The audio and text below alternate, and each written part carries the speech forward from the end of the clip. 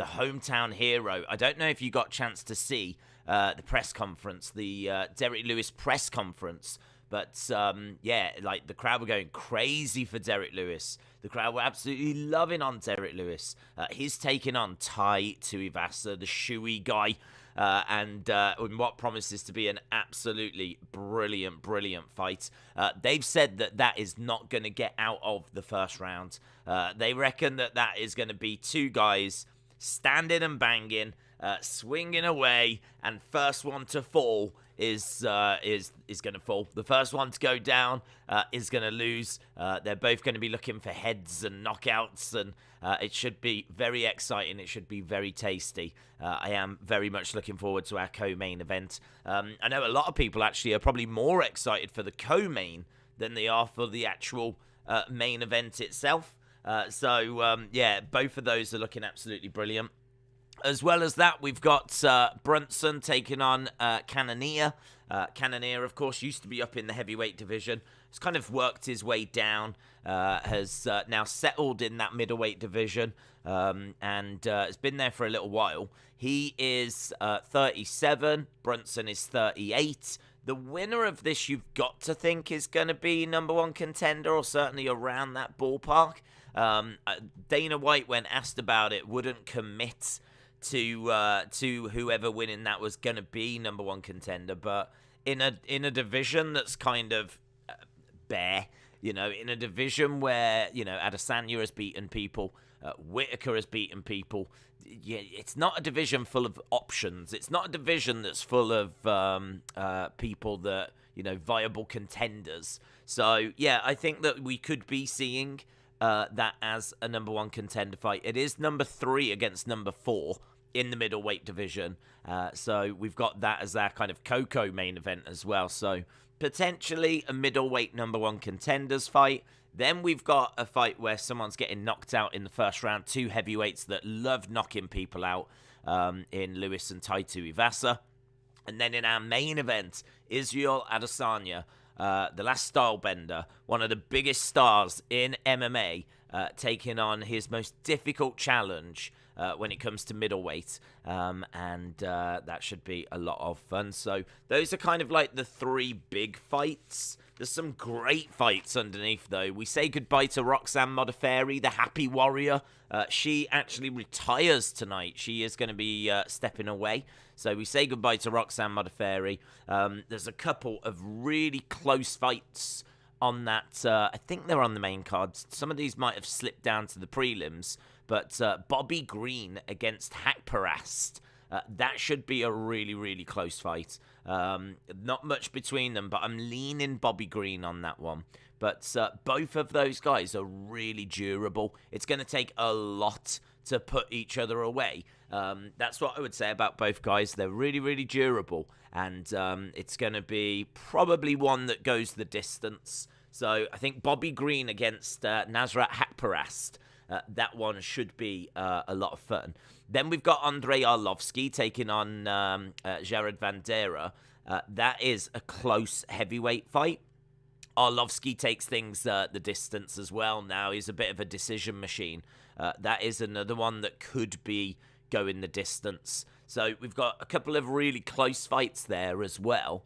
I'm leaning to Vanderaa and I'm leaning to Bobby Green. Because they're so close, you could go the other way, to be honest. So that one, I'm looking forward to those just because of how close they are. Then we've got a fight that I'm really excited for. This is Kyler Phillips against Marcelo Rojo. And this is a fun bantamweight fight. This, I believe, is on the main card.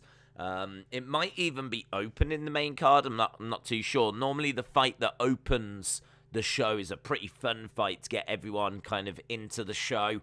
And you normally find that the first fight on the early prelims is that way, the first fight on the prelims is that way, and the first fight on the main card. They try to make it fun, they try to make it explosive, they try to make it eye-catching, they try to grab their audience from the start, and Kyler Phillips against Marcelo Rojo will do that if it is opening that main card. So, yeah, I'm looking forward to that one as well. So there's like 6 fights or whatever out of, we've got 14 As we said, the other one, there's another one that's got Roxanne Modafferi in that she is going to be retiring. So we do say goodbye to Roxanne Modafferi. She is going up against Casey O'Neill, who is 8-0, 3-0 in the UFC, and a red-hot prospect.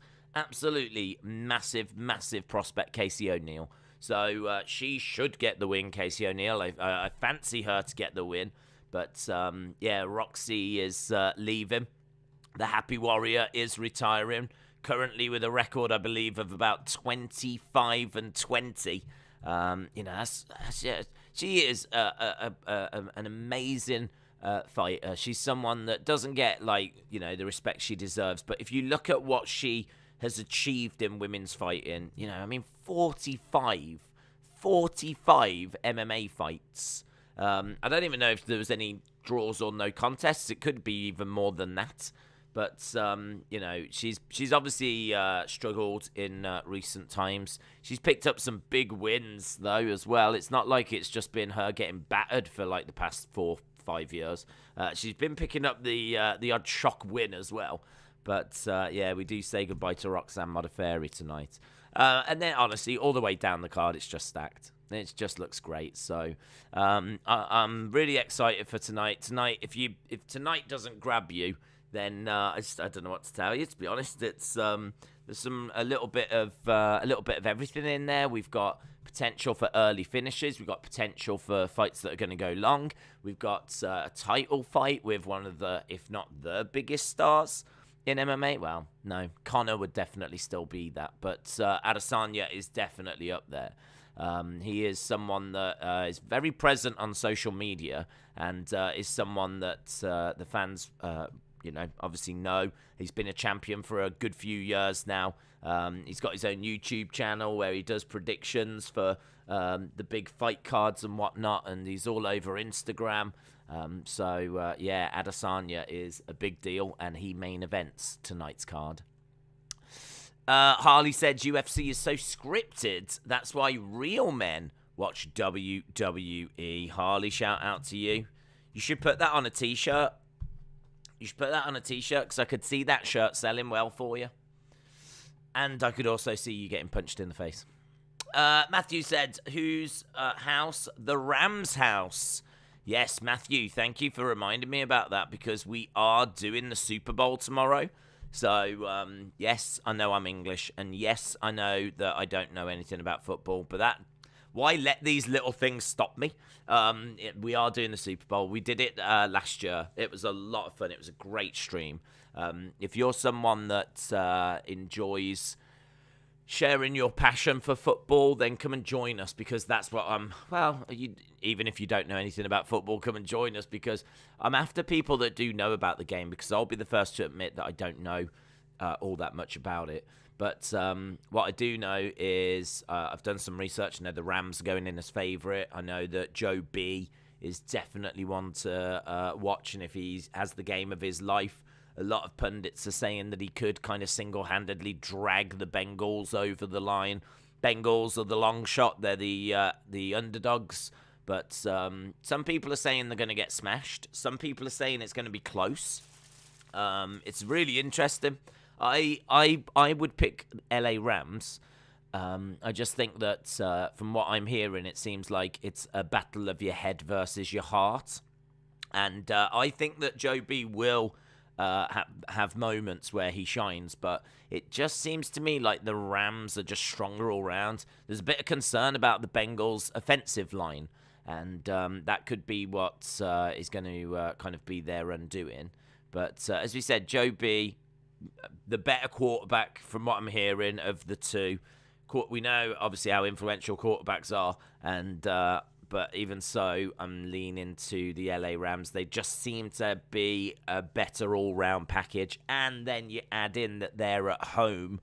Do you know what I mean? Like, it just seems to be leaning that way. So I'm gonna go Rams. I mean, it doesn't bother me if the Bengals win, but yeah, we're going to be doing that tomorrow. Not on this channel, on the Football Days channel. So there is a second channel. The stream's already set up. Feel free to come and join us if you are around. James said, forget about the game. It's all about Eminem and Dr. Dre, the halftime show. that is going to be wild, man, because I love Kendrick Lamar, and he's there as well. So I really like Kendrick. I really liked Good Kid, Mad City. To Pimp a Butterfly, I thought was a great album as well. But to be honest, it didn't grab me as much as Good Kid, Mad City. But anyway, yeah, I really like him. He's there. I think Mary J. Blige is there as well. And Eminem and Dr. Dre. It's just going to be an amazing halftime show. So we'll be sure to have some fun with that as well. Bengals going to win. It's in the history of the sport. Take the Bengals. +4, says Larry. Ozzy said, Days, hope you are good. Big boy UFC time. Very much big boy UFC time. Yes, this is what it's all about, man. You know, this is when you're sitting there watching those prospects and you're sitting watching people making their UFC debut and everything. It's all to get to this kind of show. You know, it's all about people fighting for titles. It's all about like Tai Tuivasa, who's now got to the point where he's taken on the Black Beast. You know, Tai Tuivasa against Derrick Lewis is such a great fight because you've got like two fan favorites, two people that just love knocking their opponents out. It's brilliant, and they're smashing them together in the co-main of a massive card, and they're going to do it in front of a red-hot crowd because this crowd is so behind Derrick Lewis. I mean, there's a lot of love for Tai Tuivasa, so I don't think Tai Tuivasa is going to get like too bad of a reception, but they just love Derrick Lewis, man. Derrick Lewis is from Houston, Texas, and that's exactly where we are. So hometown hero, hometown king. And we'll see what that main event can serve up. I don't see that getting out of the first round. So we will be underway relatively soon. We're about 17 minutes away from going to the early prelims. Early prelims starting at 11 o'clock. Main card starting at 3 o'clock here in the UK. So we are about 4 hours away from the start of the main card. Which is a long time. There's no two ways about it. It is a long time, but we've watched these cards together many, many times, and that time will go very, very quickly. And they've really stacked this card as well. There was 15 fights.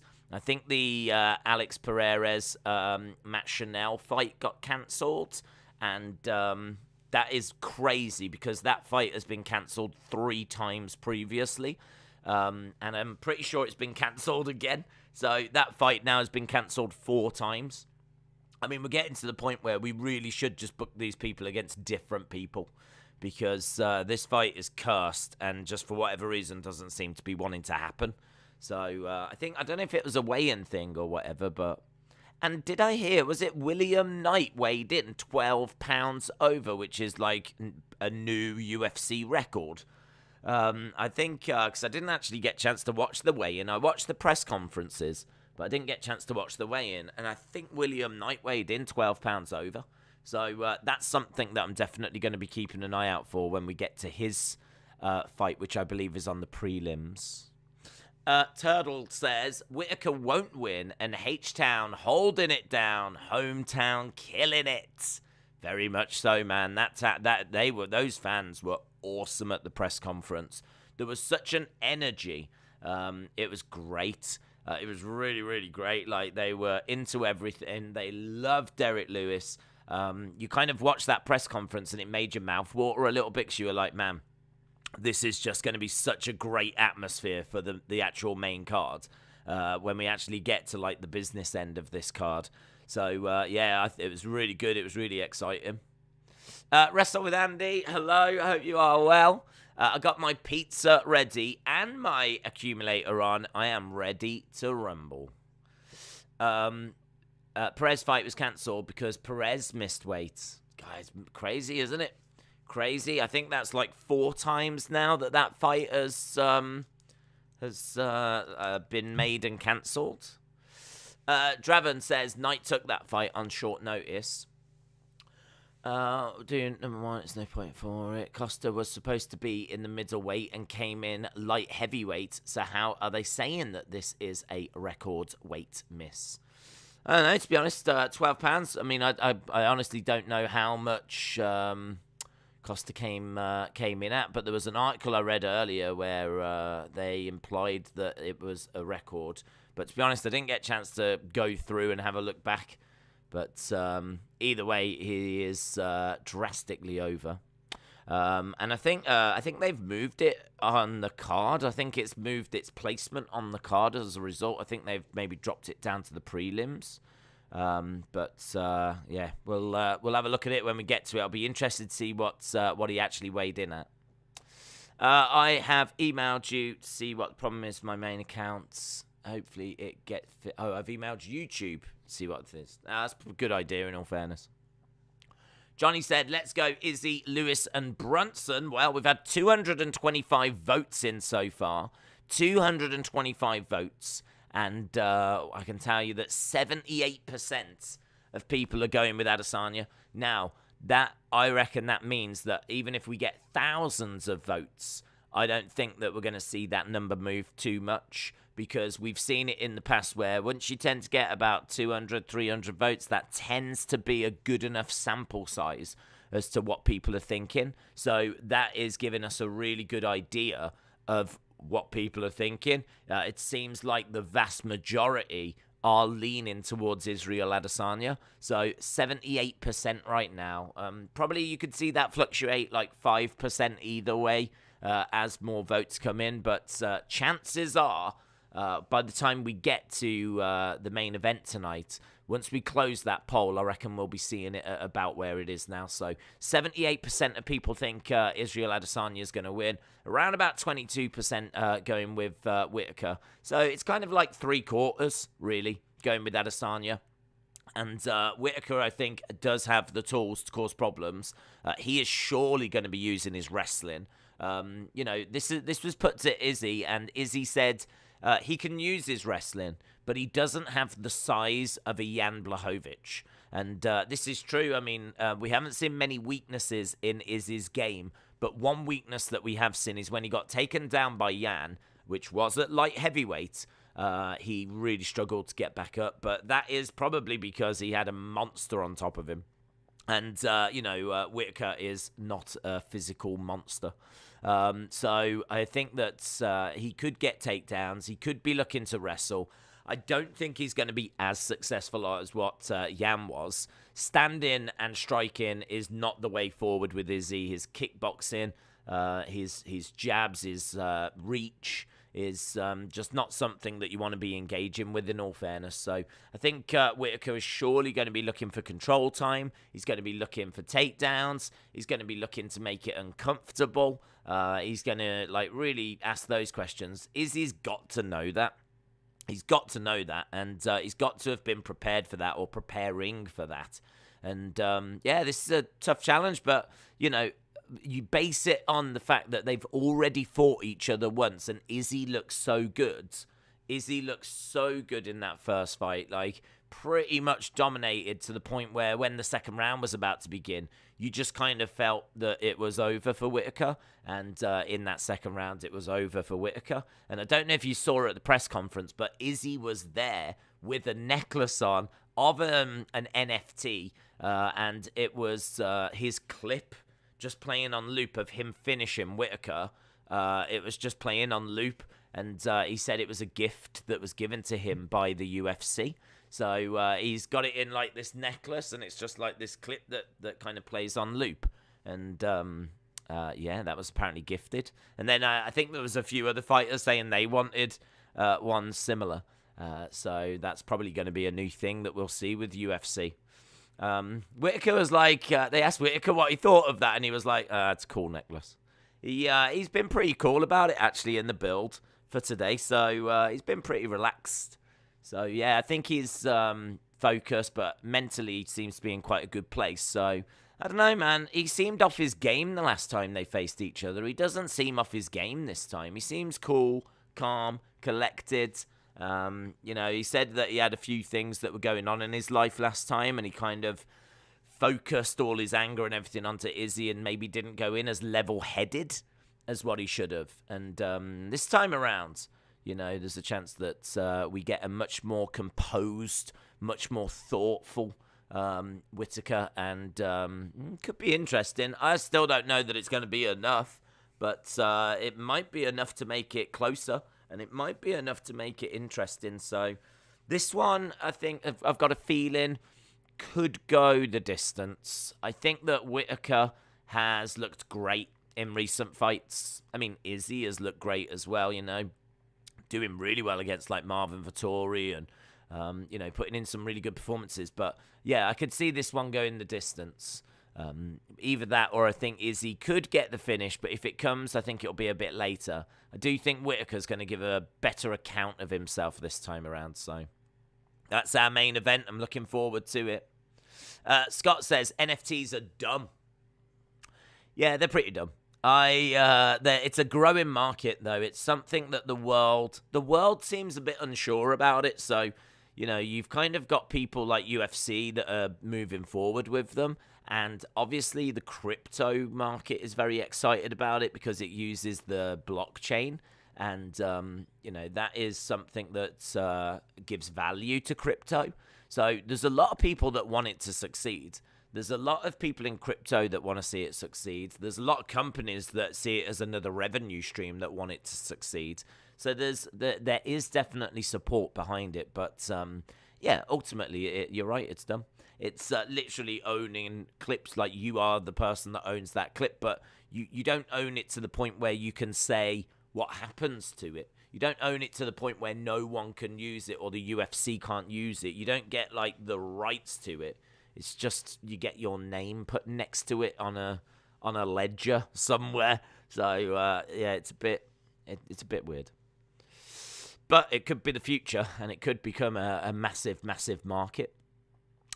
Team Switcheroo said if Lewis Tuivasa leaves the first round, it will be a boring 2 rounds of fat dudes mumbling around, throwing exhausted haymakers in slow-mo. Listen, if that doesn't get you excited for tonight, I don't know what will. 2 fat bumbling dudes throwing slow-mo haymakers. I mean, if I could watch that every Saturday night, I would. But I think someone goes down in the first. When Derrick Lewis throws, if he does manage to connect, there's a real good chance that Tuivasa's going down. Tuivasa, the same might be said for Tuivasa with Lewis, but I feel a lot more confident that Lewis, who's just known for this thing, this is what he does. He's just got that ability. He just seems to be able to switch people's lights off, and he's done it on such a regular basis now that you just know that he will. If he connects on Tuivasa's going down. Simple as that. But the question is, will he be able to connect before Tuivasa is able to connect? Could we see the arrival of a really big star? Because if Tuivasa can knock out Derrick Lewis, I would say that's like one of the... If you had the UFC game, right, and you was like playing My Career and you was in heavyweight, going up against Derrick Lewis and not getting knocked out, I would say is one of the challenges. I reckon if you had to face certain challenges as you headed towards the title in heavyweight, almost certainly facing Derrick Lewis and not getting knocked out would be one of those challenges. And I think that, that's exactly what Cyril Gahn was able to do. He was able to face Derrick Lewis and avoid being knocked out. And Tuivasa's going to have to try and do the same. And obviously the difference here is that Tuivasa has got the ability and the power to actually knock out Derrick Lewis. So it's going to be a very, very interesting fight. And you're not wrong, though. They could gas really quickly in a second round, third round. Could be absolutely horrific. But I'm quite fancying that finishing in the first, to be honest, and I'm quite fancying Derrick Lewis. He got Izzy and Dana and Thingashu. He did, yes. He did, Tai Tuivasa. He's got some new... So they seem to be all wrapped in packaging, which makes me think that he has got it on coming out. And it makes sense, doesn't it? Look, the dude is known for drinking beers out of a shoe, right? And you can do it at home out of your own shoe, but I could understand him wanting to market and sell a product because, why not? Why not make some money from that? So he seems to have released his own kind of like product that's a shoey, but I couldn't make out exactly what he did with it because he gave one to Izzy and to Whittaker and to Dana. He like handed them out. He gave one to Derrick Lewis as well. And they had, he seemed to be screwing in like a top to it. So it looks to me like it was just a bottle or something. And like, I don't know, I couldn't really figure out what it was. I never got a chance to see it. And it was like bright yellow as well. So I don't know. I don't know what it is. I mean, I can understand him capitalizing on it though, because why not? I'd do the exact same. You know, if you're known for drinking out of a shoe, you might as well bring out like some sort of product that UFC fans can, you know, drink out of at home without having to drink out of their own shoes. Joy Maurice said, I can't decide who will win because anything can happen in any of the matches. Hope I still get back home before Izzy match. Damn house chores. Wow, you got plenty of time, dude. You got plenty of time. So, you know, that's that main event seriously could be about 6.5 hours away or something like this. Like, it's going to be a long one tonight. The thing about tonight is that, as we said, you know, you got a lot of early prelims, a lot of prelims. It's a 14-fight card, and it's not often that we get a 14-fight card because normally we lose a few fights. This was 15, and we only lost a fight yesterday. So we're doing well. We're doing well. It seems like COVID isn't knocking fights off like it used to. You know, when you look at last year, they were booking 15 fights. We would end up with about 11. So, yeah, this time they've booked 15 and we've only lost one. So that's really good news. And just talking of COVID as well, no Joe Rogan tonight. That's a massive talking point. No Joe Rogan. So Rogan apparently with a scheduling conflict, which I don't know if that's true or not. You know, Dana might have said to him, look, just going to sit this one out and we'll let the storm blow over and we'll definitely use you for the next one. Because UFC have said that Rogan will be on the call for the next one. So we know that much. But, yeah, no Joe Rogan tonight.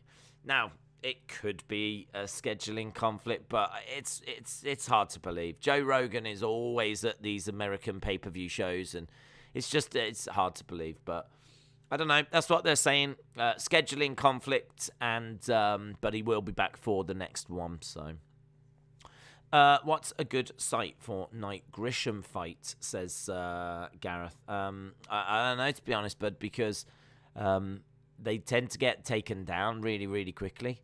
So it's like I think like over on Twitch, I've heard there's a few, but again they just get pulled down.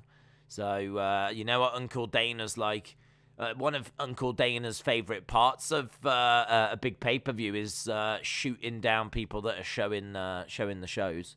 So he gets like a sadistic kick out of it by the sounds of it the other year. So he hasn't spoke about that in a while, though, has he? He hasn't spoke about his battle against piracy. So I don't know. I don't know if he's still dressing up like Rambo, going hunting on the internet. Where are the prelims? Prelims, I think, are they on ESPN? I don't know if the prelims are ESPN and then the main card is ESPN Plus. I mean, the thing's a pay-per-view tonight, obviously. But here in the UK, it's on BT Sport 1. You don't actually have to purchase it. You don't need to purchase it. You just watch BT Sport 1. So I don't know if you can get a hold of BT Sport 1. But if you can, then you can watch it that way. Right, we've got shots of Houston as we're edging closer towards the prelims. The thing about tonight is that we ain't going to be waiting around. There's no time to wait around. We're looking at the Toyota Center, which is a wonderful venue that obviously UFC have been to many, many times. And we are already seeing people inside. So I think if we got Bruce Buffer in there, they're just showing that it's John Anik, it's Daniel Cormier, and it's Michael Bisping. That's who we've got on the call. And Herb Dean is in there, and we should be going over to our first fight very, very soon. I've got a feeling that Conor might jump the cage and leave as middleweight champion, says Muller. Gaethje calf kick will defeat Izzy, says Kobe. Let's go, Brandon. Did you watch the Chelsea game? No, I didn't, unfortunately. So I watched the Man United game earlier today, and then I went to bed. I was up last night watching Winter Olympics. So we've been doing the Winter Olympics every night over on the second channel. And it's been good. Been watching like a lot of really great American performances. Been watching like Nathan Chen. Watched Sean White. So, I mean, obviously that was really disappointing, but, he gave it a good go. He put in a good performance. So, I've been watching that. Right, let's go over to this first fight. This first fight's going to be kicking off very, very soon. And it is going to be Knight against Grishin. So, Knight against Grishin. Let's do the preview for it. So, Bruce Buffer's doing the honors, and we might already actually have people in the ring by the looks of it. So, Knight against Grishin. So, we've got Knight, who is a powerful striker. He's got good defense. He's just a powerhouse in general. He's very explosive. He's a grappler. He likes to take control and win rounds. Likes to clinch and control. Tries to overwhelm. If he does get his opponents down, then he likes to unleash some very nasty ground and pound. He is taking on Grishin. And Grishin is got good volume. He's an all-rounder, but he's just a little bit inconsistent. He's never been KO'd within a 3-round contest. Very durable. Doesn't possess much power, but he's solid. He's kind of solid, but just not spectacular. And he might look to make this a bit of a dirty fight. He doesn't have the power to match William Knight. And I can see this going the distance, to be honest. Knight's going to look to use that power to put Grishin away. Grishin, I think, should have enough about him, good enough ring IQ to ensure that doesn't happen. But you never know. He could get clipped. He could get caught. This should be a good fight. I'm leaning to Grishin. Grishin, who the other day was minus 310, looks like he's actually coming into this now as about minus 180. So money has definitely been coming in on Knight. And both fighters are already inside the octagon, and we are already underway. So first fight, no ring walks. We're just up and running with our first fight of the evening. As we said, 14 fights tonight. It's a 14-fight card, and we are up and running. And it's great to have a crowd. Every week we tend to be in like the empty apex, relatively empty apex. But here we are at Houston, and we are at the Toyota Center. And as we said, there's a very passionate fan base, very noisy fans, and they should be very excited about this one as Knight is throwing in some kicks, and they're just falling short. Lovely kick to the body by Grishin. And at the moment, Grishin just edging the strike in 6-2. And we're almost a minute into this one.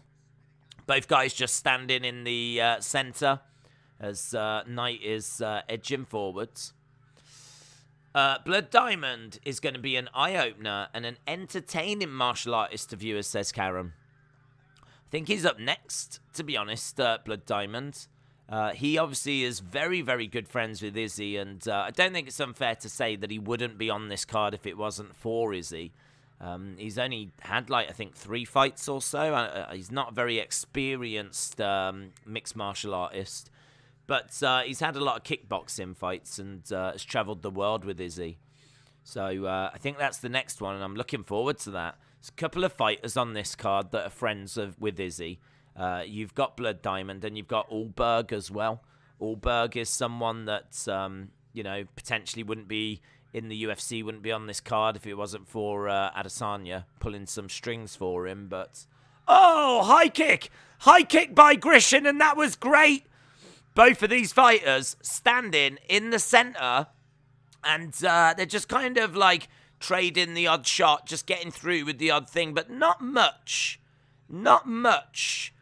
It's not a barn burner by any stretch of the imagination, but high kick coming in by Grishin, and you could see Knight snapping his head back over to the side. He definitely felt the effects of that one. Definitely felt the effects. Great work so far by Grishin. You can see 13-3. So far, he's only thrown 19, got through with 74% of what he's thrown, but that was really good. That was really, really good by Grishin. Knight did not see that coming at all, and it's the biggest moment of the round so far. We've got 2 minutes, just over 2 minutes left in this round, and UFC are showing their NFTs that they're selling. And on the outside is Knight. He's just been driven back a little bit. Low kick coming in by Grishin. Looks for that high kick again. I think Knight is quite impressed with that high kick. Just gives a little smirk as Grishin tries for it a second time. What you've got here is you've got Knight, who just looks like jacked. He's just absolutely huge. And then you've got Grishin, who's like really tall. Really, really tall. He's got like a good height to him. And it's a very interesting battle, this one. It's a very interesting contest. As we said, odds-wise, they were quite close. Quite close. They were quite wide when they opened. I had Grishin at -310 and Knight at +245. But as the fights got closer, the odds have actually got a bit closer. But I fancy Grishin in this one. And honestly, if he can keep this up, then, it's very impressive. So far, Grishin working the legs well. 11 kicks to the legs, 11 leg kicks, 5 to the body, and then that killer shot up top. But he's just constantly working those kicks, kicking to the midsection. He's doing very, very well. Another leg kick coming in, and this is why the gap is so wide. Knight having to take a step back, and the problem that Knight's got is because he is on the smaller sides in stature, and I would imagine in reach as well, he's got to get in close, and Grishin is doing a really good job of ensuring that he doesn't by using those kicks. Those kicks are just keeping Knight at bay, but they're also adding up, and it is a pretty comfortable first round so far for Grishin. Big heavy leg kick, kicks to the body as well. Knight tries to respond, and that's a Grishin round. That is a Grishin round. So, first fight into the first fight, and it's a first round to Max Grishin. Philip said Knight is doing nothing. No. Bit of frustration, I think. Sticking to his game plan. He needs to try and get in close and work in the pocket. But Grishin's doing a decent job of working those leg kicks and not allowing him to get in close. Knight is going to have to just really bully his way through, charge his way through, get into the pocket and do some damage. But it seems like he's struggling to find some openings at the moment. Yeah, whilst he's standing and waiting and trying to find that opening, he's just getting chopped down. So, be interesting to see what they advise him to do. I'm surprised he didn't lunge in a few times. Let's see what he does in this round. Round number 2. That was a Grishin round. 10-9 Grishin. Yep. High kick coming in. Lovely work by Knight. Grishin standing his ground in the center. Grishin is using his reach very efficiently. 10-9 to Grishin. 10-9 Grishin in a rather uneventful round, says Ryan Frederick. So a few little tweets on screen. As, again, I think we're going to get more of the same here, to be honest. Grishin is looking, he's trying to find a way of getting in there. I think Grishin is just very aware of the Oh, look at that high kick coming in, just misses. Very aware of the striking ability of Grishin. Knight wants to get in there, but Grishin has got his right hand loaded, and we know that he can cause some damage with it. He keeps switching his stances as well, which then makes Knight having to recalibrate a little bit. The fact Grishin's doing a few things that's just keeping Knight on his toes, and it's just meaning that Knight can't charge in. Like he's the switching of the stances is very good. But Knight is going to have to take a degree of risk at some point. Grishin again just controlling, kick into the midsection, and jabs coming in by Knight. Grishin just works the legs. He doesn't need to get in too close. Nice spin kick there by Knight, but just falls short. Leg kick coming back by Grishin. I want someone to do an eye poke, says Dave. We all do, Dave. Well, I much prefer low blows, to be honest. Oh, was that a mistake? That might have been a mistake. So, Grishin, there you go. So, Grishin finally kind of went with a shot, threw in a right hand, and Knight was able to kind of get underneath it, grab a hold of Grishin, and now he's driven him back against the cage. So, you know, whilst Grishin was throwing in those leg kicks, Knight wasn't able to kind of grab him or get in close. As soon as Grishin threw a shot and actually was leaning into Knight, Knight was able to slip it, grab him, get him up against the cage. You know, Grishin, there was no need for him to go for that shot. And he's got himself into a little bit of trouble, as that was a great takedown by Knight. Knight on the back of Grishin. All of this because he did one shot. He threw a right hand that Knight was able to capitalize on. But Grishin doing a good job of ensuring that he doesn't go on his back and isn't going to get held down there. Right now, he is on top of Grishin. Knight on the bottom. On the bottom. So, Knight on the bottom. Grishin is on top in half guard. Strikes coming into the side of the body. We've got about 1 minute 20 left. It's 39-9 when it comes to significant strikes. The takedown is a factor, but it's not a massive factor. I would say that Grishin's done enough in this round to take it if it ends now, but we've still got a minute to go. And right now, Grishin is getting control time as well. So we've got Knight down on the mat, Grishin in half guard. Knight is grabbing a hold of Grishin's head, putting on a tight squeeze as both guys get up to their feet, knee to the body. And now, if I'm Grishin, I'm really, really thinking that I can use my jab, but not throw my right hand, because if I commit too much, if I lean in too much, if I give away too much, Knight has shown that he'll grab him and drive him against the cage, and it can be quite uncomfortable by the looks of it. That was a nasty little scramble, a good takedown by Knight. Both guys back up on their feet in the center of the octagon. Jab coming in there by Grishin. I expect him to do that. I expect him to just jab and kick, switching his stance, jab and kick, jab and kick. Bit of movement by Grishin as Knight is the one that's moving forward. Oh, that was lovely. Lovely jab right at the end by Knight, but not enough to take the round for me. So I reckon this is 2-0 for Grishin.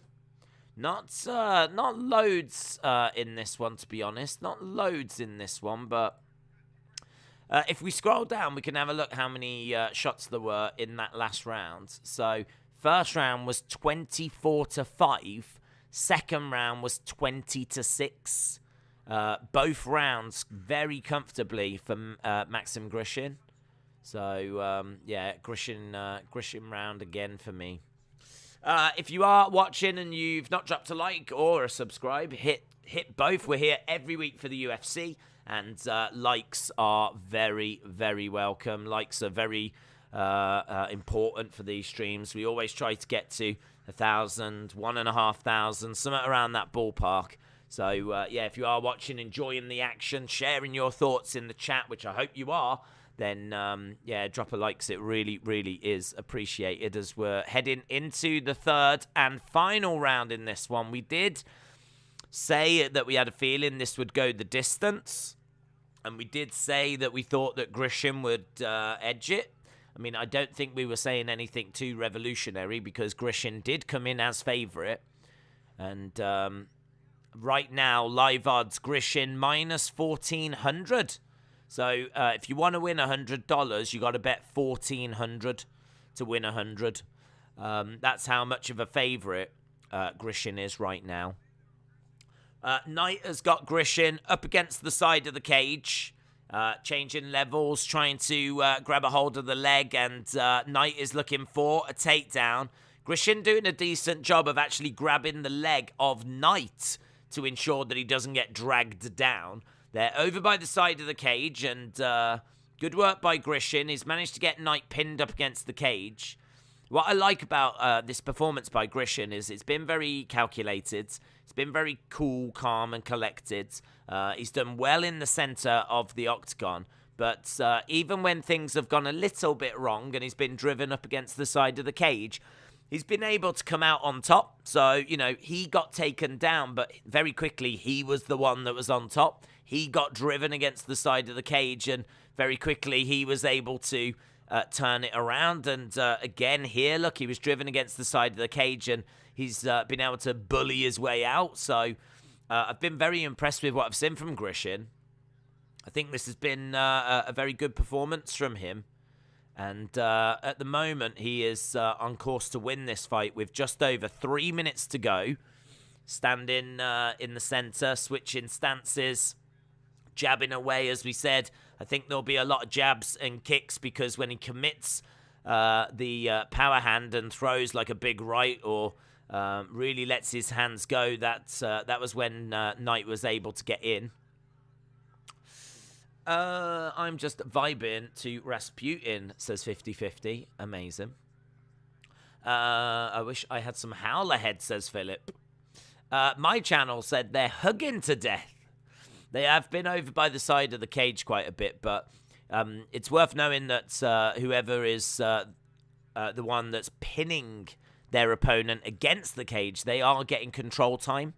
And control time is definitely a factor when it comes to the judges. I would say it's not the biggest factor. The judges tend to look at striking a lot more, in my experience. But control time is something you have to factor in. Takedowns is something you have to factor in. And we've seen Knight getting quite a bit of control time here, because he has managed to get a second takedown.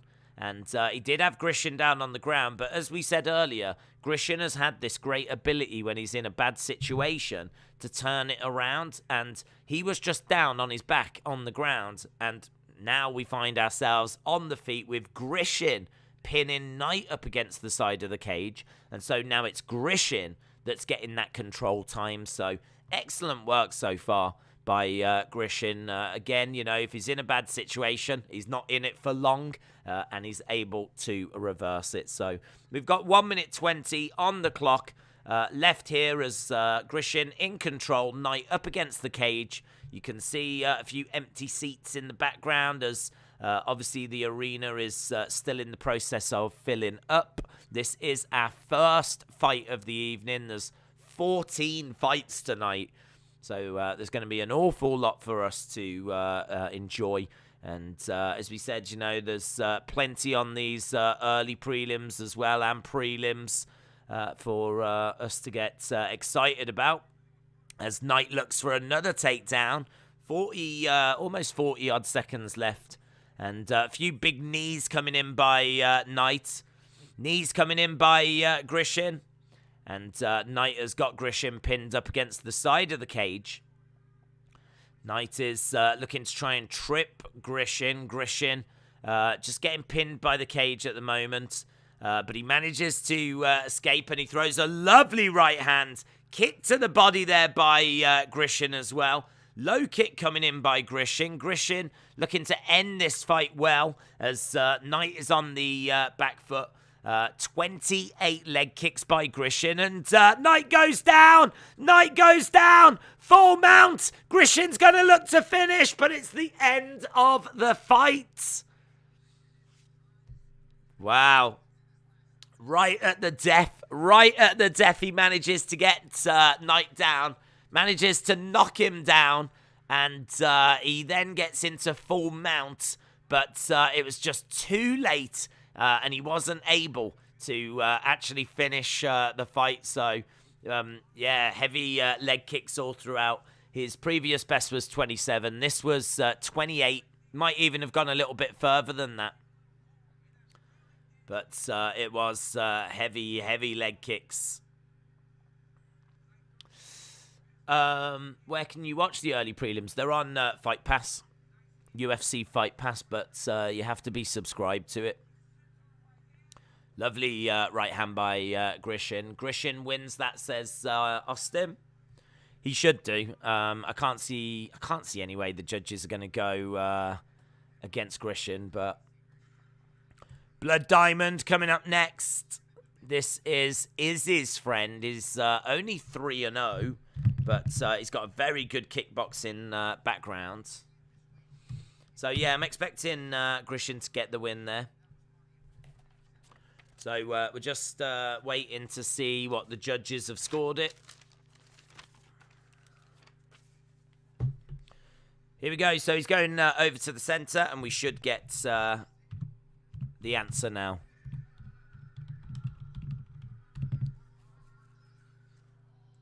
It's unanimous. 30-27. Maxim Grishin. So Grishin takes it, 30-27. He takes all 3 rounds. And to be honest, because he's taken like all 3 rounds and it's gone the distance, I don't know if there'll be a post-fight interview. I think we're just going to have to move on relatively quickly. We've got an announcement. Johnny Walker against Jamal Hill is coming on February 19th. That'll be a great fight. That'll be a lot of fun, man. That's in the light heavyweight division. And UFC 272, Colby Covington takes on Jorge Masvidal. Colby Covington against Jorge Masvidal. Kevin Holland against Alex Oliveira, Cowboy. RDA taking on Rafael Fiziev. We've got Spivak against Greg Hardy. That is a main event for the people, isn't it? Colby Covington against Masvidal. Those two, just think about the press conference for that. The press conference for that one is going to be absolute fire. Colby Covington and Masvidal going at it. That is a fight for the people. That is the people's fight. So that should be a very, very fun card. But we need to move on. Wow, there's just no time to stop, and I'd love to jump into the chat and have a chat with everyone, but we need to move on because that last fight went 3 rounds. We are just going to this next fight now. This should be fun. This should be fun. This should be a lot better than what we just saw.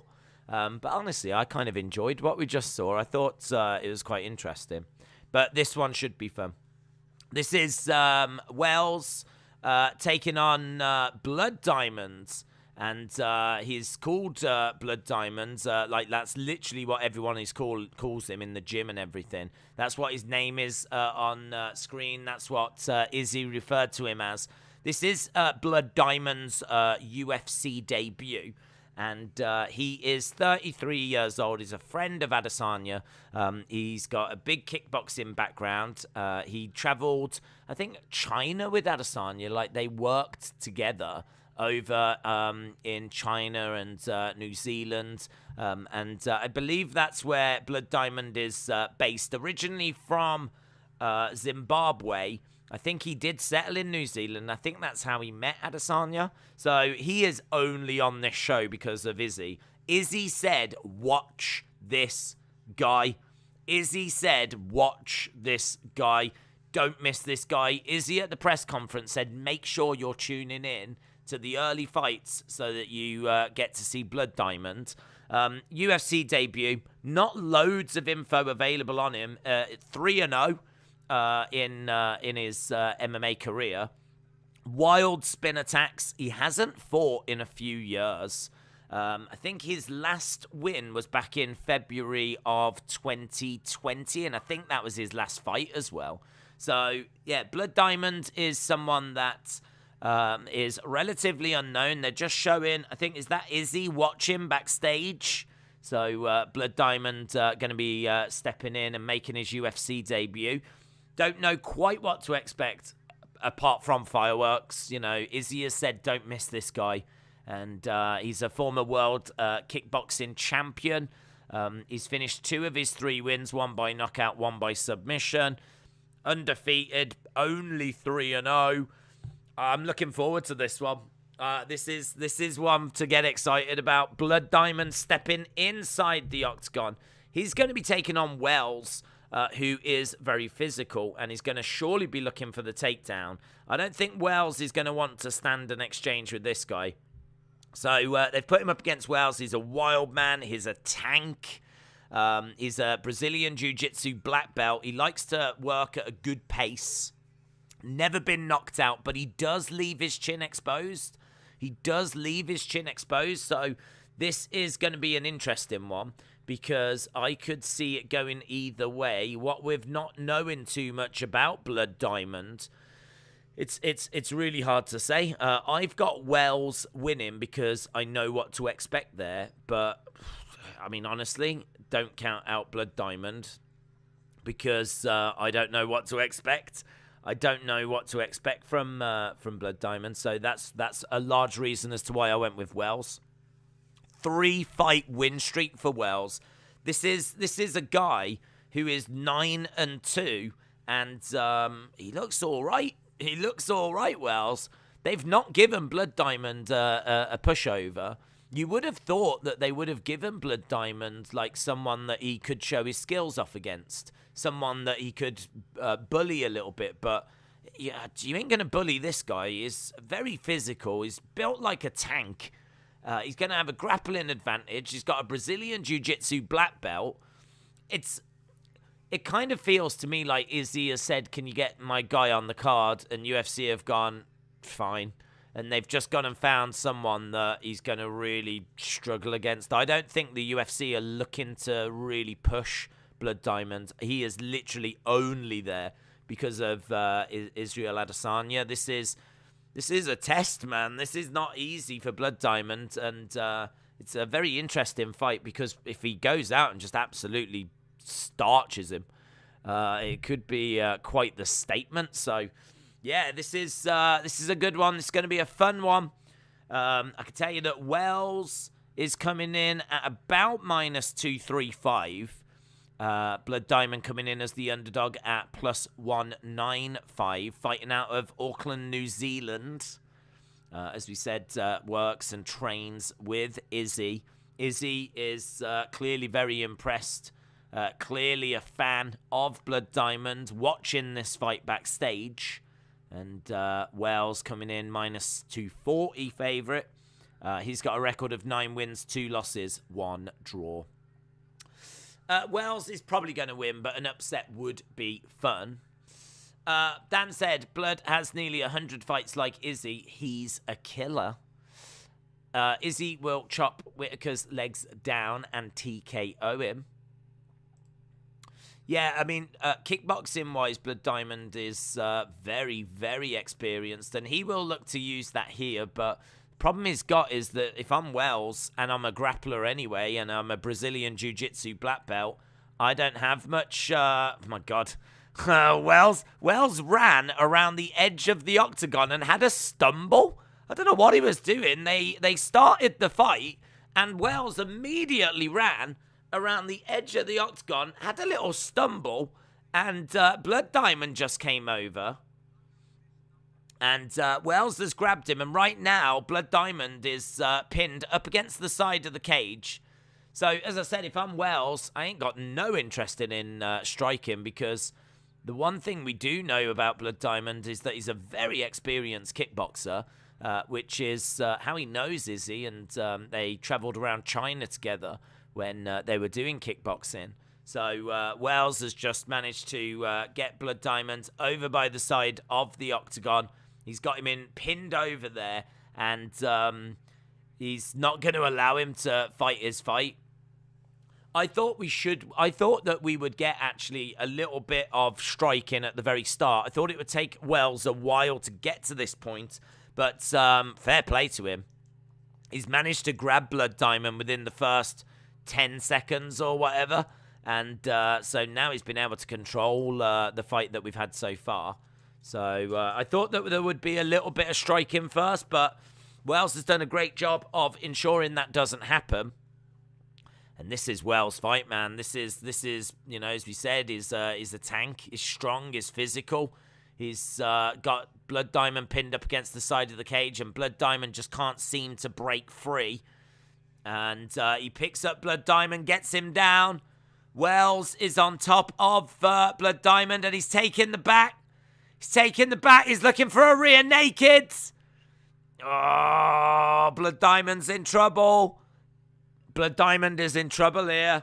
Wells, and he's going to have to try and survive for so long. But Blood Diamond is over by the side of the cage, and the rear naked choke is coming in. Blood Diamond's in big trouble. Big trouble. It's hard to see exactly where this is. I don't know if it's under the chin or on the chin. But, yeah, Blood Diamond made a mistake very, very early in this fight, and he's not been able to recover from it, seemingly getting drawn over to the side of the cage by Wells. And, you know, as a result, he got grabbed, held up against the cage, taken down, almost choked out. Now he's getting smashed in the side of the head as Wells has got... he's managed to get on the side, really. He's not round the back, but as we said, Wells is so good. Brazilian Jiu-Jitsu black belt. This is just going to be either a finish or a very, very uncomfortable 2 minutes for Blood Diamond. I would love for Blood Diamond to survive this, because I would love for to see what he can do. I want to see what this guy is about, but... we know that his jiu-jitsu and his ground game was going to be vastly inferior to Wells, and that's absolutely what we're seeing here right now. Blood Diamond, a lot of hype coming into this. Adesanya was saying, don't miss this guy. Don't miss this guy. There's going to be fireworks. Well, we haven't seen them. We haven't seen them, and Blood Diamond just getting smashed at the moment, and he's got Wells... on top, is on the side, strikes coming in, hammer fists coming in. He's done well. What I will give him credit for is he's done well to survive. He's been dominated for 4 minutes. He's in there with a Brazilian Jiu-Jitsu black belt, and he's doing a very, very good job of surviving and potentially getting out of this round. But strikes coming in by Wells. If Blood Diamond can survive the round, you always start on the feet. He might not be able to, though. Blood Diamond has got Wells on his back, and that might be a rear naked. It's so hard to see because you can't. They're both kind of face down, and even the referee is having a look, but I think it's on or under the chin. It's really close. 20-odd seconds to go, and it's done. It's done. Blood Diamond is out. Blood Diamond is out. Wells wins. Wells has choked out Blood Diamond. Blood Diamond is down and out. Wells is on his knees. And they're just helping Blood Diamond. Blood Diamond... I feel sorry for Blood Diamond because I believe Izzy when he said, like, you need to see this guy is amazing. I believe that he's got skills. I believe he's a really good kickboxer, but, you know, just because you're good at one thing doesn't mean you're going to be able to use it. I mean, and Wells fought a really great game plan. Really, really great game plan. It was Yeah, he was 20 odd seconds away. 20 odd seconds. 20 odd seconds away from surviving that round, but Blood Diamond on his feet, and he's got to be absolutely gutted there. I mean, I don't know if he's going to get another opportunity in the UFC. I think he's shown he's a quality strike. Well, he hasn't shown, but we know he's a quality striker. We know he's a quality kickboxer. But again, you know, this is mixed martial arts, and if you get put up against the side of the cage and hurled down to the ground, I mean, that was just 4 or 5 minutes of survival. That was it. Cormier jumps in there to have a word with Wells. And it's now a 4-fight win streak. Yeah, he did have a little trip right at the start.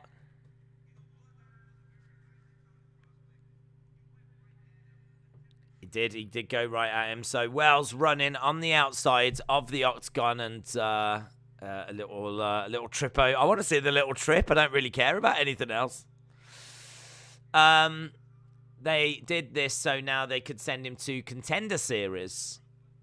Blood Diamond has been cut from USA. Izzy is losing for sure. Ramon said Glass Diamond. Dude is laughing at Blood Diamond. I do feel for him. If he was going to get taken down, it was going to be a problem. I mean, he's not known for ground work. And, you know, it's just a shame that he got took down so early, to be honest. Jared Taylor, shout out to you. Appreciate the support. Appreciate everyone joining us. If you are joining us, leave a like if you're watching the show along with us. It's really, really appreciated. We're trying to get to about 1,000 or somewhere around that ballpark for these big shows. These are the shows that really do help the channel make a massive, massive difference. So great to see so many people around. We've got our next fight coming up. So far, we are 2-4-2, and we're doing all right tonight. Fairness, we do all right most weeks. Next up, I've got Andrade and Morozov, and I'm leaning Morozov on this one. Morozov coming in as favorite, and I think rightfully so, to be honest. But we might have a little bit of time to wait till we get to that one. I don't really know if the next fight might not be for another 20-odd minutes or so. So we might have to wait a little bit. But yeah, that one is going to sting Izzy, that last result. He, at the press conference, actually took a bit of time out of his press conference to tell people to make sure they tune in and watch Blood Diamond. So, you know, that's not going to sit too well with him, I don't think. It won't throw him off his game or anything, but he did say at the press conference, make sure you're tuning in and watching, you know, Blood Diamond. And, if people have done that, I don't think they're going to be overly impressed. Don't believe the hype. Blood Diamond is just a blood donor. Izzy and his whole team from New Zealand can't wrestle, says Dudes. Right, we've had 1,348 votes. We're up to 269 likes, which is really good for these early stages of the evening. So, again, if you haven't dropped a like, drop a like. But when it comes to the voting, I can tell you that so far, we said this earlier, it just seems to be the case that once we get about 200 votes, it tends to give us a good idea of how the vote is going to go. I think after about 200 votes, it was 78% to 22. Right now, after 1,360 votes, it's 77% to 23. So we've moved 1%. So it seems like this is pretty much what we're going to be seeing tonight, that the poll is going to be around that kind of 3/4 for Izzy and 1/4 of people voting for Whittaker. So 77% Adesanya, Whittaker 23%. So we might be going over to this next fight now, you know. Yeah, Morozov making his way down. I thought this next one wouldn't start for 20-odd minutes, but we're getting to it. In all fairness, we've got plenty of fights to get to. There's 14 fights tonight, so we're not struggling for fights. So, Sergey Morozov, born in Kazakhstan, just like Borat, making his way down. He is going to be the smaller fighter, and he does look for takedowns. Being slightly smaller means that he can kind of get underneath the hips, get underneath the waist, use that to his advantage when he's looking for those takedowns.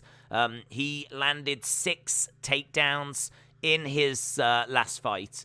He is the former M1 Global Bantamweight Champion.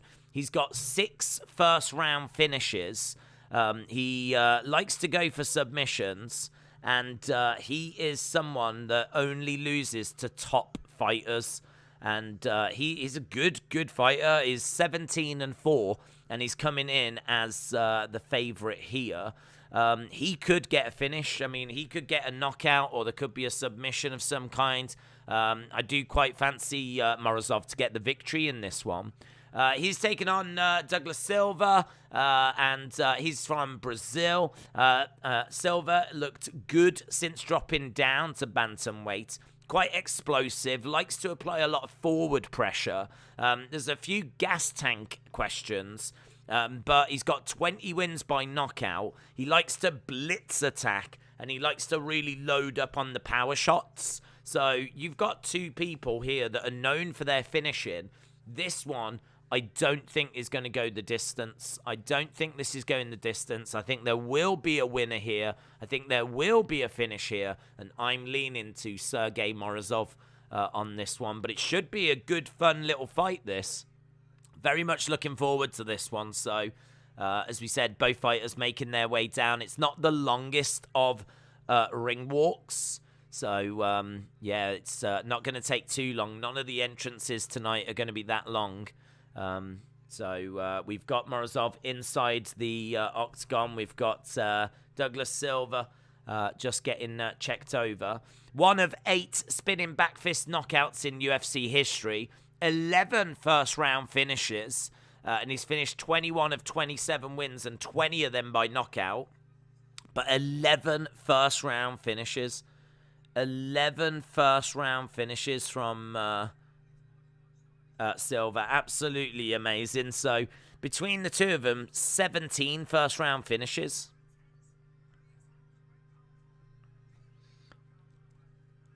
It is big knockout power.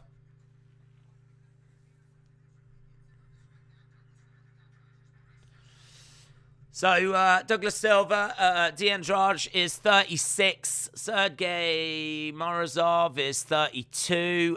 Reach is with D'Andrade. And Bruce Buffer with a lovely jacket, by the way. It's kind of blue collar. And it's got like nice white kind of pattern on it. Looks very classy.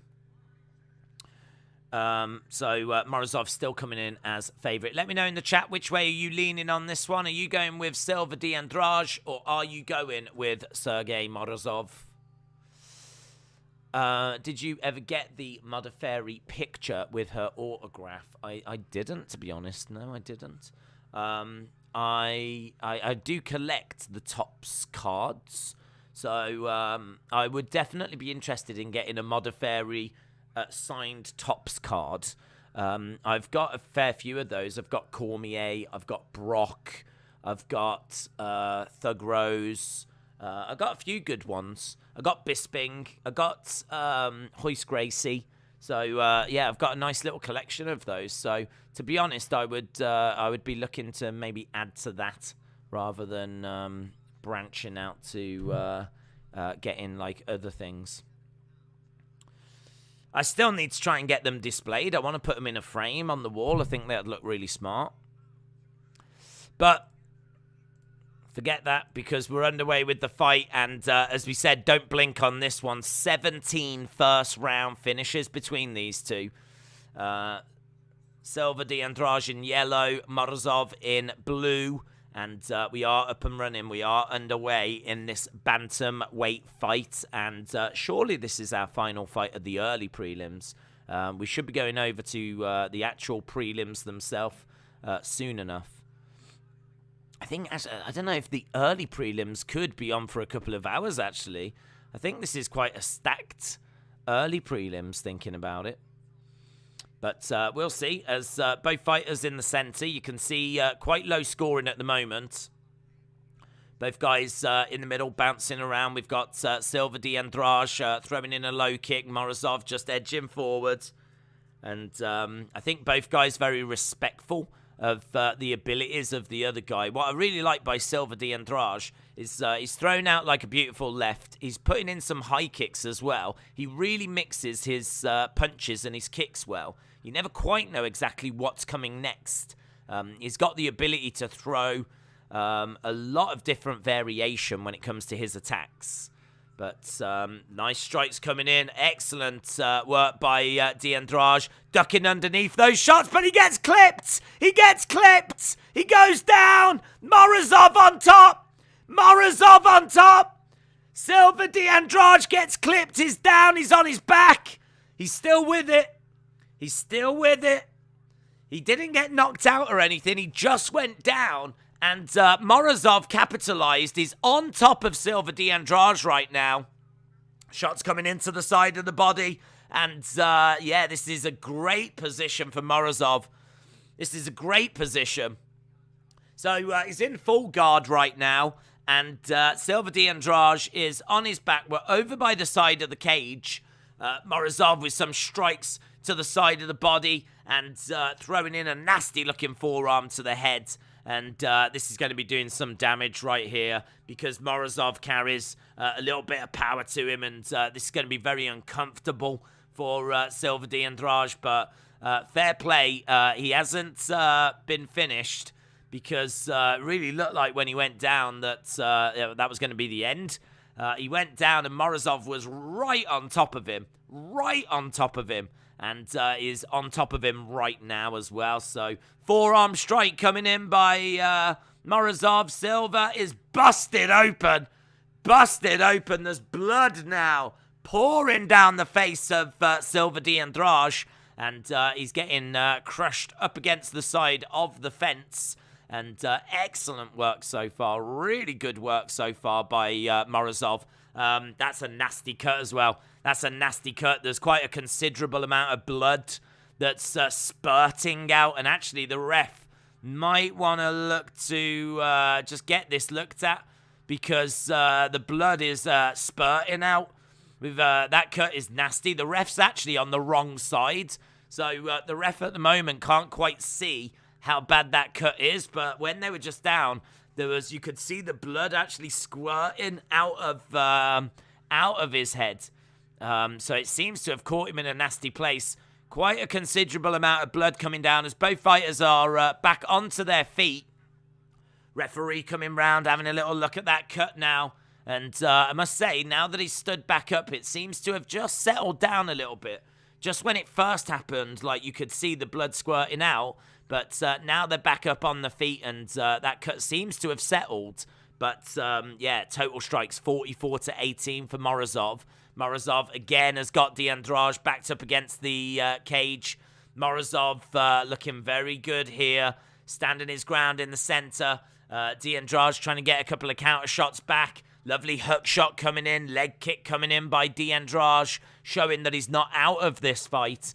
Morozov standing his ground in the middle, trying to edge forward, but it's de Andrade that's coming forward with a body shot. And what a great first round. We said this would be fun. We thought this would be fun. Turns out this was fun, as there's a kick to the body there by Morozov. Morozov with de Andrade slams him down, and that's a great takedown by Morozov.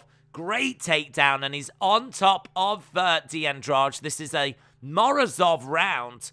No doubt about that whatsoever, as the blood continues to pour out of the side of the head, and that was the end of that. So great first round, really enjoyable stuff, and it's going to be advantage Morozov going into this. So yeah, great.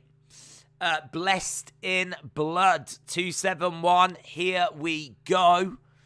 They're just got a little thing on the side. The cut is right here, and it needs stitches. Just getting a close-up of that cut. That is a nasty cut. It's deep. It's wide. It's right about here on the side of his eye. And they're giving you a good close-up of it as well. If you're of the squeamish nature, I should imagine you're finding that a little bit uncomfortable because that thing needs stitches. That needs stitches. They're trying to stop it bleeding, but that is not going to stop bleeding. They've just put some Vaseline on it. That's obviously not going to hold it. That's going to get busted open again in this round. You can see that already he's just standing there and it's trickling down the side of his face. So we've got quite a battle going on here. We've got quite a war going on here. And we're about to enter the second round of that war. So good stuff so far. The fight starting off really, really well. Morozov bouncing around in the center. Low kick coming in. Kick coming in again by Silva de Andrade. And Morozov again bouncing about. Silva de Andrade not bothered by that cut at all. And it's not, I don't think it's impairing his vision. I think the blood is running down the side of his face. There could be a little bit going into his eye, of course. But I don't think it's too much of a problem. And you can see a bit of blood trickling down his face already as a kick comes into the body by Silva de Andrade. Morozov bouncing around. Oh, getting clipped. Getting clipped. Morozov gets clipped. Lovely shot. Oh, Morozov goes down. Morozov goes down. He's all right, though. He's grabbed Silva de Andrade. So he's managed to grab him, but this is a great start to the round by Silva de Andrade. Getting through with those strikes. He's committing himself a bit more. There's an urgency to Silva de Andrade. And again, he swings. Morozov ducks underneath, grabs the leg, but Silva de Andrade manages to get away. Spin attack there by Morozov. Whistles past the head of Silva de Andrade. And edging forward as Silva de Andrade is having a look. Swing and a miss there by Morozov. Nice strike coming back by Silva de Andrade. Uppercut comes in, but doesn't really get much behind it. Great start to this round by Silva de Andrade. Morozov in the center. Silva de Andrade throwing in a... is that an eye poke? We might have an eye poke. We might have an eye poke. The referee just stopping the action momentarily. I can't tell if that... I think it's classed as an eye poke. We're just going to see a replay here. It's a thumb. Yeah, it is a thumb.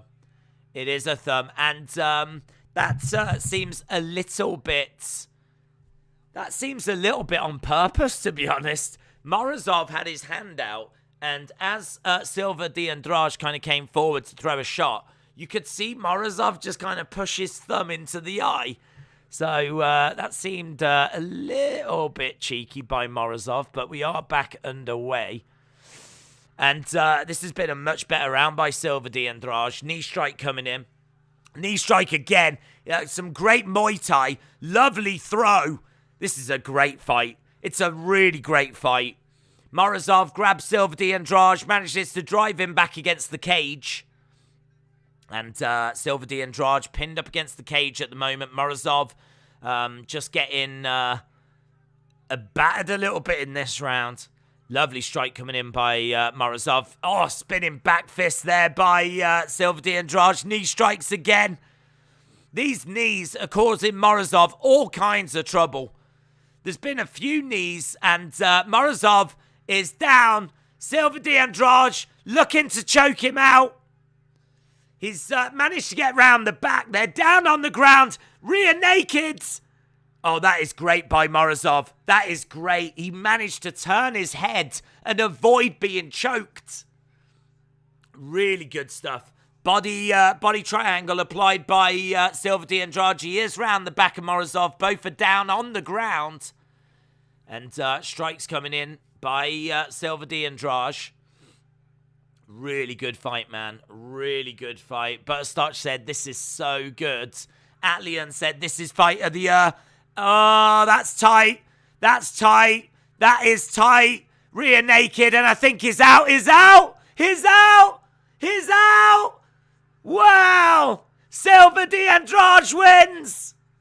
Silva de Andrade wins! What a fight. Ah! He gives a kiss to the official that was just wiping that blood away. And he takes a bow as well. The crowd are on their feet applauding. It's absolutely brilliant. It's absolutely brilliant. He lost that first round convincingly. He came out in the second round and just really turned up the intensity. What got Morozov was a lovely hook to the body with a massive right. Morozov goes down. And, he managed to get onto the back. And from there, he was looking for the rear naked. He finally gets it. And it's Silva de Andrade that gets the win. We thought this would be a fun fight. It absolutely proved to be a fun fight. And it's going to have to be a hell of a fight to beat this one tonight. We might see fight of the night there. That could be fight of the night. That's a contender for fight of the year so far. Brilliant. Really, really good. 50k bonus. What a comeback. Blood running down the side of the face of Silva de Andrade.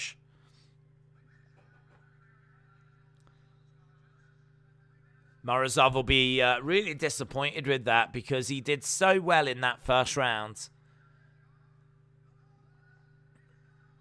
Really good, man. Really good. He's got his arms in the air. He's got a Brazilian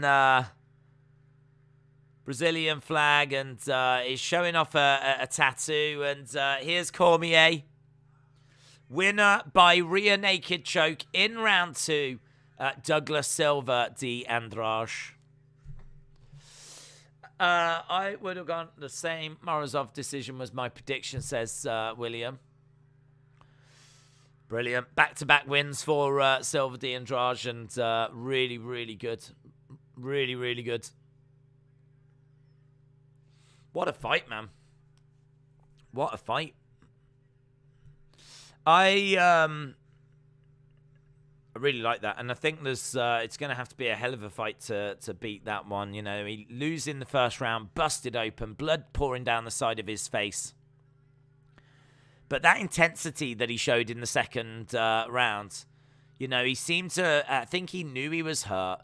And I think he knew that he was going to have to fight a little different than he did in the first round.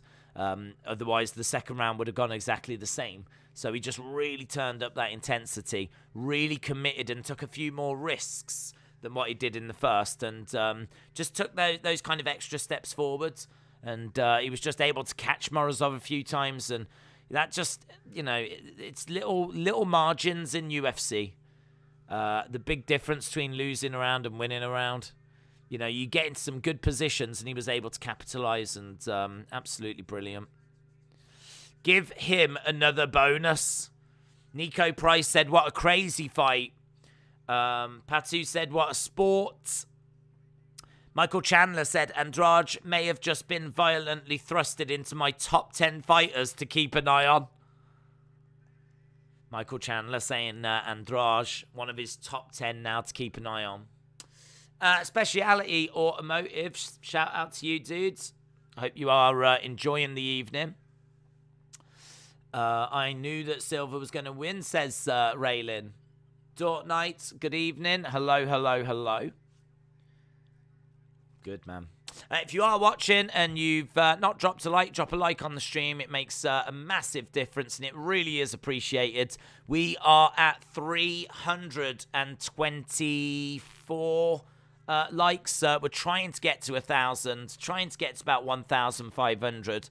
So drop likes. It makes a big, big, big, big difference. We don't ask for them on the fight nights, but on these ones we definitely do, because this is a massive stream, man. A massive main card coming up. Isreal Adesanya taking on Whittaker, the rematch. Obviously, the last time they faced each other, it was exciting. It was violent.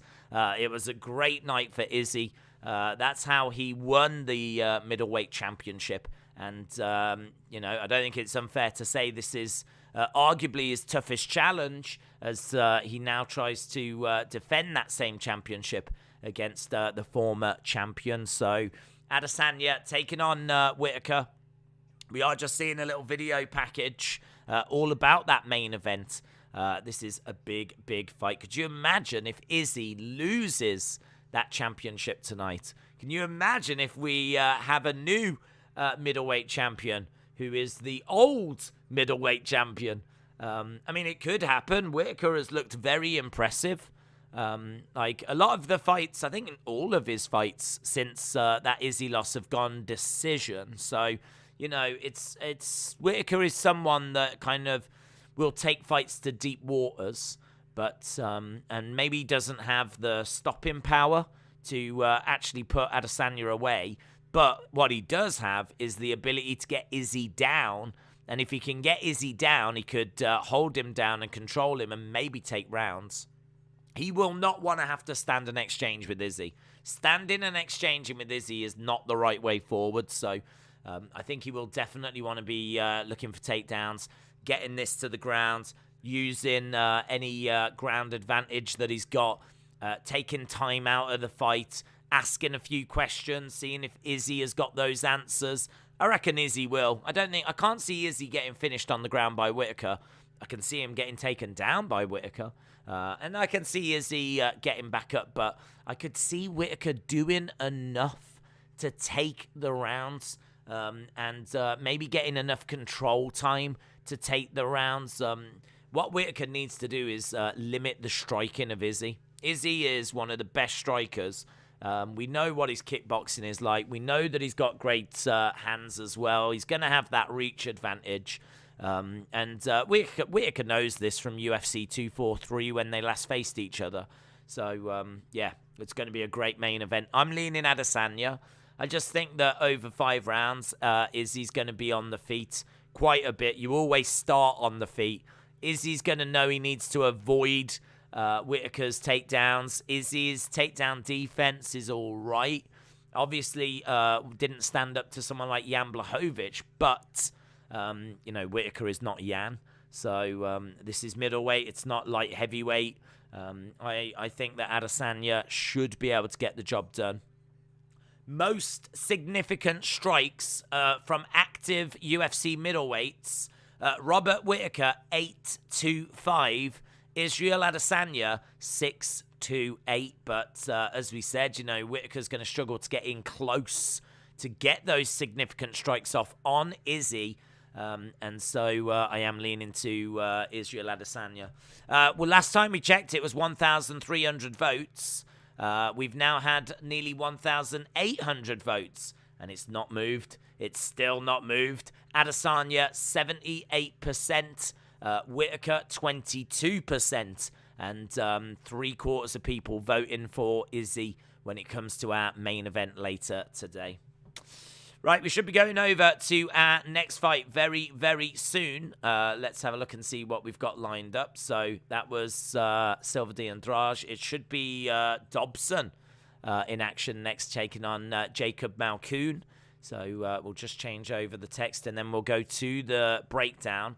This, amazingly, is fight number 4.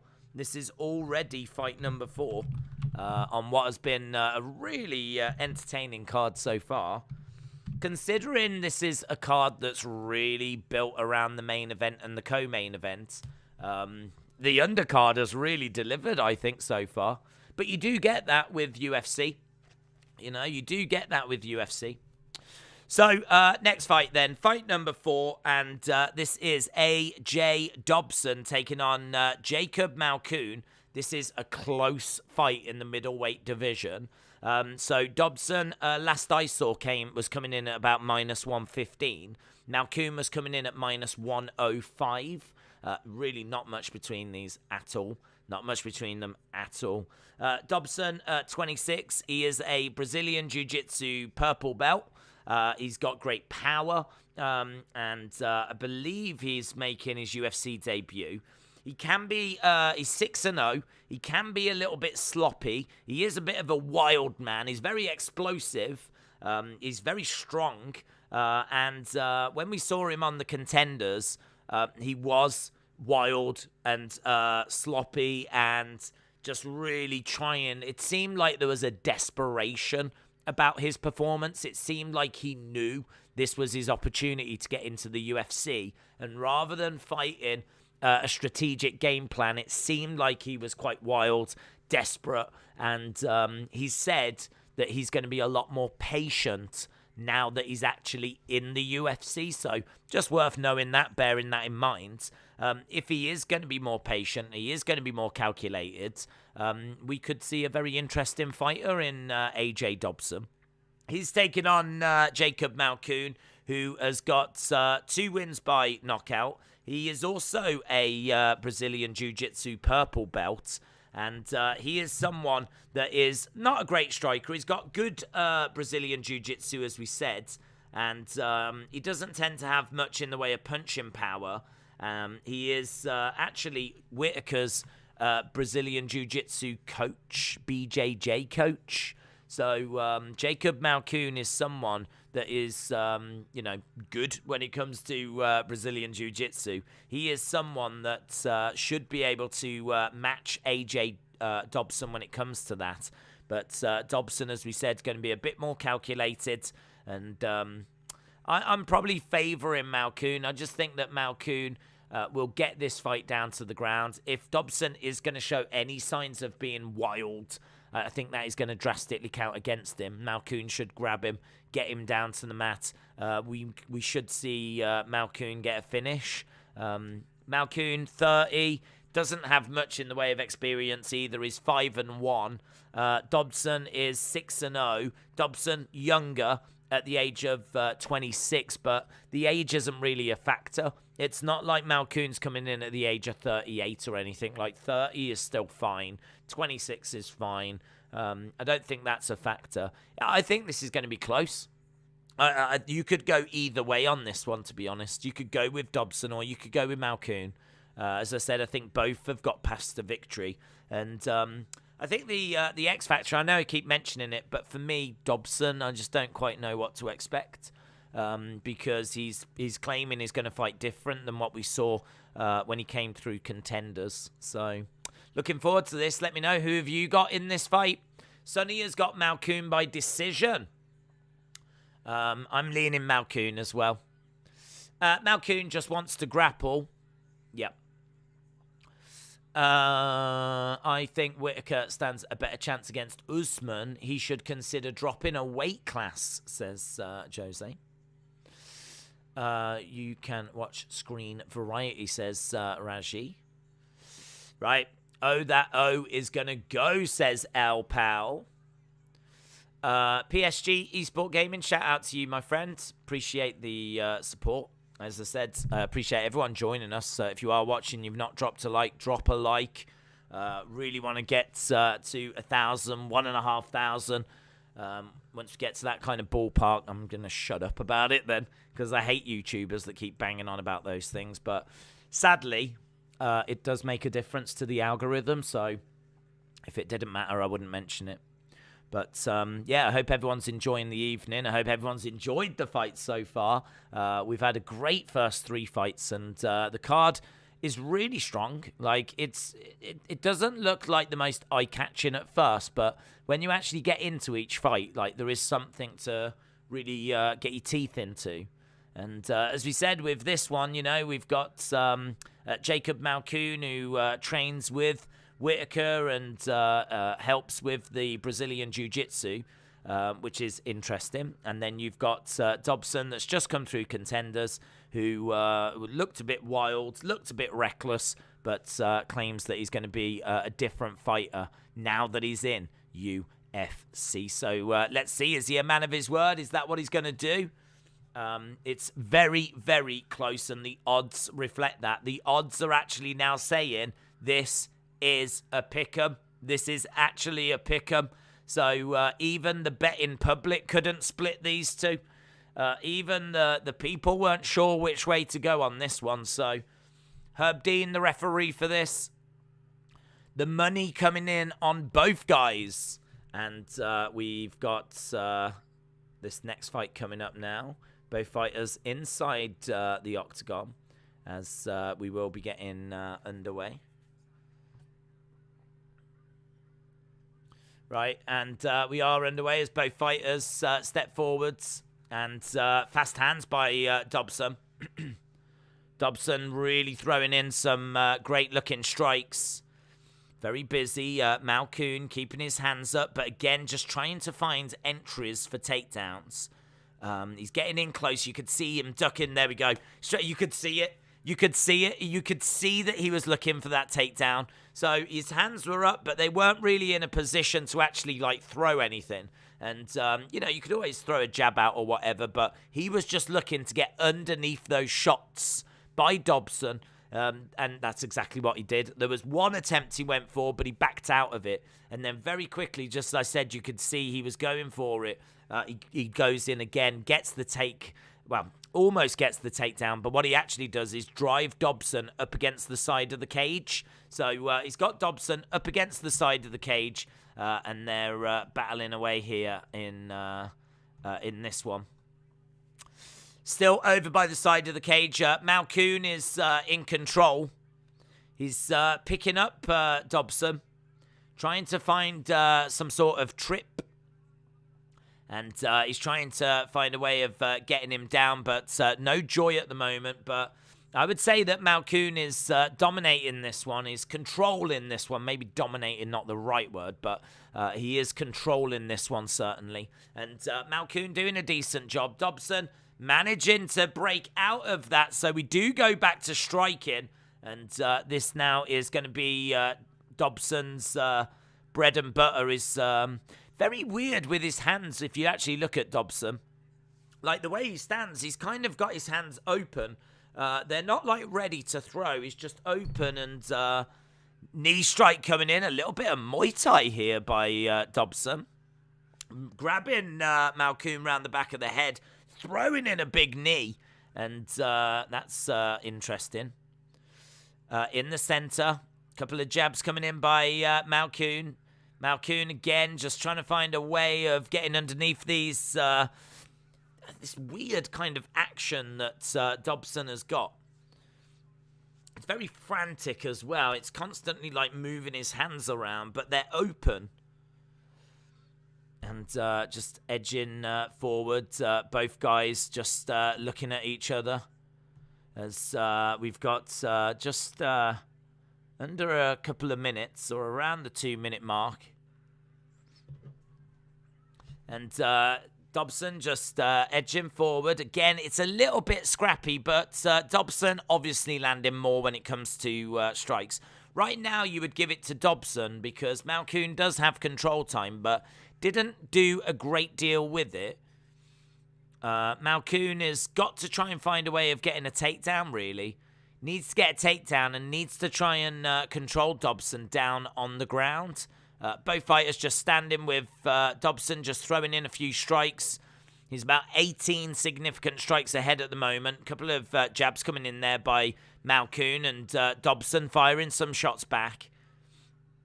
And, yeah, nice dip of the head there by Malkoun. Dobson is doing a decent job here of just ensuring that he's not giving any... oh, he's getting through here. Dobson's doing well. He's not giving any easy takedowns. He's got a good volume. So Malkoun is just not able to get in close enough. Malkoun has tried with 7 takedowns and he's not been successful with any. And we're just seeing some significant striking numbers, which shows that Dobson, 36. He's landed 55% of his shots. Malkoun, 15, and looking for... He is looking for takedowns. We're getting into close range. Malkoun has grabbed the leg of Dobson, driven him back against the side of the cage, and takes him down. Kind of grabs his leg, swings him round. manages to take him down that way as we're approaching the end of the round. Looks for like a front face lock, some sort of guillotine. But as he goes to apply that, the referee calls time to the round. And that's the end of the action. So, yeah, I mean, I would say that was a Dobson round. I would say that he wasn't as wild, but he's still showing a good volume, a good output. He actually threw 65 significant strikes, landing 55% of them. He's definitely taken the strike in there, 21 significant strike difference. All Malkoun had in response was that one takedown that came right at the end of the round with like 20-odd seconds to go. And really, he had a bit of control time at the start. So I would say that Dobson takes it. Malkoun needs to find a way of slipping these shots and doing what he did right at the start and really landing some takedowns here because that first round got away from him. This second round could get away from him as well. So let's see what he can bring in this second round. But when is Adesanya fighting? Adesanya will be fighting later. He is going to be the main event. The main card doesn't start until 3 o'clock. So, yeah, it's going to be a little way off till we get to Adesanya. We're definitely a good few hours away. Tajik Bey gives it to Malkoun, and I'm not sure why, to be honest. 2 tweets said 10-9 to Dobson. The other one said 10-9 to Malkoun. Malkoun driving Dobson back against the side of the fence. And we're almost 40 seconds into this, and good position for Malkoun. He's got Dobson up against the fence, but Dobson spins it. Dobson spins it round, and he's got Malkoun pinned up against the side of the fence right now as Malkoun throws in a knee to the body. This is not where Malkoun wants to be or needs to be. He's got to try and find a way of getting Dobson down. If he can get him down on the ground, he can get some control time and do a little bit of damage down there. Whilst they're standing on the feet, this fight will absolutely favour Dobson. And Malkoun has just got Dobson up against the side of the fence. And again, they break apart into the centre. Good work so far by Dobson. He has been a bit more calculated. I wouldn't say this was wild. I wouldn't describe it as wild. But he's definitely had the volume. And he's getting driven back against the fence again here. Driven back against the fence. And Malkoun has got him in a position where Dobson is down on one knee. So this is quite good by Malkoun as he's throwing in some strikes to the side of the head. So good work so far by Malkoun in this round. He's managed to get Dobson down, and shots are coming into the side of the head. We're getting some ground and pounds. Dobson in a bit of trouble. Bit of trouble here. He's over by the side of the fence. Malkoun is really starting to unload. Shots are coming in. 3 takedowns now for Malkoun. Shots, hammer fist to the side of the head, and all Dobson can do is just block, really. All he's doing is he's just keeping his hands up, and the referee surely is not going to allow that to continue for too much longer. What Dobson does is he actually gets back to a position where he's on a knee, but really good by Malkoun, just really throwing it in. And this is decent work by Malkoun. This is decent work. A lot of shots coming in here that don't seem to be showing. He's now got more total strikes, Malkoun. More total strikes. Dobson just doing whatever he can to get back to his feet. Is desperately trying to get back to his feet because whilst he's down on his knees, Malkoun is just over at the side. We're over by the side of the cage, and Malkoun is just throwing in shots to the side of the head. If you look at that total strikes, you will see that number going up as these shots are coming in. They seem to upload them in batches, to be honest. So as Malkoun is throwing these shots in, again, just hammer fisting down at the moment. It says there we're on 66. We now go to 67. Should be more than that, in all fairness, because there was quite a few hammer blows coming in and shots coming into the side of the head. We jump up to 70. And you can see that these shots are coming in, and there's just nowhere for Dobson to go. He's been in this position for a while now. We're up to 72. A lot of these aren't being counted as significant, but they are being counted as shots and strikes. And he's up to 73 total strikes to 45. The significant strikes, he is still below. But not only is he getting all these shots through, he's getting all of that control time as well. It's going to look good in the eyes of the judges. And again, he's got Dobson pinned. Dobson, you can see on his face, very frustrated. I don't think Dobson is on the verge of being finished, but he could be on the verge of being overwhelmed. And if he doesn't offer anything in response, then the referee could look to stop this. But at the moment, there's enough here to continue the fight. They're just showing that in this round, total strikes 55 to 5. 55 to 5 here for Malkoun. 55 to 5. So excellent work in this round. It's got to be a Malkoun round as we're approaching the end of this one. And we can see Dobson just looking over at the scoreboard. And yeah, I mean, we do make it to the end of the round. And that was pretty fun. That was pretty fun if you was a Malkoun fan. That takes this surely to 1-1. I mean, the fight is this simple. If it's going to be on the feet and it's going to be in the octagon, it's going to be Dobson. If it's going to be over by the side of the cage or down on the ground, it's going to be Malkoun. So far, the first round was largely standing. That was Dobson. Second round was over by the side of the cage. That was Malkoun. Tyler says 10-8 Malkoun. 10-8 Malkoun. Not finished. No power in the shots. Yeah, I mean, no power in there, as you say, but it's just volume. What the danger could be for Dobson is that if the ref looks at him and says to him, you need to offer something in response here. You need to give me something. If he's not going to do that, then the referee might just say, well, you know, you're not defending yourself and call it. But either way, we start on the feet, and we are underway with round number 3. I've got this as being 1-1. I would guess most of you do as well. So we've got Dobson and Malkoun into the final round on this great card. Ryan Fredericks got it 19-19 and another takedown. Another takedown. Big moment for Malkoun. Dobson has got to get back up on his feet. He's in trouble here. He's in trouble here.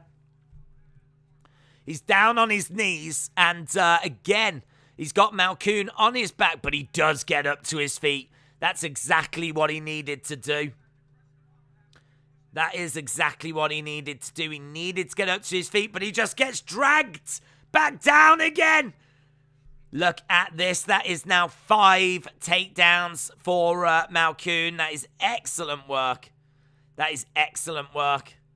And he's all over him at the moment, really asking a lot of questions again. It feels like we've just continued where we left off in that second round. And he's absolutely all over him, over by the side of the cage. And Dobson trying to get back up to his feet. He does get back up to his feet. Malkoun is, again, over there, and he's trying to smother Dobson. He's trying to drag Dobson back down again for another takedown, and he does exactly that. He manages to grab him, tie up the legs, take him back down, and Dobson is really struggling in this third. I don't know if his cardio is an issue, but he's tried a lot of times to get back up to his feet, and he just can't do it. I mean, right now he's on his back, over by the side of the cage, with Malkoun on top, in half guard, and getting smashed in the side of the head. So, yeah, there's a lot of strikes coming in, hammer fists coming in, shots coming in, and we're up to 106 now. 106 total strikes for Malkoun. Still not loads in the way of significance, but as we said, just continuing from where we were in that second round. So shots coming into the side of their head, and Dobson can't really do a great deal. His one arm is trapped. His other arm is trying to defend himself with, But the shots just coming into the side of the head. We're up to 113. I mean, you can literally just watch Malkoun's total strikes going up. It is exactly the same as what we saw in that second round. And it's going to be very, very difficult for Dobson from here. He is trying to get back up to his feet, but hammer fists raining down at the moment and forearms, big forearms by Malkoun. And unless Dobson can get back up to his feet, he is surely going to be losing this fight. 1 minute 40 odd on the clock. And Malkoun is on top. Dobson still down over by the side of the cage on his back with Malkoun on top, just raining hammer fists and shots into the side of the head. He's been on the receiving end of 126. And that's 61% that have got through. 6 takedowns as well. So Dobson taking the first, Malkoun taking the second and the third. Look at this. Some of these blows are quite heavy as well. Quite heavy, quite nasty, and look really good to the eyes of the judges. Some of these look really good. Again, just trying to smash that forearm into the side of Dobson's head. Malkoun is seriously looking for a finish here. Just really going to work as we've got the final minute approaching. Feels like this is going to go the distance. Feels like this is going to go to the judges. And feels like this is going to be a decision win for Malkoun. Dobson just cannot get back up. Just cannot get up. He's down on the ground. Malkoun in that half guard. Just nasty elbows. Really nasty elbows. 30-odd seconds left. 151 now. 151 total strikes. Strikes coming into the side of the body. Hammer fists coming down by Malkoun. And we are running out of time. We've got about 20-odd seconds left on the clock. And this one's surely going to go to decision. So, yeah, it's 10 seconds left. Dobson got buried in these last 2 rounds. And, yeah, down on the ground at the moment and rolls over. And we're into the final stages. And that is the end of the round. That is it. End of the round. End of the fight. And surely that is Malkoun. Surely that is Malkoun. He had to work so hard for that. He had to work really hard for that. Dobson did really well in that first round. And Dobson actually slumps down, looks really dejected. I think Dobson's really down about his performance there. Because that was a great first round. And if he could have just found a way of repeating that in either the second or the third, he would have took this fight. But he just could not deal with Malkoun and Malkoun taking him down. And when he was down, he just couldn't find a way of getting back up. Weird question. I speedrun a mobile game. I want to film it now. Have your vid in the background. If I post it on YouTube with you in the back, would it be copyrighted? Well, I mean, it wouldn't by me. The only thing you've got a problem with is potentially YouTube identifying it. Like, if the video is small and you couldn't see it, then, YouTube might have a problem, like, identifying it. So you should be fine. Should be fine. It's all down as to whether if the algorithm can identify it or not, but I mean, I'm not bothered. I wouldn't copyright it. Are you doing Brook versus Khan, or will it collide with the Elimination Chamber? I think it collides with something else that we're doing. Edward says he's 1 and 3. We've had over 2,000 votes now. Over 2,000 votes in our poll for our main event as to who's going to win. Adesanya 77%, Whittaker 23%. I mean, I'm just going to be repeating myself, but it feels like it's just going to stay there now. It feels like about 3/4 of people that are voting for Adesanya, and it feels like 1/4 of people voting think that it'll be Whittaker. So, yeah, it feels like that's how that poll is going to go. Over 2,000 votes, which is amazing. A big, big thank you to everyone that has voted. That last fight, in all fairness, might not have grabbed everyone. I know people like to see finishes, like to see knockouts, like to see wars, and that last one kind of was a war. Yeah, sometimes when you get a lot of action on the ground, it doesn't really appeal to everyone. But I liked it. I thought it was a very interesting fight, watching Dobson trying to get back up to his feet, trying to find a way of surviving.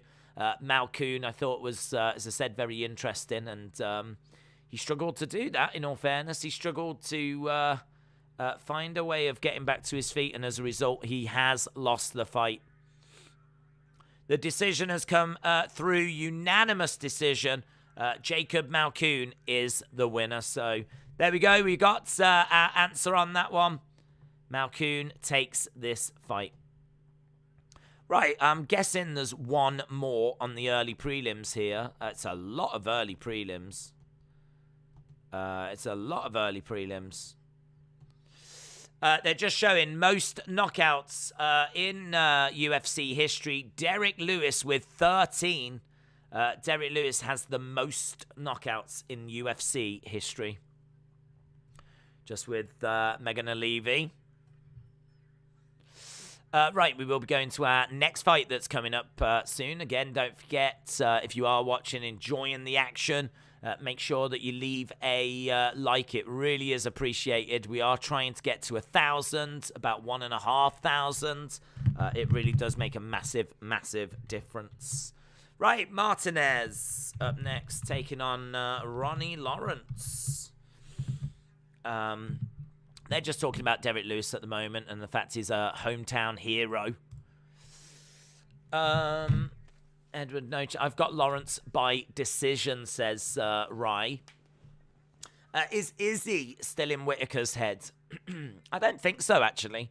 If he is, then I think Whittaker did a really good job of kind of hiding it. I thought at the press conference, Whittaker actually came across really well. He seemed very cool, composed, and I was very impressed with the way that he carried himself. I really liked his answer to the necklace question. So Izzy was wearing a necklace, and it was a necklace that had the moment of him finishing Whittaker. And the question was asked, like, you know, what do you think about that necklace? And Whittaker turned around and he was like, it's a cool necklace. Like, he was just, like, really not bothered by it. And I thought that was kind of, you know, he didn't get worked up by it. He wasn't angry by it. He didn't, like, take the bait. It just seems pretty chilled. And, yeah, he seems to be in a good headspace. So, no, I think he's okay. Either that or he's just hiding it very, very well. Next fight, anyway, and this is our final fight on the early prelims. We've got Martinez taking on Lawrence. So this is in the bantamweight division. Lawrence is coming in as a minus 300 favourite. Martinez at plus 235. Lawrence is relentless. He's a top prospect. I think he's about 1-0 in the UFC. I don't think he's had many fights. 7-1 in total. Trains at Sanford MMA. Works the distance well. He's got solid cardio. And he's improving on his wrestling. He's got great kicks. He's got good footwork. He's got good movement. He looks for takedowns, likes to stay on the outside. He's got really good fight IQ. Versatile kicks. He works those kicks really, really well. And he's taken on Martinez, who's got power in both hands. And he is also someone that is 1-0. A questionable grappler, but he has got multiple first-round finishes. He will surely be taken down, but he does have decent takedown defense. So I don't know that he'll be taken down a lot, but he will be taken down. I do expect that.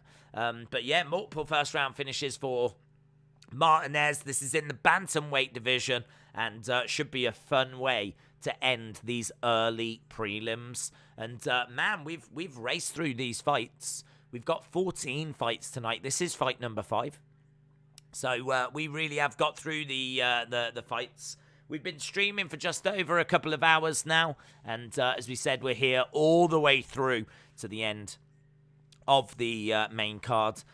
We might even see if we can jump over to the press conference and hear from Dana. Obviously, we tried to do that last time, but he wasn't there. He wasn't at the press conference. So hopefully he's at this one. 4-fight win streak for Ronnie Lawrence. He got his contract on Dana White Contender Series Season 4, Week 5. And he looked good in his UFC debut. As we said, 1-0. They're saying Ronnie Lawrence is Khabib 2.0. He is a top prospect. Top prospect. And really good kicks, really good footwork. Works the distance well. Will look for takedown. And is got very good improving wrestling. It's the buzzsaw Ronnie Lawrence versus the vicious finisher Martinez. Let me know what your thoughts are. Who do you lean towards in this one? I am leaning towards Ronnie Lawrence for this one. We're just seeing Martinez making his way down. And we're just seeing... shaking a few hands with his trainers as we're getting some extra info. He's on a 3-fight win streak. He's got 5 first-round finishes. 5 first-round finishes for Martinez. Finished 8 of his 9 wins, all by knockout. So 8 knockouts to his name. This should be a fun fight, man. This should be a fun fight. A great way, as we said, to end the early prelims. James said Tony Nese is unhappy. Tony Khan promised he would book him as a big star, and in 120 days he's only had 1 match.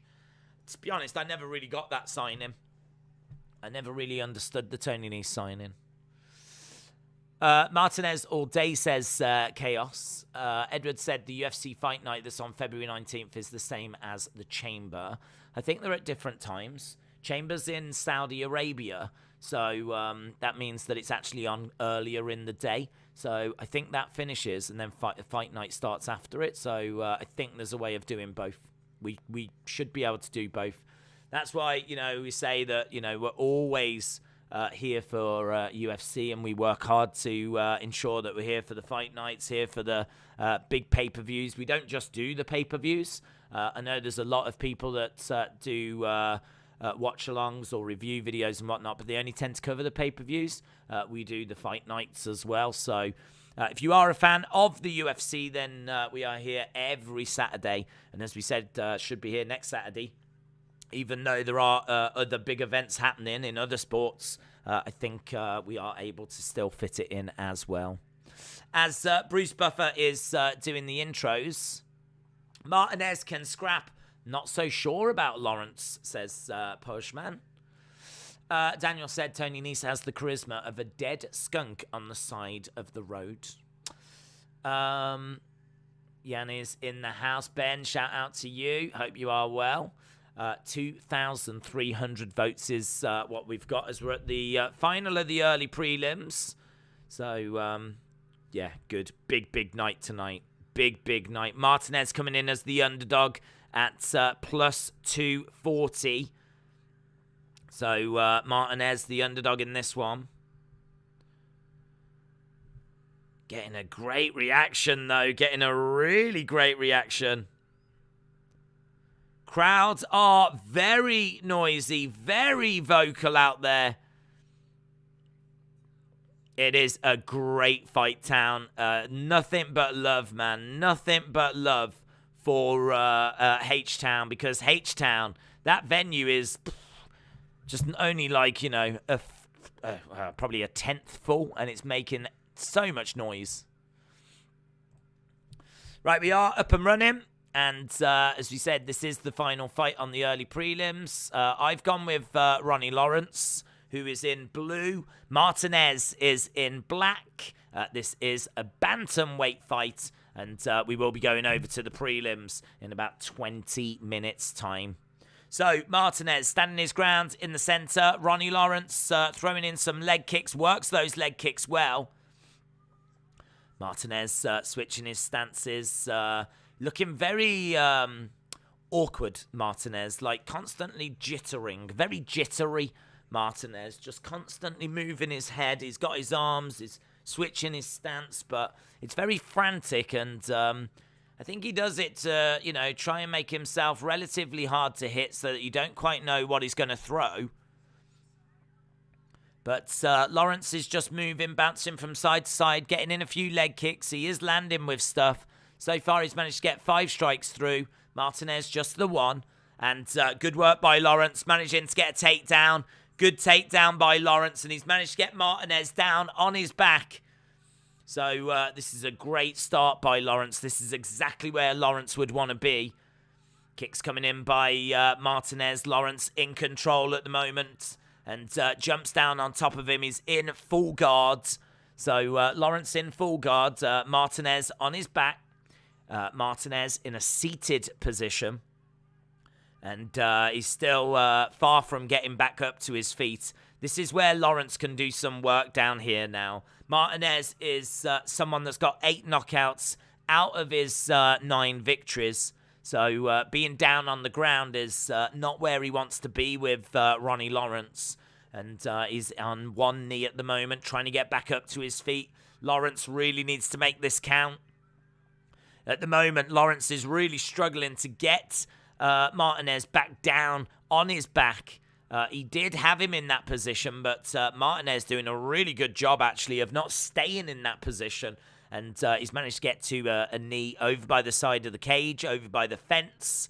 And Lawrence is controlling this. Doing a really good job, actually. But maybe not doing enough to really make his control time count. And actually, Martinez is able to break away. So Martinez breaking away. Lawrence bouncing around on the outside. And switching stances. Gesturing that he's going to throw in a few strikes, but he doesn't. Leg kick coming in there by Martinez that seems to catch Lawrence off guard. Spin attack coming in by Lawrence as Martinez takes a bit of a step backwards. But Lawrence bouncing around side to side. Leg kick coming in by Lawrence, just misses. High kick coming in there by Lawrence, but just misses. Martinez just edging forwards. And Lawrence doing a decent job at the moment of coming forward. Down goes Martinez. Great work by Lawrence. Lovely right hand. Martinez goes down. Martinez goes down, but he's not out. Lawrence jumps on him. And really good work there by Lawrence. He catches Martinez. Martinez goes down. He's on his knees. Lawrence jumps on him. Hammer fisting away.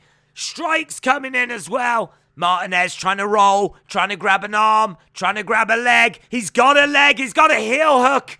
No joy. What a great fight. Really great fight. And right now, Lawrence has got Martinez down on his back. And the kind of frantic shots have gone. So Martinez able to survive that little spell. Strikes coming into the side of the body. And at the moment, Lawrence is in full guard as Martinez just really trying to compose himself again. But that was a really great moment there. That was a really great moment. Lawrence was just standing. They were standing out of nowhere. I think it was a big right hand. Connected. Martinez goes down. Lawrence is straight on top of him. Big hammer fist. Big shots. Martinez rolls. Tries to change the position. He ends up on his back. So not a great position, but better than where he was. And it took the sting out of the attack of Lawrence. As Lawrence throws in a shot to the head. A couple of seconds to go. And that is the end of that round. Wow. Wow, wow, wow. That escalated quickly. It did escalate quickly. Bang, bang, Lawrence all day. Yeah, did good. Lawrence takes that round. GB Men Curling and the Mono Bob is tonight. Gotta miss it, unfortunately. Our focus is 100% on UFC. So tonight is a night that we don't get a chance to watch the Winter Olympics. We have been watching the Winter Olympics over on the other channel, Football Days, which is where we will be doing the Super Bowl tomorrow. We will be... No idea what my voice will be like. It depends how exciting these fights are going to be. But we will be doing the Super Bowl tomorrow as the Rams take on the Bengals at the SoFi Stadium. And should be a really, really good show. Looking forward to the the match. Looking forward to the game. Looking forward to the halftime as well with Dr. Dre. Should be a lot of fun. So that is tomorrow, nice and early over on football days. But that's tomorrow, and we're focused on today. Tonight, as we're back underway with round number 2. And we've got Martinez in the center with Lawrence. First round, Lawrence. And we're just seeing some tweets. 10-8 to Lawrence. Khabib Lawrence. Right, we've got Martinez in the center. Lawrence throwing through a nice shot. And hook to the body. Edging forward. Martinez is going to be very wary of, going down on the ground. Again, he goes down again, though. I tell you what, Lawrence showing that he's got great striking. And that's the second time that he's put Martinez down. Puts him down a second time. Jumps on top of him. Tries to get into side control. He's in half guard at the moment. But he should be able to work some strikes. This is a good position for Lawrence. But I think, is he putting a squeeze on? Has he got a guillotine? I don't think he is. He's certainly not working the ground and pound like we saw last time. He hasn't thrown strikes like we saw. Instead, he's just keeping this position. He's not giving up this position, which is good to see. He's standing. He's looking to get the back. Martinez rolls over, and Lawrence jumps onto the back, but he's not in a very good position. He's not got like a body lock in. He's just a little bit over to the sides, and that allows Martinez to get up to his feet. He gets dragged back down again, over by the side of the fence. And Martinez face first over by the fence as Lawrence puts in a strike to the side of the head. He's still managed to get round the back. He's still got him. And, it's Lawrence that is controlling this fight. It's Lawrence that's controlled this round. And both fighters back up to their feet. That's good for Martinez. Very good for Martinez. You can see the damage on the face of Martinez. He's got like a bit of red, a bit of bruising on the side. He goes down again! Third time! Lawrence with a lovely right hand. And now we're seeing the ground and pound. And excellent work by Lawrence. I mean, I feel 3 knockdowns. 3 knockdowns. All of them, I think, coming from a beautiful right hand. And, I think Martinez is done. Martinez, I think, even with the stand-in, I just don't think he's quite there. There's blood coming out the nose of Martinez. He's down on the ground. The body lock is applied. And Lawrence is going to look for a rear naked choke here. He's looking for it. He's almost getting it. It was on the chin. It was on the chin. Rear naked is surely coming. It slips off, though. Martinez just does not look in great shape, man. I mean, in all fairness, he's been knocked down 3 times. But here we go, Ronnie Lawrence. Trying to get that rear naked, but excellent work by Martinez, who's back to his knees. Back to his feet. And Lawrence looking for a takedown. Gets it. Gets it. Easily gets it. Just launches himself. Sort of spears Martinez. And Martinez ends up going down over by the side of the cage. And we've got 1 minute, 8 seconds left. And it's one-way traffic here. Lawrence is absolutely dominating. Martinez looks a bit dazed. He's got blood pouring down his nose. And he's in a seated position with Lawrence controlling the action. So 3 knockdowns. I've got Lawrence by decision, says James Chadwick. Izzy by triangle choke later, says Ken. Thug Lawrence, says Mark. We are seeing a bit of Thug Lawrence here. Lawrence did come in as a firm favourite in this one. And he has absolutely justified that as we get another takedown. This is all just one-way traffic now. I don't know what they're going to do or what Martinez can change in the third, but he is going to find himself 2 rounds down as we're sure to go into a third round. Doesn't feel like Lawrence is going to get a finish here. Martinez has got his back down, his shoulders down, quite high guard here. And Lawrence is kind of in a kneeling position as we reach the end of round 2. So great, though. Great 3 knockdowns. Lawrence showing that he can get through. And really exciting stuff. Just showing a lovely strike there to the body. And a lovely left hand is what put him down on one of them. Nice right hand there. We're seeing that knockdown. And, just not able to capitalize, really, Lawrence, when this fight goes to the ground. He can control it, but just can't finish it. Truth Seeker, Rogan says Chaos. Yeah, Rogan did actually make a comment I read earlier. He said that it's not a case of him needing to change what he does, but it's the big news corporations needing to change what they do. Rogan doing a good job of bringing on like experts and whatnot. Like Adesanya standing up for Rogan. I'm not someone that listens to Rogan's podcast like religiously, but I do watch the clips, and I've always enjoyed them, and I'm a big fan of Joe Rogan, so I think it's disappointing that it's kind of got to where it is now.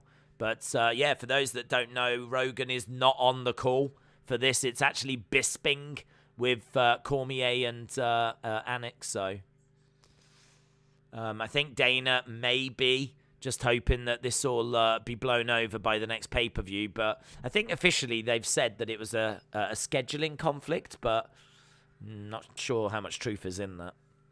Could be true. Don't know. We are underway with the third round. Both fighters in there in the center. It's on the feet as Lawrence is just throwing in some kicks. Lawrence at this point doesn't really need to do anything. All the pressure is with Martinez. Lawrence just needs to make sure that this fight isn't going to result in him being finished. He just needs to make sure that he's keeping Martinez at bay. And he's doing a good job of that with the kicks at the moment. So good work this by Lawrence, who's edging forwards. Kick coming in there by Martinez. Couple of strikes coming in. Low kick there by Martinez as well. The fight going back to the center. It's staying on the feet for now. Switch of stance by Lawrence. Lawrence edging forward. Low kick coming in by Lawrence. High kick coming in by Lawrence. As Martinez doesn't really have an answer for anything here. He's just constantly trying to move forward and throw in a few strikes. He's trying to throw a couple of left hooks there, but I think they just fall short. Nice right hand again by Lawrence as both fighters are in the center. And Lawrence having a look. High kick coming in there by Lawrence. As Lawrence again having a little look. Martinez edging forward. Lawrence moving from side to side. Really good work at the moment by Lawrence, just making sure that he's staying out of danger, staying out of range. And when he does come in, it's because he feels certain that he can land something. He steps in there and gets a knee in, tries to throw another knee, but not able to land that one, as this time is just ebbing away, ticking away. Lovely strike. Great strike by Lawrence. Throws a lovely right hand. Really good work by Lawrence again. And again, hard to know who's taken this. It's a much more closer round. Lawrence hasn't been looking for those takedowns. And Martinez has been able to stand and just throw. And both guys getting through with the odd thing. But Lawrence might be taking this one as well, in all fairness. Couple of minutes left on the clock. As time is ticking away as Martinez lets his hands go. He grabs a hold of Lawrence, tries to hurl him down. And this is good by Martinez. Lawrence goes down. This is great by Martinez. Lawrence in trouble. Oh, head movement. Lawrence having to move his head so that he doesn't get clipped again. Martinez finding a knockdown in round 3. And looking for an armbar from guard. Oh my God, Martinez! What a fight! What a fight! This is great. Martinez asking some questions in the third. Finds himself on his back, though, with Lawrence on top. Armbar from guard. And, yeah, we've got forearms coming in by Lawrence. Lawrence has composed himself. And strikes coming in by Lawrence. The crowd are up for this after what Martinez just did. Lawrence has got 40-odd seconds to survive. Martinez is on his back, and honestly, from here, we should just see the fight out now. But what a great little moment that was for Martinez. He seemed to drop Lawrence. He seemed to have Lawrence rocked. And then he was trying to grab a hold of the arm. Both fighters back up on their feet. High kick, spin kick coming in there by Lawrence. Shot coming in by Martinez. Takedown by Lawrence as we're into the final few seconds. And that's the end of the fight. Brilliant fight. Another brilliant fight. Another brilliant fight. Really enjoyable stuff. It should be Lawrence that gets that. We're seeing Martinez shaking his head, knowing that what he did there was great, but just not quite enough. Just not quite enough. When is Blood Diamond? Blood Diamond has already been and gone. Blood Diamond sadly beaten and didn't look great. I think it was first round finish as well. So, yeah, Blood Diamond has been and gone. Absolutely brilliant third round that was from Martinez. Look, and we're just seeing that he drops Lawrence. He then tries to throw in knees and hands. Lawrence is able to weather that storm, and he manages to drive forward and get Martinez down. But he showed good durability, he showed good recoverability, and the two of them look shaking heads, shaking hands. Can't believe what they've just been through. It was a real war, and it was really good as well. Really good.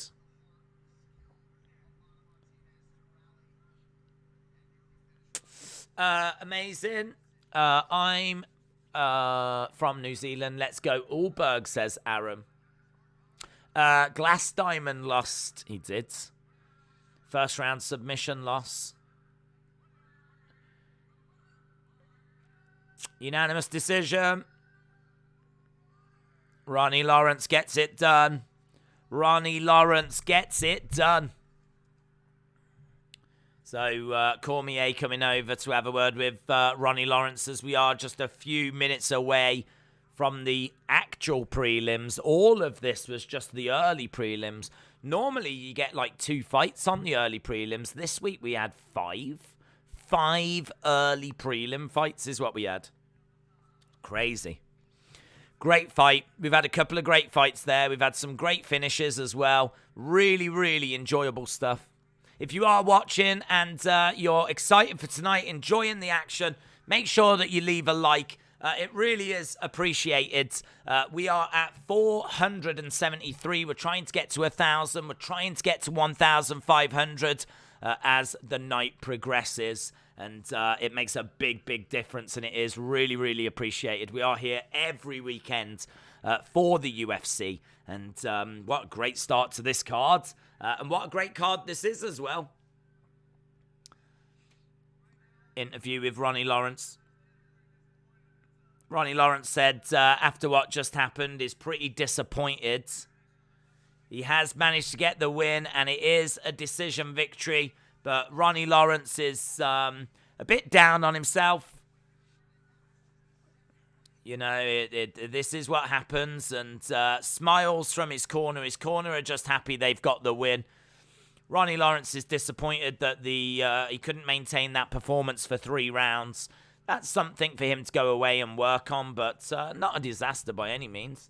But could have been if he did get finished in that third. But he didn't. And as we said, prelims coming up now. And we've just got a video package looking at Adesanya.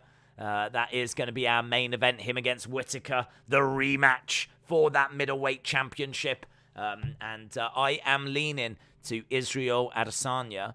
We've nearly got 2,500, nearly 3,000 votes. We should be at 3,000 very soon. And I can tell you that 77% of people that are voting think that Isreal Adesanya is going to win. And it's crazy because we've been saying that was the same amount that was voting when we had about 200 votes. When we had 200 votes, that's about where this poll was. So, once you get about 200 votes, you get a really good idea of where the poll is going. We've had nearly 2,600 votes, and 77% of people have gone with Adesanya. 23% of people have gone with Whittaker. So it's kind of 2/3 think that Izzy is going to retain tonight. And that's kind of a very considerable amount of people that have voted. And that's obviously going to be UFC fans. People that have tuned in for early prelims are hardcore UFC fans. Your casual fans will probably just tune in for prelims or the actual main card. So, nearly 2,600, 2,700 fans polled. Hardcore UFC fans polled. 77% think that Izzy is going to win that main event. So that's where we are. Toby says, "Hi Wrestling Days. I am hyped for the main event of UFC and Super Bowl, and I am happy it is the weekend after a busy week." It's a busy weekend as well, isn't it? You're absolutely right. We've got the Super Bowl coming up tomorrow. We've obviously got UFC tonight. There's been a lot of other sport in action, what with the Winter Olympics going on right now. Just so much going on. It's hard to know where to look and what to turn your attention to, but no need to guess where our attention is tonight as we go over to Houston, Texas. We go over to the Toyota Center, which is where UFC 271 is coming from. We're in H-Town. And the crowd have been absolutely brilliant. They were brilliant at the press conference. They were brilliant at the weigh-ins. And they're going to be brilliant here as well. I think the prelims have got the final farewell for Roxanne Modafferi. Roxanne Modafferi is retiring and going to be walking away. She's someone that I always enjoyed watching because you look at her and she just doesn't look like she belongs in the UFC. But she did manage to pick up a few upset victories, and I find her entertaining. She's always been someone that shouldn't have succeeded, but somehow managed to have a career of over 45 MMA fights, which is kind of madness to me. But so I love her. You know, seeing someone succeed when really you look at them and think they shouldn't. I got a lot of respect for that. So we do say farewell and thank you to Roxanne Modafferi tonight. I think a lot of people had a little soft spot for her. But, she is going, and that is going to be a bit of a loss to the women's division. So, coming up, she's taking on Casey O'Neill, who is an incredible addition to the women's division. So, as we say goodbye to Roxy, Casey O'Neill, who is 3-0 in the UFC, and is looking like a real top prospect. She is the one that's going to look to ruin the retirement party. So that fight coming up, I believe, on the prelims. Next, we're going to have Ulberg taking on Fabio Charant. And this is going to be an interesting fight. This is in the light heavyweight division. Ulberg is 0-1 and is a very good friend of Izzy's. He is also, I think, like a male model. Did like some next top modeling stuff. I think he might have been on The Bachelor. There was, I think there's a clip of Laura Sanko talking to Carlos Ulberg, and she's like tripping over her words and struggling to talk to the guy because he's a good-looking guy. He is going to be in action. At the moment, he is 0-1 in the UFC, so sadly his record isn't quite as impressive. He's a good friend of Adesanya. He is a pro kickboxer. He's got good striking, but there's a few cardio questions. He's got a lack of experience. He's got good feints, good leg kicks. I think he's got 4 finishes of his 6 fights. And he is taking on Fabio Cherant. Fabio Cherant coming in at plus 165. He is 0-2 in the UFC, so both of these guys need to get a win and need to get up and running. So he is a former LFA light heavyweight champion. He's got good forward pressure. He looks for takedowns. He's a good counter striker, Fabio Cherant. He can lack durability. He can have low output. This is very much striker versus grappler. So we are going to be seeing Ulberg, who's got his kickboxing, he's got his decent striking, he's got his leg kicks, going to be the better striker. And Fabio Cherant is surely going to be looking to grapple. I've gone with Ulberg. I don't feel brilliant about it. I think there's a path to victory here for Fabio Cherant. So it's very close. I've gone with Ulberg, but yeah, it could be Cherant. Cherant could get this down and cause some problems here. So let me know which way you're going. Have you got Ulberg? Have you got Cherant? Who have you taken in this first of the 4 prelims that we've got coming up? We will be going to the main card in 1 hour, 54 minutes. 1 hour, 54 minutes. We will be starting with the main card, and the main card looks really tasty. That co-main as well looks really, really good. The co-main event tonight, which has got Tai Tuivasa taking on Derrick Lewis. They've both said they don't expect that to get out the first round. That co-main event is going to be a lot of fun. And then, of course, Izzy against Whittaker. That's going to be amazing. We got Cannonier against Brunson in the middleweight division. That is unofficially a number 1 contenders fight. So we've got that as well. And then we got a couple of really close fights. And we've got Phillips in action. Phillips against Rojo, which is going to be a fantastic... That's going to be fun. That's going to be really fun. That's going to be a really fun fight with a lot of action, a lot of striking. There's going to be potentially a finish in that one. So I'm looking forward to that. Looking forward to the co-main. Of course, I'm looking forward to the main event as well. It's a good card, man. It's a good card. 1K Dub says, Ulberg is my brother. Izzy by Arm Triangle. Ulberg for the win, said the Gloom Singer. Real Nanaki said, I want Tai to win, but the Black Beast is going to take his head. Jilly said, I'm going Cherant. I like the grapplers. Ulberg by Homicide, says 1K Dub. Adam said, Days, how you doing? Just got home, 1-1 draw with Lincoln today. Adam, shout out to you. I'm excited for UFC. It's been so good so far. It's been really, really enjoyable stuff so far. So, yeah, really good card. We've had some great fights, some great finishes, and it promises to continue entertaining as we head towards that main event. Whittaker is good. I like both fighters, but Izzy is going to win this. Whittaker, first round knockout by elbows, says Muller. I tell you what, if Whittaker was to get a first round knockout, that would be pretty stunning. That would be pretty stunning. I don't know that too many people are expecting a first round Whittaker knockout.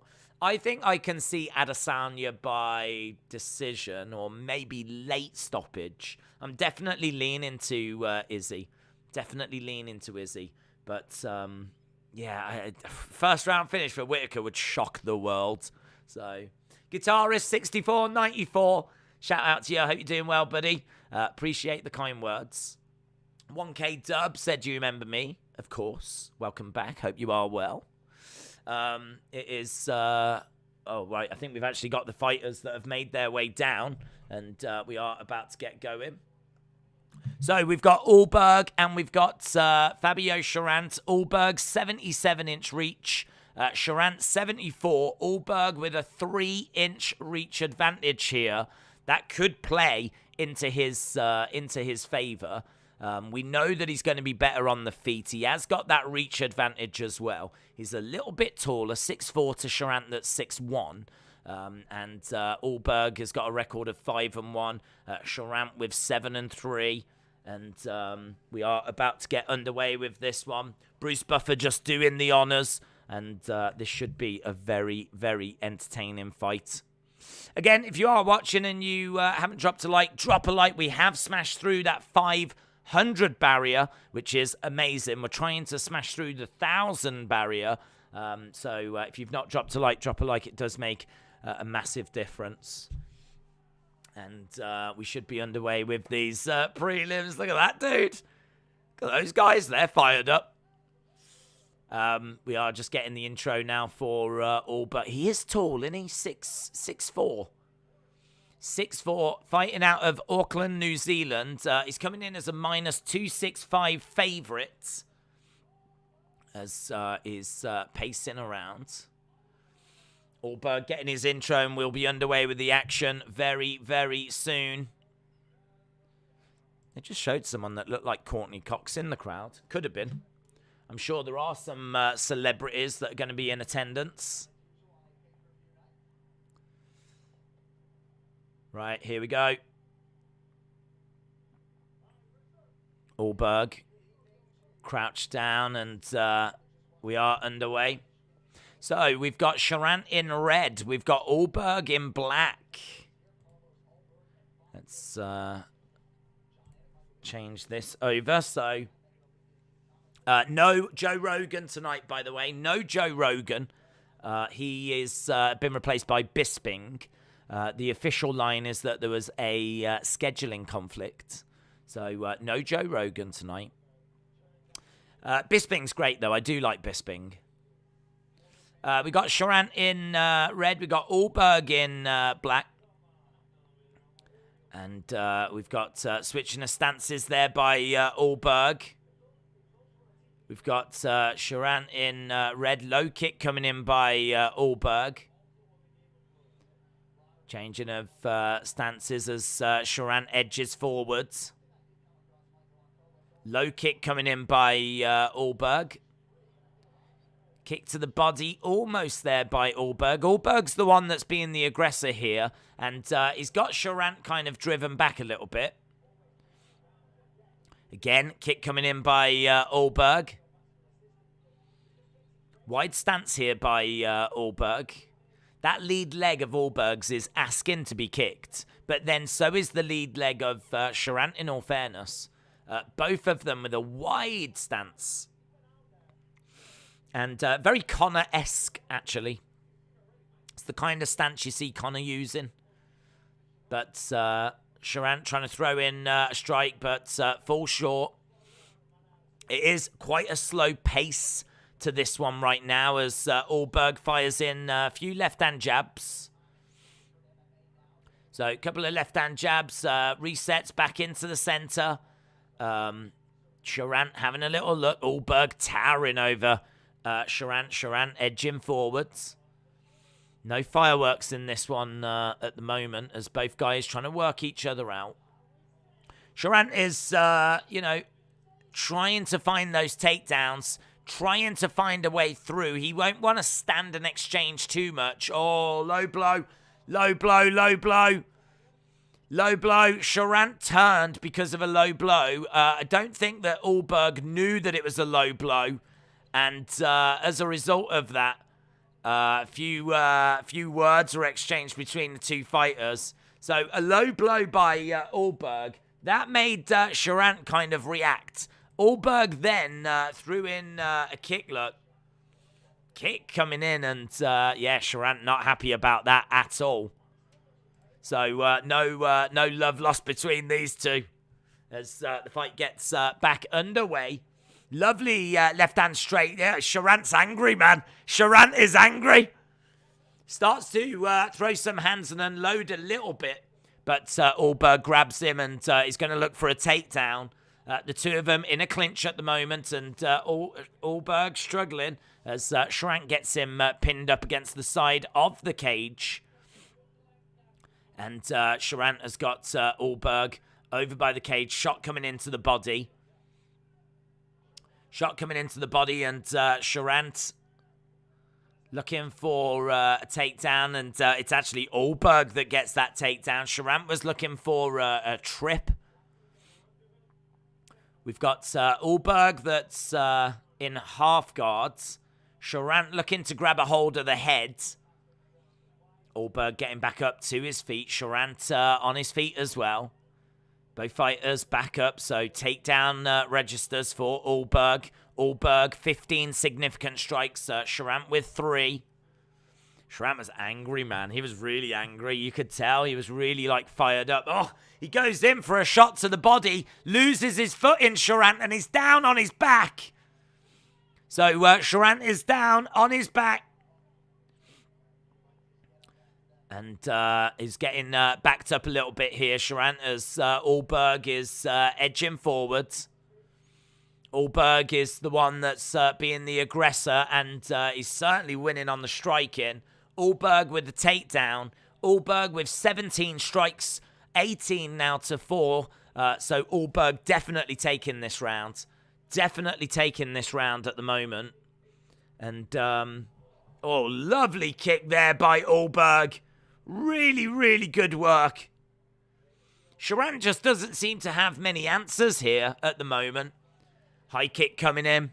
Charant really struggling to find those takedowns and get his grappling working. That was the path to victory for Charant, and he's just not been able to take that path. And James Chadwick saying, fight smart, not angry.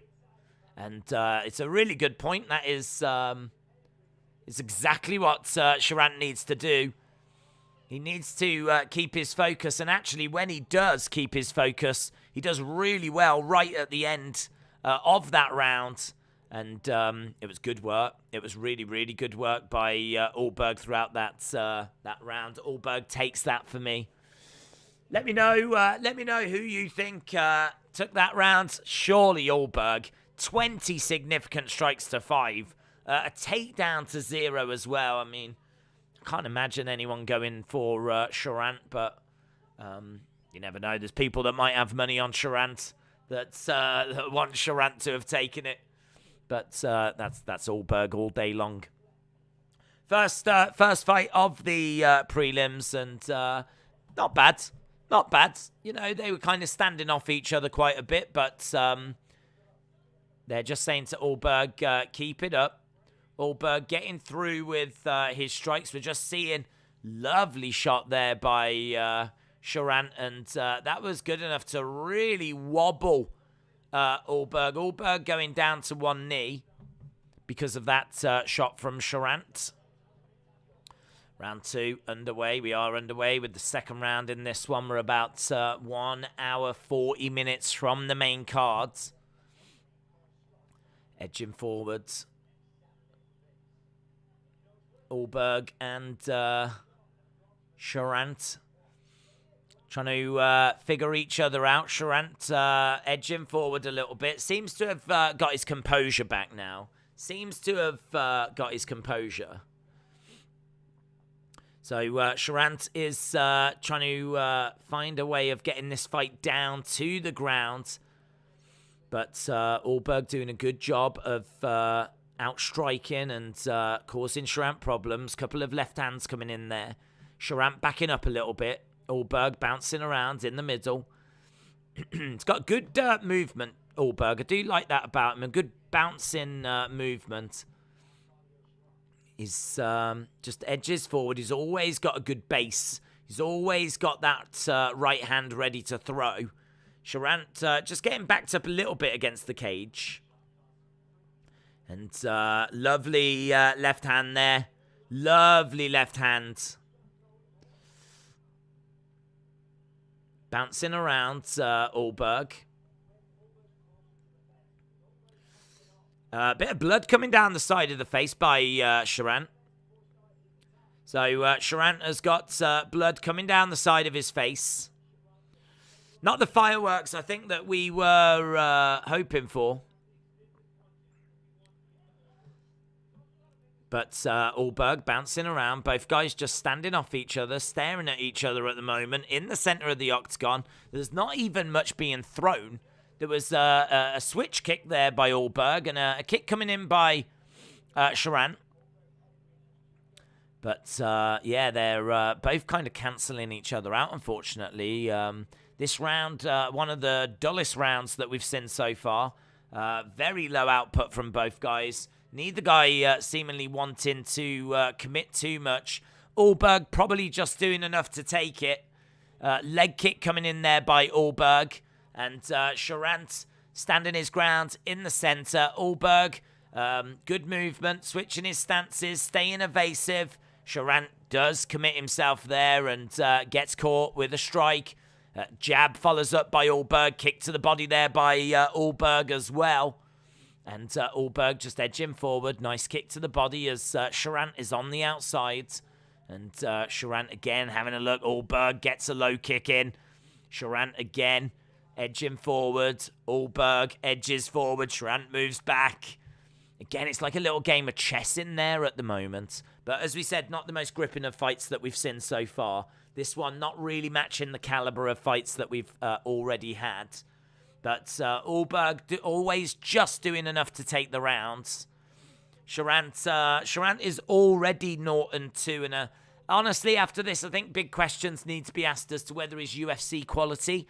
If he loses this, and he's on course to lose this, he will be 0-3 in the UFC. And it could be good enough for him to get cut.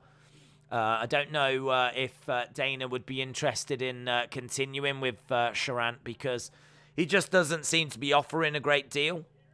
He is very low output. He is a good counter striker, and that is the problem that Ulberg has got. Ulberg knows that when he goes in and throws something, Sharant is going to look to counter it, so that's making Ulberg quite hesitant.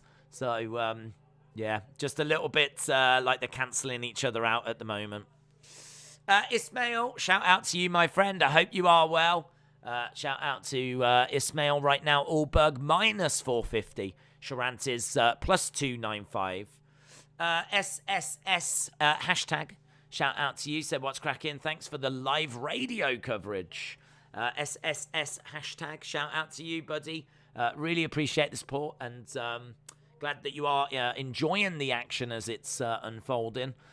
As we said, this fight kind of a little bit on the dull end of the scale, but we are seeing Ulberg just definitely taking the first and definitely doing enough to just edge the second, but neither guy really in any moment of trouble, neither guy in any kind of peril during this round, and right now it's 39 significant strikes to 10 for Ulberg. He got that takedown in the first round, and we got about 4 seconds to go here as this round is just drifting away, and that is the end of the round, a round that not too many people are going to be sorry to see the end of. So we got another round coming up.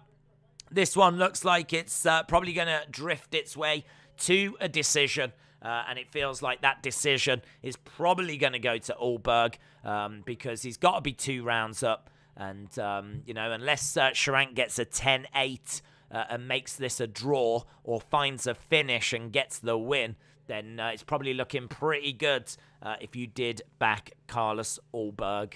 So, Sophie asking, did Blood Diamond win? He didn't.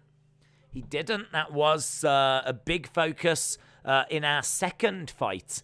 Blood Diamond didn't really get a chance to show anything that he could do. He was someone that is known for his kickboxing, known for his striking. He came out and he was controlled early, got grabbed, taken down to the mat, and was controlled and finished in the first round. So really bad showing. Really bad showing by Blood Diamond. Didn't get, such a big stage. Didn't get a chance to show what he could do at all. Ismail said, what do you think, Izzy, with a 3rd round sub? Yeah, I quite fancy Izzy to win this one. I think decision is on the cards. I think that Whittaker is going to have made changes. I think he's going to be a lot more prepared. He's going to have seen a lot more of Izzy. He's going to know what to expect. They've been in there before. I don't think Whittaker's going to take the win, but I do fancy Izzy to get the win. I don't think it'll be in the second round. I think it'll go longer. Third round, yeah, maybe. I might feel a bit more confident if it was like the fourth or fifth. I could see it going that long. I could see Izzy winning by decision, so I'm leaning late stoppage or decision for Izzy, but third round I wouldn't take off the table. Third round win, finish for Izzy.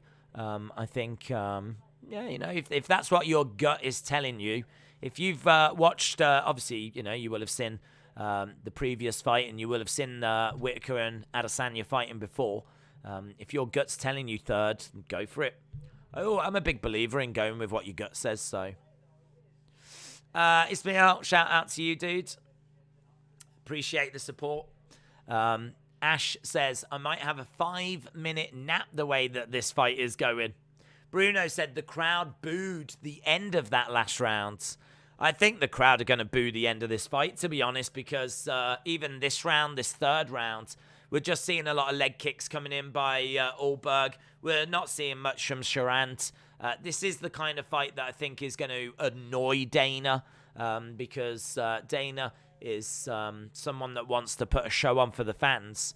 He was talking about how H-Town has been really good to the UFC and, he wants to bring like the best fights to them. And this is what he serves up. And not only that, but this is the first fight on the prelims, and it really does not do the 5 fights that we had on the early prelims justice. Like, if you are someone that just doesn't get UFC, you don't understand it, you don't understand why it's so popular, if you watch this fight, this fight wouldn't change your mind. I could understand that the UFC haters would stay UFC haters, it's a shame. First fight on the prelims. This is the kind of thing that might turn people off. It's not been great, but it is what it is. If you watched the fights before, you know that this is a bit of an exception. The other fights were excellent. They were really fun. And in all credit to Ulberg, he is working. He is shouting at Charant, trying to fire him up, trying to get him to actually fight. He's just constantly getting in lots of oblique kicks. There was a kick to the head. Ulberg wants to fight. Ulberg wants to go. Charant is the one that's just not offering anything. I mean, Charant, within nearly 3 rounds, has thrown 33 strikes. That is it. 33 shots have been thrown, not even landed, thrown by Fabio Charant. And this has largely been on the feet. Apart from that one takedown, and we weren't on the ground all that long, Fabio Charant has thrown 33 shots, landed 11. It's just not good enough. It's just not good enough. Charant surely has to be cut after this. Surely has to be cut. Charant is edging forwards. Kick to the body there by Ulberg. Bruno said this is a bad look. A few fights ago, we literally had fight of the night. I know. I bet they wish that they could have switched it around. Takedown here, and Charant is down on his back. There's a couple of fights. I mean, this should have been on the early prelims. In a way, this is UFC's fault. They shouldn't have put this here. The only thing is that Ulberg is a friend of Adesanya's. So is it a case that they were kind of forced into putting it here? Did Adesanya request that Blood Diamond go on the early prelims and Ulberg be on the prelims or something? I seriously don't know. I don't know, but whoever made the decision, it was a miscalculation. As we've got around about 12 seconds to go. If you haven't hit the like button, please do. It makes a massive difference. They're saying cut this guy. Yes. He needs to be cut. That was an awful, awful showing. It was an awful, awful showing. And, just not good enough at all. Not good enough at all. So I do expect better than what we just saw there. So that should be Ulberg. Easy victory for Ulberg. Right, let's reset the timer. If you are watching and you haven't dropped a like, drop a like. It makes a massive, massive difference. We are at 572. We're trying to get to 1,000. It's really, really useful. If it can get to 1,000, it really makes a difference for the stream, and it really is appreciated. So if you are watching and you are enjoying the action, hit that like button as we are on the road to 1,000 likes, and we're on the road towards the main card. We've got Phillips and Rojo coming up next. I don't know why. I was under the impression this was on the main card. My whole fight order has got changed around, to be honest. When I looked earlier in the week, some of these fights are in different positions, so I'm really looking forward to this next fight. Forget that last fight. It sucked. This next fight should be good. 30-27, all three judges. All three judges went 30-27. Boos raining down. Carlos Ulberg gets the win by unanimous decision, and that is surely goodbye to Fabio Charant. Surely. Please. So, yeah, we've got Phillips against Rojo coming up next. It was bad. We forgot the one time that Ulberg nearly kicked Charant's head off in round 1. UFC will definitely cut Charant after that performance, and he's 0-3 in the UFC right now. Yeah, it's not good enough. It's not really near good enough. Kind of, this show had some really nice momentum. Had a really good momentum, and then it's just hit that like a brick wall. But it's not Ulberg's fault, as was just pointed out in the chat. You know, he was firing in kicks. He was playing his part. That is all down to Charant. Charant, you know, basically like throwing 33 shots. That's 11 strikes in a round. 11 strikes in 5 minutes each round. It's not good enough. Dark Knight said, it's not about how many punches you throw, it's about how many you throw that stop your opponent moving forwards. Maybe, but from an entertainment point of view, from a making that fight entertaining and keeping your job point of view, I mean, if he'd have won, fair play, but unless those shots have got crazy power, which they didn't, you know, how's he going to finish like Ulberg with those 33 strikes that he threw across 3 rounds? Shannon says Phillips and Rojo will pick business up. Parza said, let's go. Let's go, man. Let's go. Chidaziri says Izzy is going to make history again. The only time it looked like Charant was given a down was after that low blow. That's true. Yeah, that did seem to fire him up. He seemed to get a bit angry at that point. And actually, that's probably where the bulk of his 33 strikes came from, was in the barrage that he threw after that. But to say that Charant is low volume is to disrespect low volume, because that was appalling. But it's done. It's in the past. We're moving on. How soon is Adesanya's fight? Izzy is our main event tonight, and the main card will start in less than an hour and a half. Less than an hour and a half we go to the main card. Izzy's fight will be a couple of hours after that, so probably looking at about 2.5 hours, 3.5 hours probably. About 3.5 hours. Longest middleweight win streak. We've got Anderson Silva with 13, and I think Izzy is on 10. We've got some pretty fun graphics here. They're showing most middleweight knockouts, and they're using racing cars, F1 racing cars. I don't know why. F1 racing cars is what they're using to show off these stats. And they're talking about the GOAT. They're talking about the GOAT, Anderson Silva. And they're showing that Izzy is catching him up, in all fairness, on some of those metrics. But he's still got a little way to go. But tonight he can take a big step forward towards having his name alongside, further alongside, in my opinion, the GOAT. Anderson Silva may be my favourite fighter to watch of all time. But anyway, we're moving on. Kyler Phillips against Marcelo Rojo. This is going to be a really fun fight. I've written the word fun.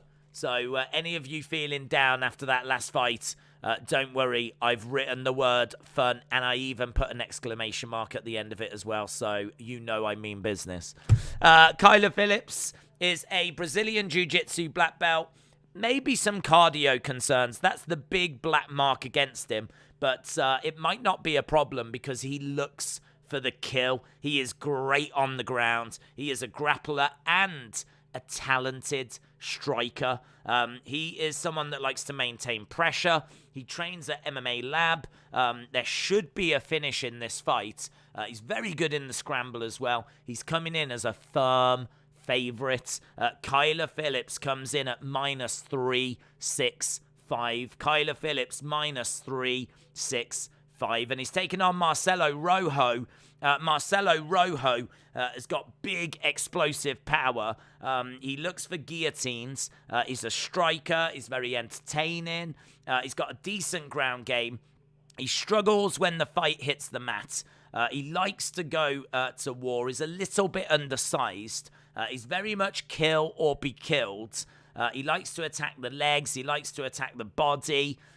He lost his debut, but he did look decent. He has also got some durability questions. But yeah, he does have a decent ground game. It's just when he gets taken down. So when he gets taken down and he's on his back, he struggles. If he's the one that's taking people down, he tends to do a bit better. So it really depends. If it goes down to the ground and he's in control, he'll look good. If he gets taken down, he's going to struggle. But he likes to go to war, Rojo, and Phillips likes to do the same. This is very much kill or be killed. Phillips is -365. Rojo is +280. I've got Phillips to win.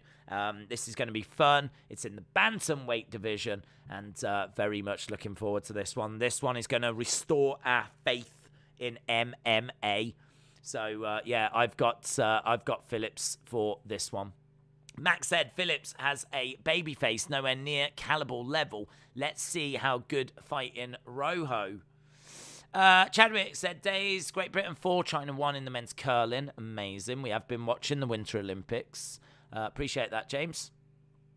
Good to see Great Britain are actually capable of winning something. Lucid said the only person I see having trouble because of long hair was CM Punk, but then again, I doubt that was really his main issue. That was not his main issue. Do you know if you bet $1 on a fighter landing a strike on DraftKings, you get $100 back? They do that, to be honest. It's basically their way of giving you rather than just giving you $100 in free bets, they word it that way, don't they? I've seen them say that before in boxing.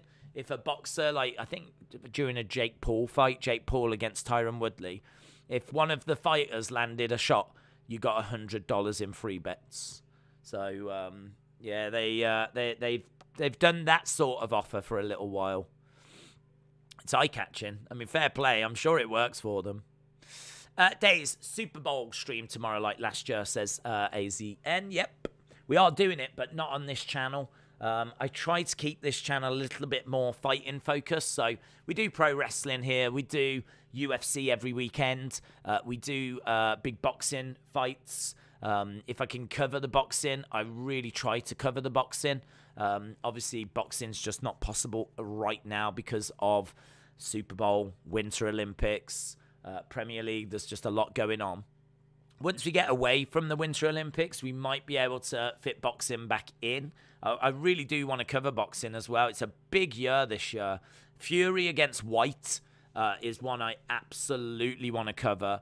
Joshua against Usyk as well. That's going to be one to look at. I don't know what's next for Kambosos Jr. Obviously, Canelo. We've been doing Jake Paul fights as well. There's quite a few fighters that I've got my eye on that I want to follow this year. Maybe even bring in some more boxing than what we did last year. So, yeah, high on my agenda.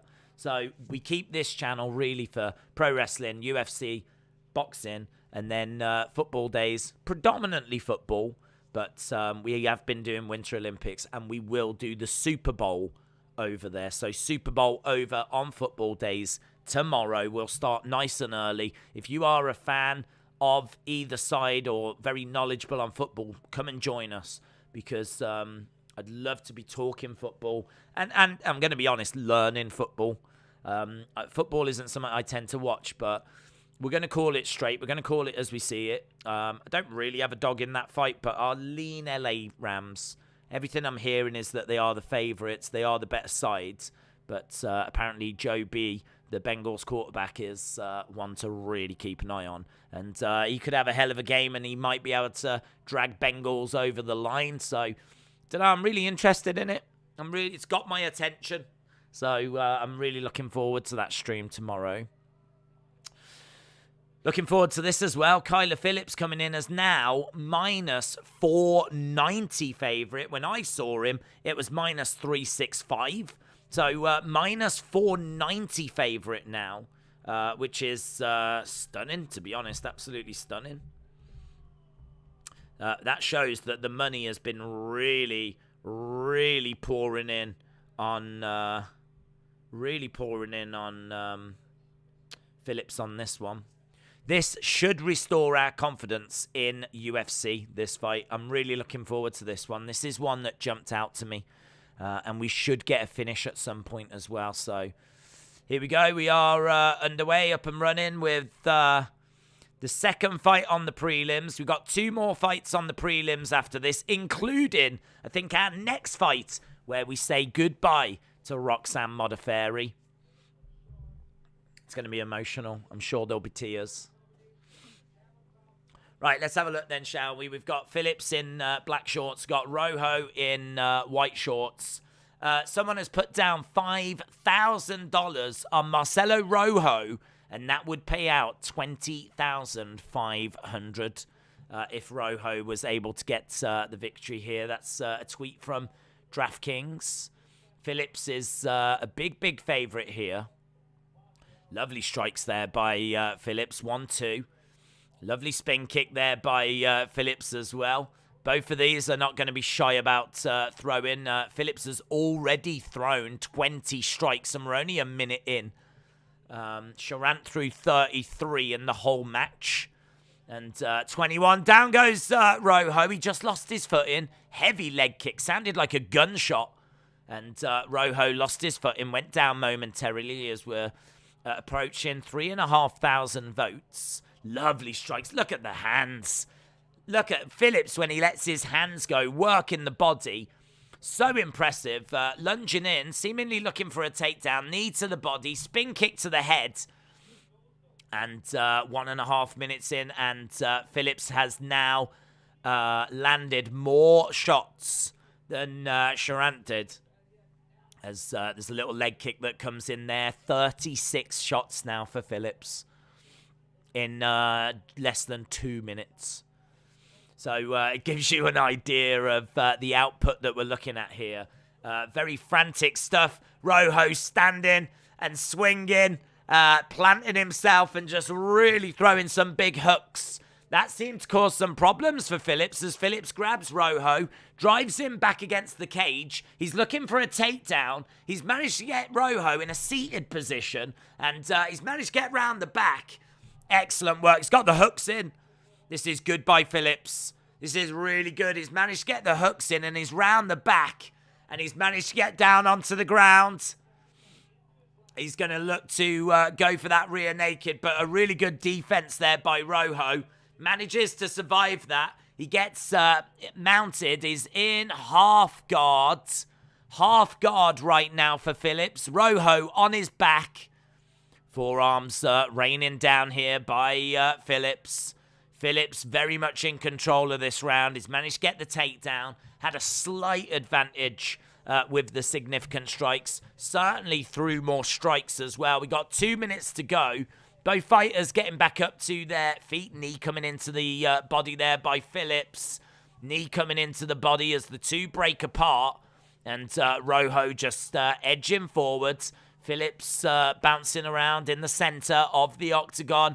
Lovely left hand there by Phillips as Rojo moves forwards. Both guys bouncing around. And looking really good here for Phillips. Rojo still certainly in this fight. Lovely spin kick there to the body by Phillips. Low kick coming in by Rojo. Lovely right hand by Phillips as well. You can see a bit of swelling and bruising. You can see on the face of Rojo where these shots have been getting through. Rojo is still live here, though. He's still in this fight. Absolutely. What Phillips has not been able to do is blow Rojo away. Lovely movement, though. Such great movement by Phillips. He's so light on his feet. And he grabs Rojo, drives him up against the side of the cage. He's getting a bit of control time here. Fires in a knee strike. So, nice knee strike there by Phillips. And 19 strikes to 9 at the moment. 19 strikes to 9. And Phillips goes back into the middle. Rojo just edging forward.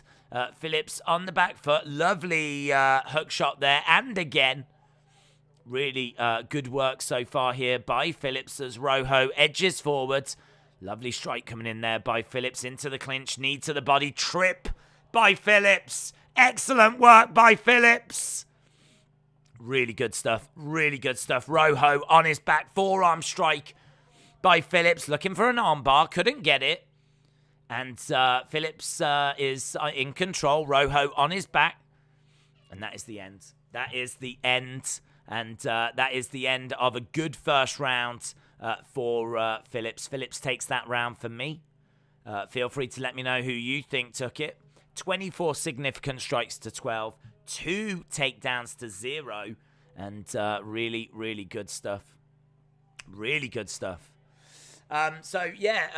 Good first round, an enjoyable first round. We saw over 100 strikes thrown. We saw 36 significant strikes, 2 takedowns.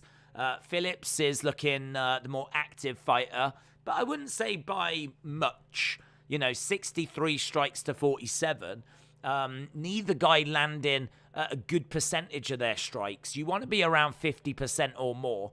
Phillips is 38%. Rojo is 26%. So that's quite low for both fighters. But for me, Phillips just edging it. CPO, shout out to you, my friend. Hope you are well. Sonny has returned. The ice cap machine is out. Damn it, Sonny. Damn it. Sharko said, who do you want between Izzy and Robert? I don't know who I want, to be honest. I really like Whittaker. I genuinely really like Whittaker. So I don't mind if Whittaker's going to take it. But I like Izzy as well, so I like them both. I don't really have a dog in the fight. I just want a really good fight. And I'm thinking that Izzy will get it, to be honest. I think Izzy's going to be the one that edges it. I think it'll go a bit longer than what we saw last time. But that's our main event, and we've still got a little way to go till we get to that. 10-9 Phillips. 10-9 Phillips. Solid first round. Couple of strikes coming in by Phillips, mixing some body shots in with a high kick to the head. I like how he goes to the right and to the left, switching his stances. Really keeping Rojo guessing as to what's coming next. Mixes his fists and his kicks really, really well. Hook shot there, catches Rojo. Good work so far, again by Phillips. Really good work by Phillips as again, just hacking away at the legs of Rojo. Rojo is going to surely be feeling this all over his body. His legs are red. His body's going to be red. His face is red. What I really like about Phillips is he really attacks every part of the body, both sides, every level. And, he's just... Rojo's going to be feeling this tomorrow. But he's still in there, and he's still throwing, and he's still not that far behind. Phillips. And actually, Rojo is the one that's on the front foot right now. Moving forward, getting in some jabs. Don't forget, both of these have got cardio questions. We don't quite know what they're going to look like late in the third. They should both be fine in the second, but both are going to want to try and find a finish. Phillips is doing exactly that as he's chopping away at that leg, and feels like that leg could give out at some point. Rojo, the leg is red. It's taken a lot of damage, and Phillips just keeps working on it. You can see how red that leg is. That leg has been chewed up, man. That leg of Rojo's has been chewed up. But, yeah, they're getting into the pocket and exchanging. Lovely knee strike there by Phillips. Crowd's really getting into this one as neither guy is backing away. We've now had nearly 200 strikes. High kick coming in by Phillips, but Rojo letting his hands go and getting through with some shots. Both guys in the middle as Rojo fires in a leg kick as well. Rojo just trying to find a rhythm, just trying to get into a bit of a groove. At the moment, he's just throwing in leg kicks because he just can't seem to get in close enough to really throw any flurries. But really good work by both guys. Phillips letting his hands go straight down the middle and backs away. Is getting backed up against the cage a little bit. Almost gets caught there with the right hand. And we've got 1 minute 45 left in this round. Low kick coming in there by Rojo. Steps forward with a couple of left-hand jabs. Low kick coming in again by Phillips. Couple of strikes coming in up top by Rojo. High kick coming in there by Phillips. And good step backwards by Phillips as he just gets out of range of Rojo. Rojo steps forward, lets his hands go, and that definitely gives Phillips something to think about as there's a body shot coming in there by Rojo. Phillips back into the center, body kick coming in by Phillips. Really good work so far as Rojo is edging forwards. Phillips looks for the takedown, gets the takedown. Rojo straight back up though, and Phillips couldn't keep Rojo down. But a really good takedown there, and I don't know if they will score that. They should do. He did get him down. He just couldn't hold him down, and Rojo straight back up, straight back on the offense. And right now, Rojo is only 5 strikes behind Phillips. His percentage that he's been landing is much lower, but actually what he's thrown is not that far behind. Not that far behind at all. They're just saying Phillips with 13 leg kicks. We got around about 20-odd seconds left in this round. Phillips grabbing Rojo, driving him back against the side of the cage. And this is quite an even little round. I feel like the leg kicks are going to sway it to Phillips. But as we said, striking-wise, there's not that much between them. But I do feel like Phillips has been getting through with more. Those leg kicks have worked for him in particular, and that is the end of the round. So, end of the round, really good round, another enjoyable round, and another round I think that goes to Phillips. What I want to look at is just go down, have a look, see how the strikes are going for each round. Yeah, so first round, 19-12 for Phillips. You can see 3-0 in the clinch, 2-0 on the ground. And then if you have a look in round 2, 38-26 when it comes to the strikes for Phillips. A couple in the clinch for Rojo, but that would only make it 38-28. So I would say quite convincing, both rounds for Phillips. Definitely feels closer than that, though. And I think the reason is because Rojo is throwing, but he's just not landing with as much.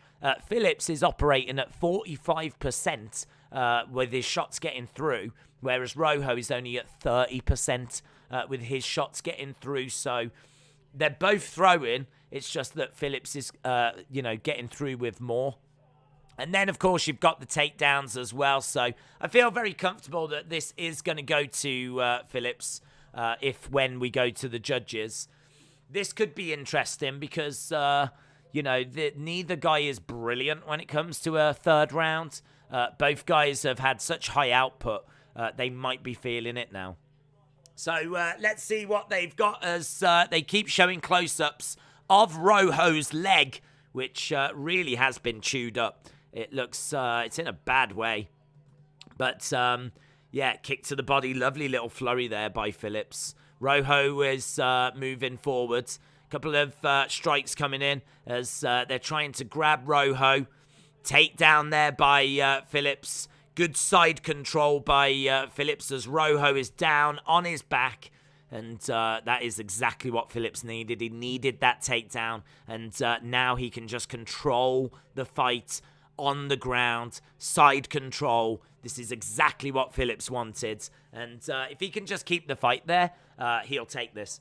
He's definitely took the first 2 rounds. And if he can just control the fight down there, he'll take the 3rd round as well. But he's looking for an armbar. It's been a while since I've seen a guy win with an armbar, to be honest. But that is really nice. That is really nice. Yeah, and now he's hammer fisting away. This is great by Phillips. This is great by Phillips. He's isolated the head.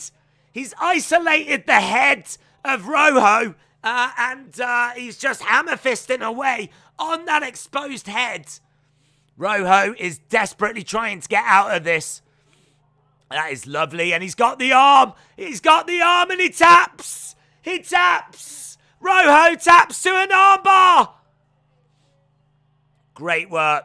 Great work by Phillips. Went down to the ground. He managed to tie up the head. He got a triangle on. He managed to grab the arm, but he was just hammer fisting away. And then when the opportunity presented itself, he took that arm and Rojo had to tap. He had to tap. He was so angry with himself after the fight.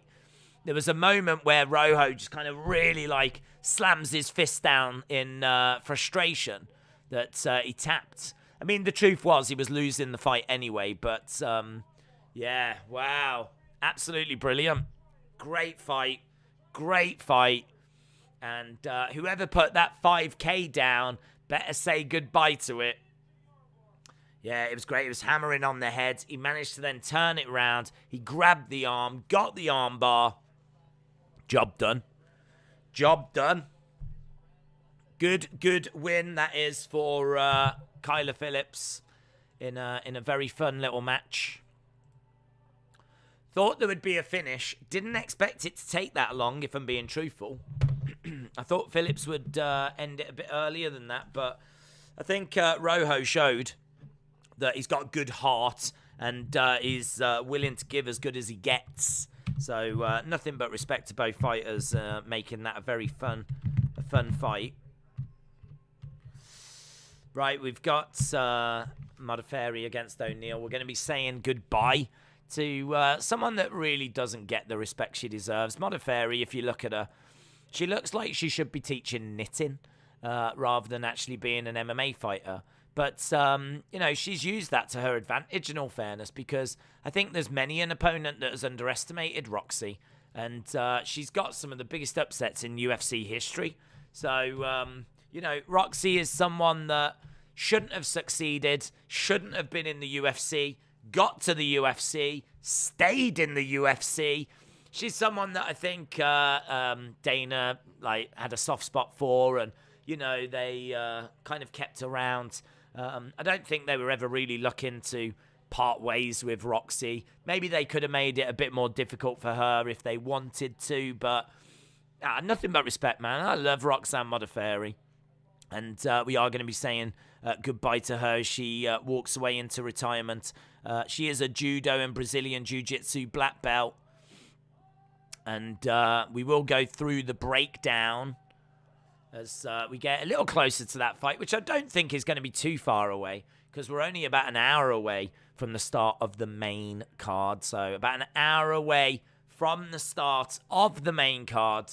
And right now, Cormier is talking to the winner of that last fight, Kyler Phillips. Anna said, I bet 900,000 on Lewis. Yeah, I went $1 million. I went a full-on $1 million. I just put $1 million down. I thought I'd just go put $1 million down. I put $1 million on Lewis, $2 million on Adesanya, and I think I've got around about 20 million riding on this show tonight. So James said, like anyone here has got that sort of money. If you had, you would be at the fight, says James. James turning heel on the chat right now. Ben said, hopefully O'Neal doesn't have a pot belly this time. She's doing good, man. Casey O'Neal, 8-0, 3-0 in the UFC. All of them coming by finish. She is a huge prospect. She's got a big kickboxing background, high-level jiu-jitsu. She is relentless. She's only 24, so she is improving all the time. She works at a great pace. She's going to be too strong for Roxy. She doesn't have the best stand-up at this stage, but neither does Roxy. Roxy's never been known for her stand-up. O'Neal should have the advantage on the feet, and she should, if she can get the takedown, have the, obviously, advantage there as well. So we're just seeing Lauren Murphy. We just saw the $6 million man. We're just seeing Joe Benavidez. I think, is he still with Megan O'Leary? I think they are together. They might be married. I don't know. Here we go. The final fight for Roxanne Modafferi. 4th most total strikes in UFC flyweight history. 898. The Happy Warrior is going out on a high, but she's got a horrible tough challenge. Taking on Casey O'Neal. She's outstruck all 3 of her UFC opponents. She is 3-0. She is 8-0 in UFC. And honestly, this is a fight she should be winning. And she should be winning this comfortably. I've got Casey O'Neal. She comes in as minus 365. Roxanne Modafferi coming in as an underdog is not going to be a surprise to Roxy. That's what she does. She comes in as an underdog and then upsets the odds, but I'm not sure she'll do it this time. Roxy is tough. She can be a little reckless. She's durable. She's got great heart. She does get taken down quite easily. Her takedown defense is pretty rubbish. She is a bit one-dimensional. She's not very athletic. She's not a finisher. She doesn't belong in the UFC. But somehow, she just seems to keep churning out upset wins, and she seems to have, forged a very impressive career for herself. So, I do love Roxy. I'm going to miss Roxy. I always love watching Roxanne Modafferi and just going, how is this happening? And can she do it one more time? UFC did Roxy dirty for this last fight. That is true. They could have given... In all fairness, they do this all the time. If someone's retiring, they won't give them a nice farewell fight. They'll put her in there with a killer so that it's a really good look for, the person that can, smash Roxy. I must admit, I don't mind it. I mean, Roxy is retiring. It's her last fight. So why not give, a killer, a legend to kill?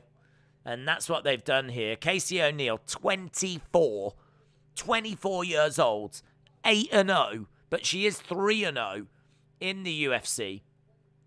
They are absolutely feeding Roxy to Casey O'Neal. But because this is the final fight, Roxy is going to go out there, do the duties, basically, and help make Casey O'Neal a bigger star. But yeah, you are right. They have done a dirty. They could have found a billion easy women to feed her to than Casey O'Neal. O'Neal isn't Santos, nowhere near Santos. Roxy and O'Neal is going to round 3, says Mac. James said it's Great Britain 4, China 3. Managing Arc Reactors said, I've bet 5k on your mom. Love it. Roxy might actually be my mom. I genuinely don't know. She might be all of our mums. So, looking forward to this next fight. We have got ring walks, which unfortunately we don't get to see on BT Sport, but I'm not going to complain because here in the UK we do actually get the do actually get the pay-per-views just on BT, just on, like, for free. It's only rare ones like Connor that we have to pay extra for. And in America, I think, didn't it go up to like $75? I think the price of the pay-per-views went up in America, so I definitely feel for you guys. But if you do have VPN and you are able to get BT Sport 1, which is a British channel, then it is being shown on there. Usman will retire before Chimaev has a title shot. Waiting for the boys to come back. We're counting in the order. Brian, shout out to you. Gary said bye-bye to the Happy Warrior. Absolutely. Max said O'Neal, TKO, ground and pound. Roxy is too experienced. Queen Elizabeth taught the cavemen how to draw. Wow. I mean, she is a great woman. If that's something that she did, it wouldn't surprise me. Wrestling with Andy said, this is like watching Shawn Michaels' retirement match. Do you think Casey O'Neill, before she's just about to throw that killer punch, is going to look at Roxy and say, I'm sorry, I love you, and then boom, put her away? Because that would be epic if she did that. Milk them Yanks UFC, says Gary. Well, there you are. Don't you worry about that. $69.99, I think it used to be. I think it's gone up to $74.99 now. Watching from Jamaica, Mr. DJ Pimpo7. Shout out to you, my friend. Shout out to Jamaica. O'Neal will win and complete my parlay. Legend Killer, hello. We should be going back as the ring walks should be done soon.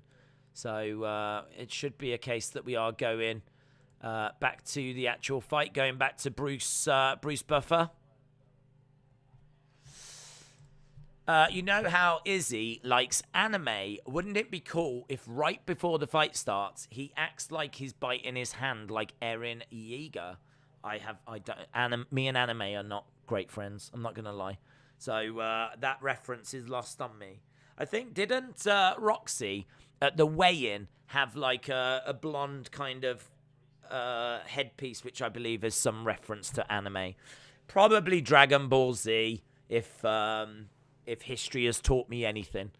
Every time there's like an anime, it tends to be at Dragon Ball Z.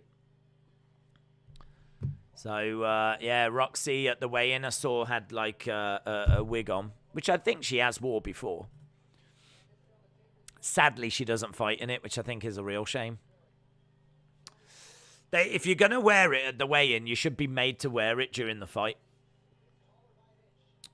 Right, both women have got 69-inch reach. Modafferi against O'Neal.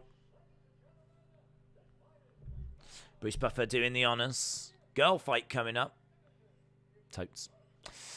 Right, we've got nearly 4,000 votes. If you are watching and you haven't dropped a like, we're at 688. So we are getting there.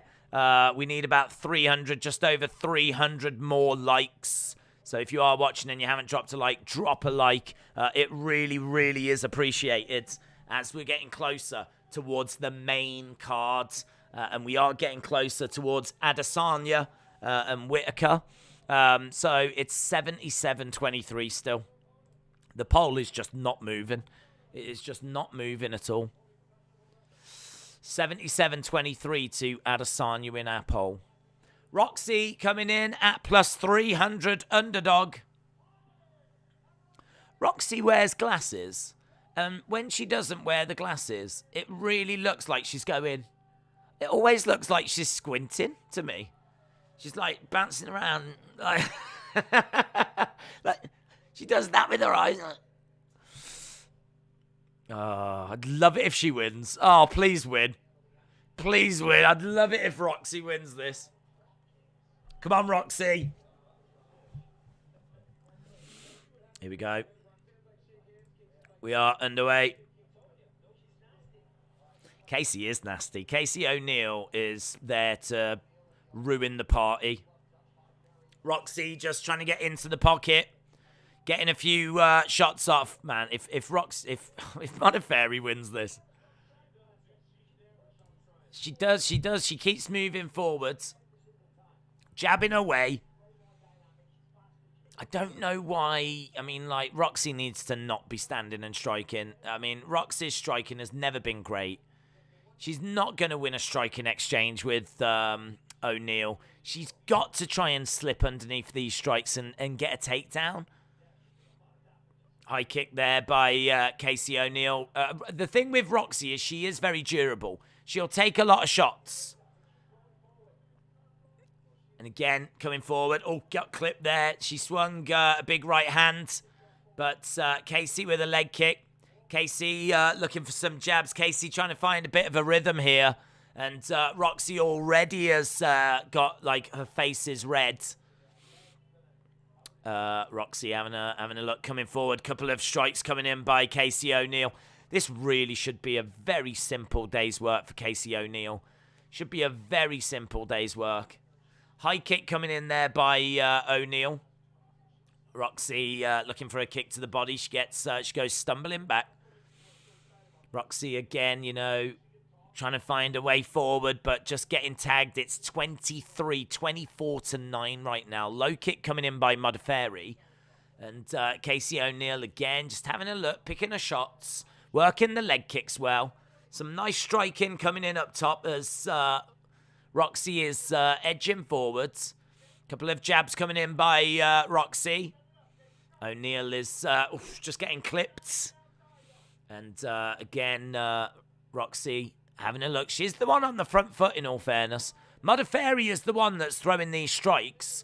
Casey on the outside, just, you know, being quite patient, throwing a few counters. It's very tidy work by Casey. Modafferi just moving forward and letting her hands go. It's 34-17 at the moment. There's been no takedown attempts by Modafferi, which I think is quite a surprise. Strike coming in. This is the co-main event of the prelims. The next fight after this is our main event of the prelims. I think it's Arlovski as well, the former heavyweight champion. So we've got a good main event coming up. But right now, Roxy standing her ground. She hasn't been in a great deal of trouble, but these shots will add up. She's definitely going to feel the effects of these strikes. Nice shot coming in there by Modafferi. And I think she is getting through on O'Neal as well. I mean, O'Neal has taken... oh, that's a big kick to the body by O'Neal. There's a bit of blood coming down the nose by Roxy. Roxy has managed to bust the nose of Casey a little bit. It's good stuff at the moment as Modafferi has definitely stood her ground. She's losing the round, but she's not been in too much trouble. She's standing in there, letting her hands go. Casey O'Neal with a low kick coming in. Joe Foe in the ring. Shout out to you, my friend. Hope you are well. Hope you are enjoying the action as Casey O'Neal is definitely edging this against Modafferi. And I say edging, she's about 20-odd significant strikes ahead, which is a bit more than edging. But Modafferi doesn't seem to have been in much trouble. She's just getting beaten. Simple as that. She's just being hit more than she's hitting. But she has managed to bust the nose of O'Neal. O'Neal needs to kind of turn up the intensity a little bit. Maybe put a little bit more power behind these shots. But either way, she's still winning this. And Roxy is looking to move forward. Still no takedown attempts by Roxy, which I am surprised at. Because she ain't going to beat O'Neal on the feet. But there's a black eye as well. O'Neal has been caught in the eye by Roxy. O'Neal has got a black left black eye. Nice, that's a great left by Roxy. Great left by Roxy. I'd love it if Roxy won this. I would absolutely flipping love it. Nice strikes coming back by O'Neal. And it's going to be an O'Neal round. That is the end of the round. And as I said, it is going to be an O'Neal round. But, man, put some flipping respect on Roxy's name. She is in there fighting fire with fire. And she has given O'Neal a black eye. And she's busted a nose. that eye might even start to swell. And if O'Neal can't see out of that eye, that could be a little bit of a problem. It's a black eye underneath. I don't know that eye is going to swell, but Roxy, if she can target that eye and really cause some more damage, could make for a very interesting third round. Good, man. Good. Roxy is the mom of UFC, says Robert. It feels like when you start the night at a cocktail bar, ends up in a pub in the wrong side of town. Right, here we go. Look at that eye. You can see the bruising underneath the eye of Casey O'Neal. She'll definitely look in the mirror and know she's been in a fight tomorrow. But at the moment, she is winning that fight. I hope she loses it, though. I really hope she loses. I want Roxy to put her away. Again, Roxy coming out, and Roxy has got decent volume. Getting tagged there. Getting tagged by O'Neal. O'Neal with a few strikes straight down the middle. And grabbing the leg of Modafferi. Modafferi standing her ground in the middle. She's just getting into the pocket and just letting a few shots go. I mean, Modafferi just kills you with volume. But she is getting out-tagged at the moment. It's going to be really interesting if Modafferi can cause more damage to that eye, though. And she's edging forward here, Roxy. Finding a way forward. A couple of kicks coming in. And again, very close into the pocket. Roxy's not interested in fighting from distance. Leg kick coming in there by O'Neal. She seemed to put quite a bit behind that one. Roxy edging forward again, throwing a nice left, and it's very scrappy, the strikes here. Very, very scrappy. O'Neal with a nice right hand. And Roxy again resets, starts to edge forward. Roxy definitely the aggressor. Both women have thrown about the same number of strikes. 157 to 161. So 157 to 161. Couple of shots coming in here as Roxy bouncing around in the middle. Having a little look, trying to see if she can find a way through. Nice right hand coming in by O'Neal. You can see the damage on the face of Roxy as well. O'Neal's previous best for her significant strikes was 71. She's now gone 77, 80. And we're not even halfway through this fight. So Modafferi is really testing the cardio of O'Neal. O'Neal has never thrown this many significant strikes. She hasn't just beaten her personal best. She's going to have to smash through it. So, she's really swarming Roxy. And Roxy was getting driven back. Casey O'Neal looking for a takedown. I think Casey O'Neal kind of acknowledging that she just isn't seeming to get any joy on the feet. She's outstriking Roxy, but she's not causing Roxy significant damage. Roxy just keeps moving forward. She's like death. She just keeps coming at O'Neal. She's constantly being stalked. She's basically O'Neal's shadow. It's a great performance by Modafferi. She is putting everything into this.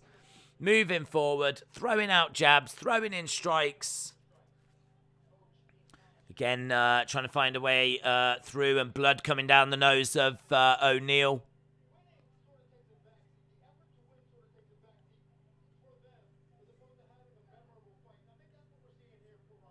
Din Thomas says the win might take a back seat here. It's all about giving your all, and that's what we're seeing for Roxanne. She is giving everything in this retirement fight. She might be down on points. She might be getting horrifically outstruck now, 100 to 50, but she is giving a really good account of herself. If she's going out, she's going out on a high, and she's going out with, I think, the support of the UFC fans. I'd hope the support of the UFC fans. As kick coming in there by O'Neal. Showing Roxy, showing a heart, showing a durability. Still moving around, still asking questions. forcing O'Neal to smash through her personal best when it comes to significant strikes. Body shot coming in there by O'Neal. Couple of strikes coming into the head as well. Mixing up the levels well. Left to the body, right to the face by O'Neal. She's driving Moxie back. Moxie is responding with a few shots. O'Neal saying a few words, and knee strike coming in by Roxy. O'Neal is feeling the fight. She's shouting at Roxy. O'Neal is really feeling this. The crowd are into it. Significant strikes now, 122 to 54. Roxy looking for a takedown. Roxy looking for a takedown. She gets it. She gets the takedown.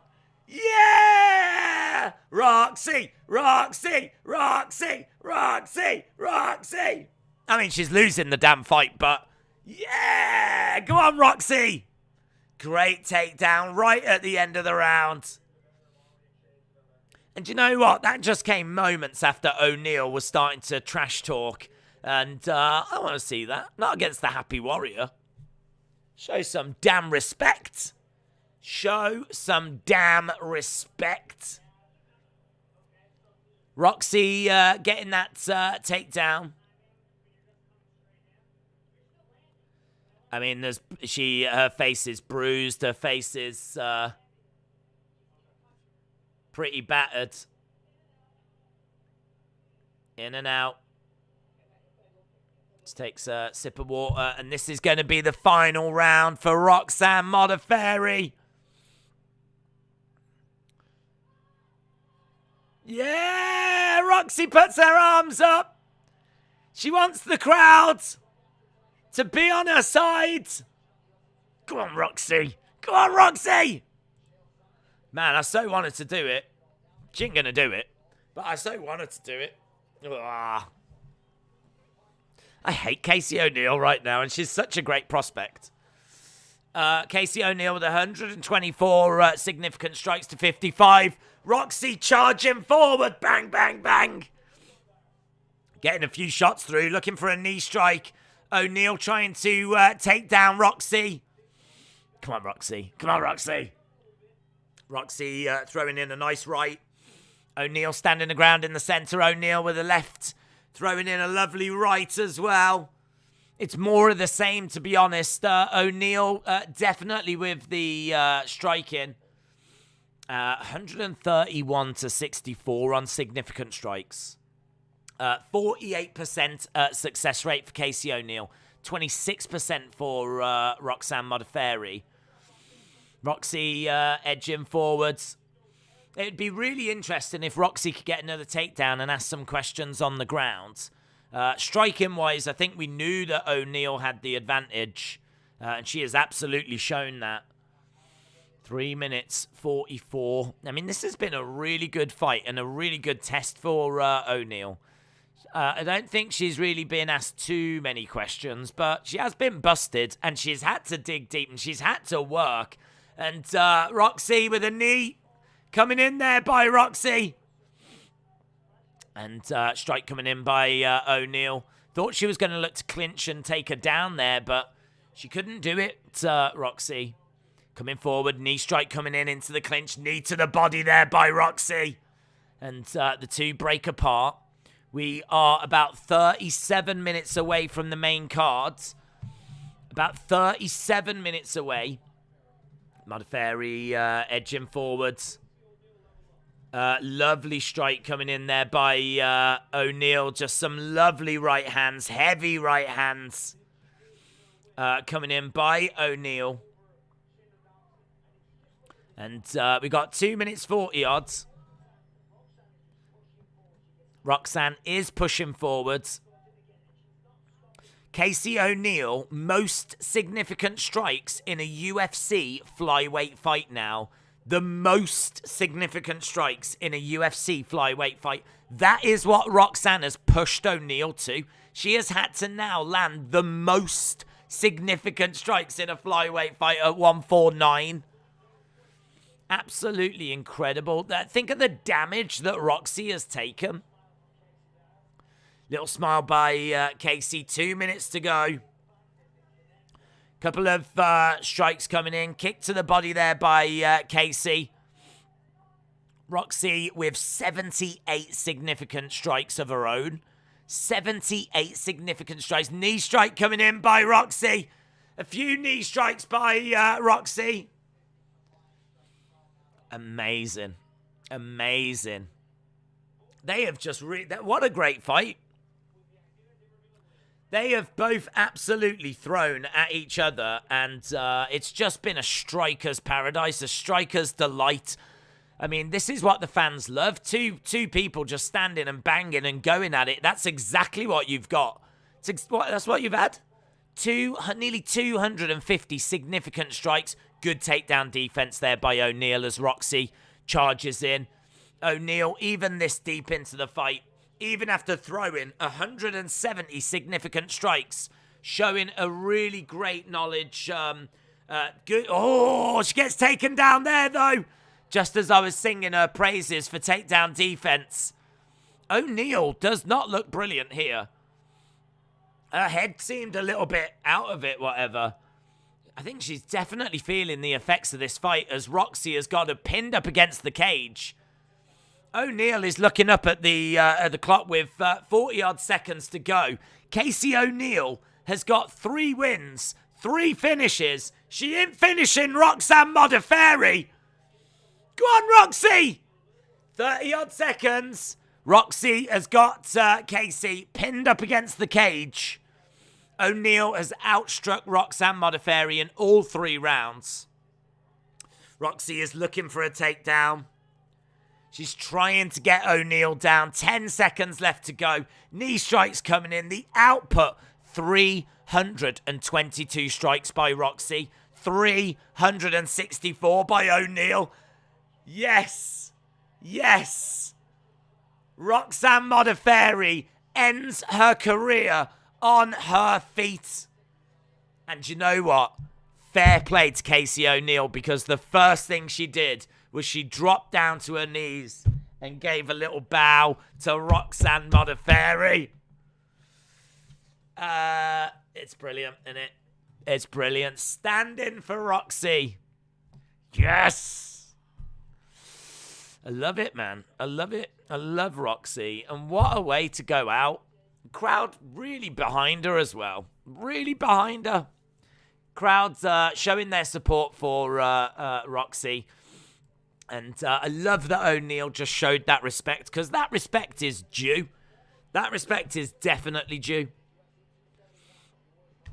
Decision time. Ooh. Which way is it going to go? Ledge Killer said Modafferi is a legend. J-Law says Roxy, good work. She got beat. She got beat comprehensively, but who cares? Do you know what I mean? Casey O'Neal, it's probably the best result, because it means that the young fighter, 24 years old, doesn't suffer a loss. So, you know, it means that she can continue her development. Roxy puts in a wonderful performance. 322 strikes by Roxy. 322 strikes. Look at Casey O'Neal. She's got a black eye. She's got a busted nose. So good. They better talk to Roxy after this fight.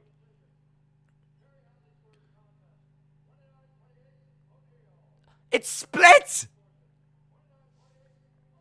29-28 Modafferi! Come on, Roxy! Boo! She was robbed! Roxy was robbed! A split decision, and I don't know how. And I don't know how. Someone watched that fight and gave it to Modafferi. Do you know why? Because they're a flipping legend. Because they're the hero that UFC needs.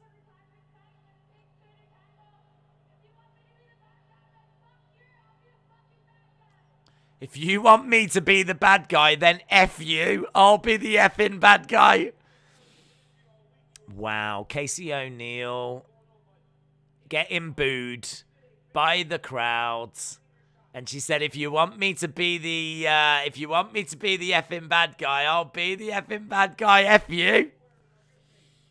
Wow.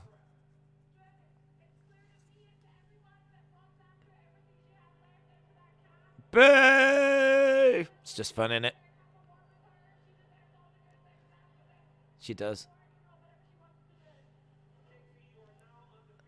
Undefeated 4. She's got second longest, joint second longest active win streak in the flyweight division.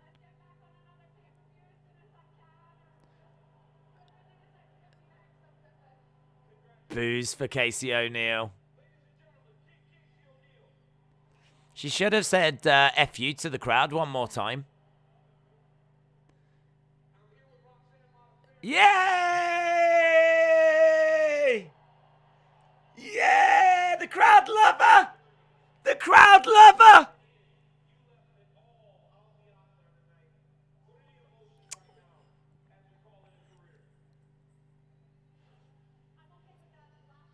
I'm okay with that last fight.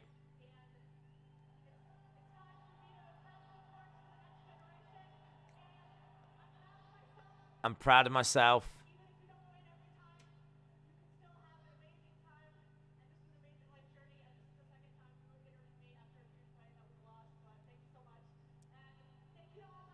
She says, this is the second time you've interviewed me after a huge fight that was a loss.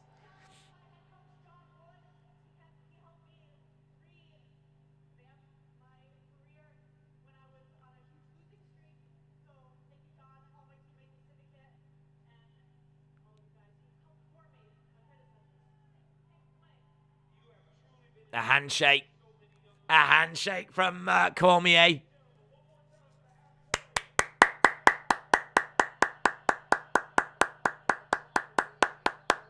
Legend!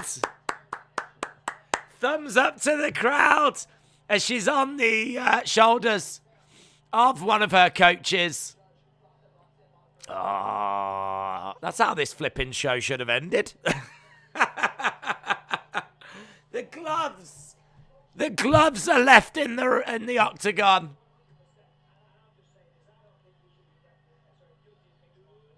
Look at it. Look at that. The gloves are left in there. What an image. What an image. The camera stays on those gloves.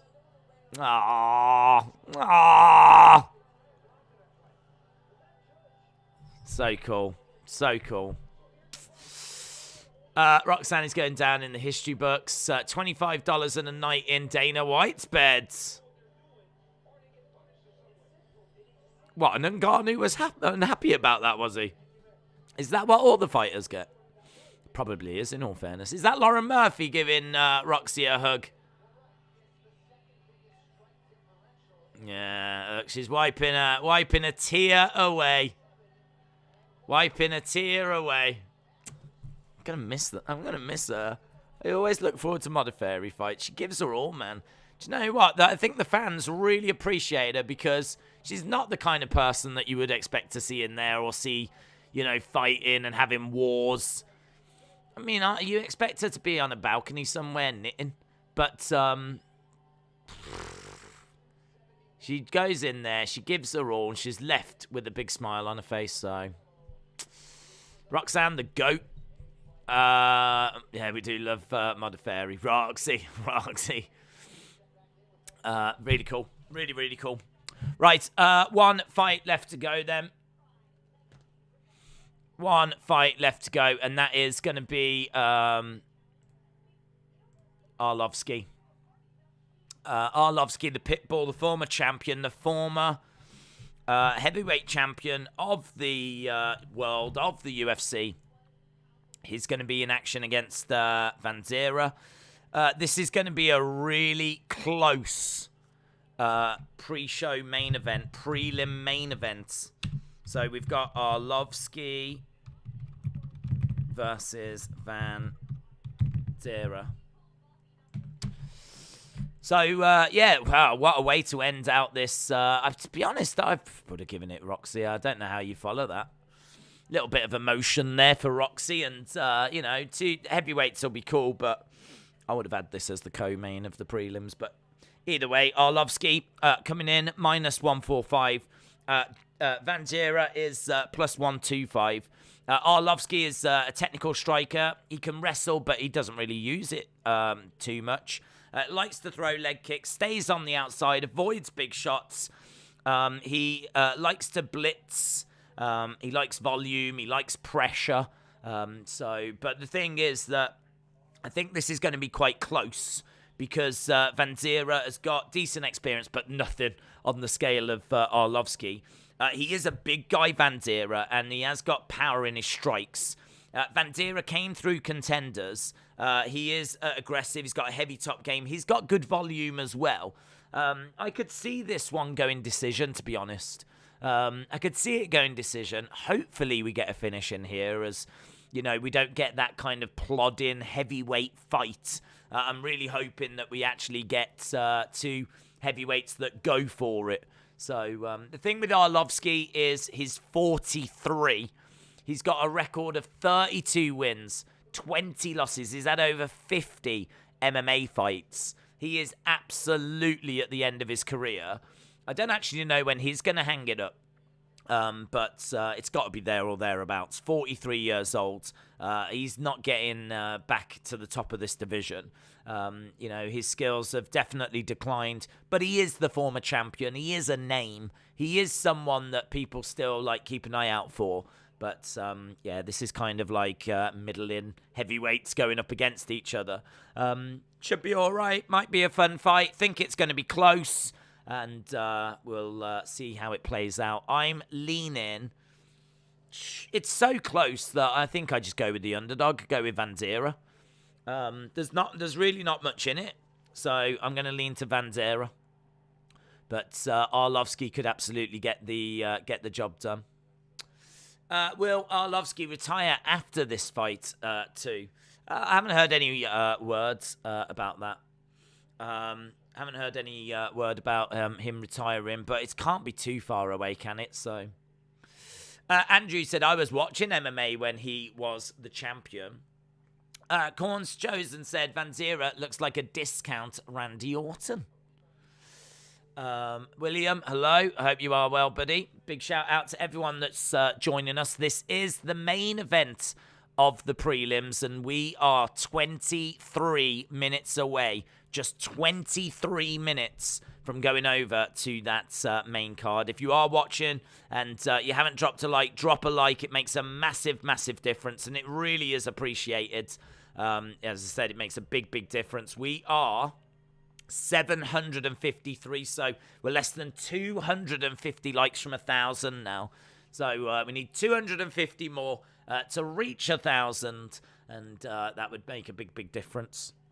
So big shout out to everyone that's joining us as we are at commercial break. When we go back, I don't know if the fighters will be in there. They probably will need to be because we do have very little time. Because we've got about 20 odd minutes till we're going to that main card. So yeah, I think we're gonna need to be getting underway with this one very, very soon. Right. Let's get that set up. Jump into the chat. Get people's final thoughts. Which way are you leaning? I've leaned Vanderaa, but which way are you leaning? Tremail said that was a good match. Dort Knight, hello. Me boy says Adesanya and Lewis are getting the dub. Alexa about to take on Emmett Smith in air hockey, says Brad G. Arlovski is a punching bag. Says LAUCD. Tree Trunker, hello. Hope you're well. John Faith, hello. Hope you are well. Cool Stuff said, where is the live stream? It's on pay-per-view. It's on BT Sport here in the UK. And we are just seeing Arlovski inside the cage, the former UFC heavyweight champion. He's got the most fight time in UFC heavyweight history. 5 hours, 39 minutes. Fight time in the heavyweight division. He's tied for the third most finishes with 11, and he's got the fourth most wins. Vanderaa is already in there. 6 first-round finishes for Jared Vanderaa. He's finished 10 of 12 wins, 7 by knockout, and he got his UFC contract on Dana White's Contender Series. So that's where he came through. Bruce Buffer's going to do the honors, and we will be underway with this one. Kevin said, every time there's a big event, people on here ask where the fight is.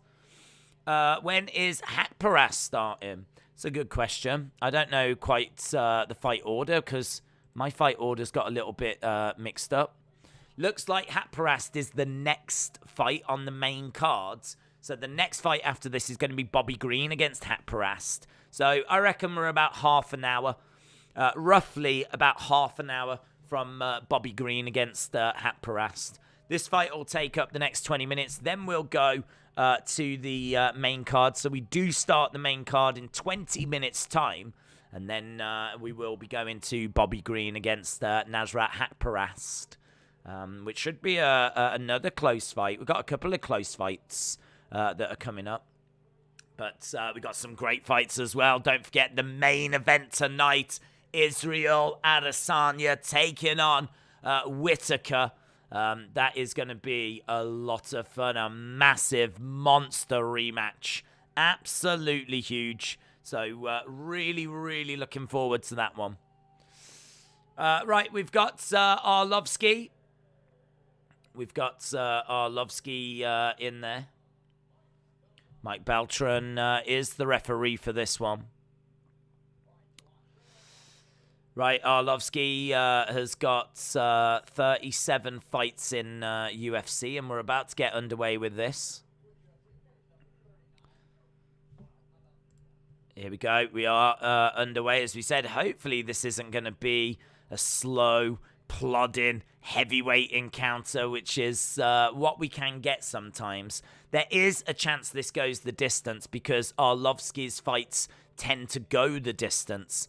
But hopefully these two can get after it and we can have a really fun way to end the prelims. This is our main event of the prelims.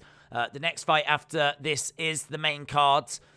Lovely right hand there by Arlovski. Vanderaa is just edging forwards. And great strikes by Arlovski straight down the middle. He's kind of planted himself in the middle of the octagon and just let his hands go a little bit there. Throwing in a nice 1-2 as Vanderaa is edging forwards. And Vanderaa not quite getting shots off at the moment. Only landing 2 out of 8. 3 of 9 as Arlovski throwing in some kicks. Arlovski, even though he's old and even though he might not be the fighter he was, still has all of that experience to draw upon. And we've got Vanderaa just edging forwards. Arlovski getting backed up a little bit as Vanderaa lets his hands go. Vanderaa just a little bit angry with himself as he's edging forward. A couple of left-hand jabs. Lovely right hand as Arlovski ducks underneath. And Vanderaa, again, you know, edging forwards. That's a lovely right hand there by Arlovski. Lovely right hand by Arlovski as he backs up. Uppercut coming in there by Vanderaa. Nice body shot coming in there by Arlovski as well. Arlovski looking the better in the early stages in these first couple of minutes. Nice kick to the body there by Vanderaa. Vanderaa is the one that's edging forward and being slightly the more aggressor. And Vanderaa is the one that's, as we said, you know, putting that pressure on. Arlovski getting backed up a little bit as he's going up against the cage. But that's a lovely right hand. Great right hand by Arlovski. Right on the side of the head of Vanderaa. And Vandeera's head kind of snapped to the side. He definitely felt that one. He definitely felt that one. And Vanderaa just edging forward as Arlovski is backing away a little bit. Vanderaa, again, just throwing out that left hand and tries to throw out the right. Arlovski getting backed up against the side of the cage. 3 minutes gone so far in this one. As Vanderaa, as we said, just edging forward into the clinch. Into the clinch. Knee strike coming into the body and again. Couple of knees coming into the body by Vanderaa. And Arlovski is up against the side of the cage. Lovely knee strike coming in by Vanderaa. Yeah, really good work here by Vanderaa. So he's managed to get Arlovski up in the cage. Vanderaa is now able to look for a takedown. He's trying to find a trip. He's trying to tie up those legs. And we've got 1 minute 30 odd left on the clock here. As Arlovski is up against the cage. Knee strike coming into the body by Vanderaa as the two break apart. And they go back to the center. So not quite the slow, plodding fight that I feared. But certainly not a barn burner. Certainly not what we just saw from O'Neal and Modafferi. And Vanderaa just edging forwards. And Arlovski having a little look. He just seems to have slowed a little bit, Arlovski. Seems like Arlovski did well at the start of this round, but Vanderaa has done a decent job of keeping the pressure on. Lovely right hand, overhand right there by Arlovski. And again, Vanderaa edging forward. It's 17-14. It's very close with 40-odd seconds to go. Vanderaa needs to really unleash a flurry. Spin kick to the body there by Arlovski was nice. Lovely right hand. Lovely right hand by Arlovski. He's thrown that a couple of times, but he just doesn't quite have the power to put Vanderaa down. But lovely shot by Arlovski. And for me, Arlovski's going to take this at the moment. We've got 12 seconds to go. Another little storm there. Another little flurry by Arlovski. 4-3. Spin attack there. 2-1. That's the end of the round. Good for Arlovski. I really liked what I saw with some of those right hands. Right hooks right on the chin. Right on the button. And, yeah, they look really good. They look really good. Only 20 minutes to the next fight, says Zachary. Bud said that's not pressure that Arlovski will be bothered by. The man is built different. You've got to be a top fighter to beat him. His fight IQ is just too high. Yeah, it is true. I do completely agree.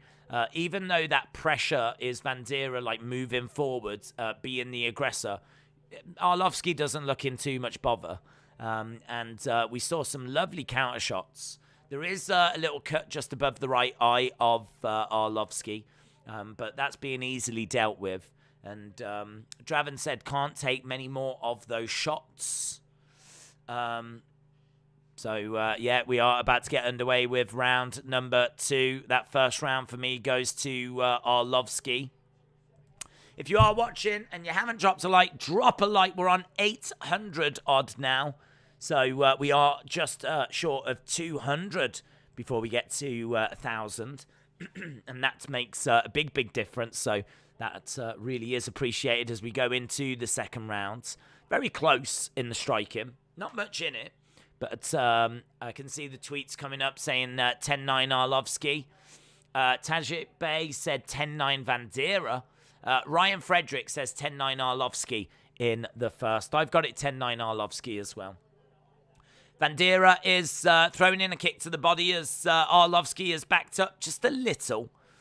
Taking a step forward and Vanderaa into the clinch. He's got Arlovski up against the side of the cage. And Arlovski throwing in some shots to the body. And Vanderaa throwing in some knees. Good work by Vanderaa at the moment. Some good knee strikes coming in by Vanderaa. Knee coming into the body, which looks really nice. And he's just got Arlovski pinned up against the cage. Knee strikes coming in. And he's going to look for another takedown. Don't know if he's going to be able to get it. But he does have Arlovski pinned up against that cage. And he's putting all of his weight onto him. Arlovski's struggling to get out from this. So quite a bit of control time. But Arlovski does get out from it. And that is great work. I think the crowd were getting a little bit restless there. I don't think the crowd appreciated the fact that Vanderaa just had Arlovski pinned. And Arlovski was struggling to kind of get out and break out of that. But he uses his experience and he uses his strength to find a way out. Both fighters in the center right now. Almost 2 minutes gone in this second round. Arlovski has still got that significant strike advantage. Not by many, only about 7. It's a very close little round, this, and you might give it Vanderaa because of the control time. But nice right hand there by Arlovski. Vanderaa watching, having a look, edging forwards, and shot comes in, but just falls short. And again, just edging forward. Low kick coming in there by Vanderaa. Good low kick coming in. Again, is just edging forward. High kick coming in by Vanderaa. No joy there. And again, he's taking a look. Couple of jabs coming in by Arlovski. Vanderaa having a little look. No, they're standing off each other. This has sadly fallen into that kind of slow, plodding encounter that we were hoping it was going to avoid. It has sadly fallen into that now. They both seem to be quite respectful of each other and not willing to commit too much, but throwing in a couple of strikes. 32-24. Really close round. Really close round on this one. Be very interesting to see how people are scoring it once we get to the end of the round.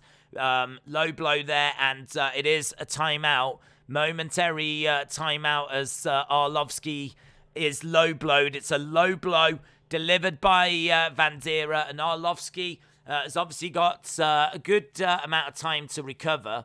But just having a look at the replay here, and it is, in all fairness, it is a low blow. And Arlovski looks like he'll be ready to get going again in a minute. So, yeah, the ref just having a word with Jared, telling him just to keep it up. Ensure that there's no more low blows in this one, as we are 1 minute 40 odds away from the end of this second round. So about 30 seconds taken there by Arlovski, which, in all fairness, might have been a little bit of strategy. That's just allowed him a little bit of a breather. We're seeing that Vanderaa has fired 21 leg kicks in.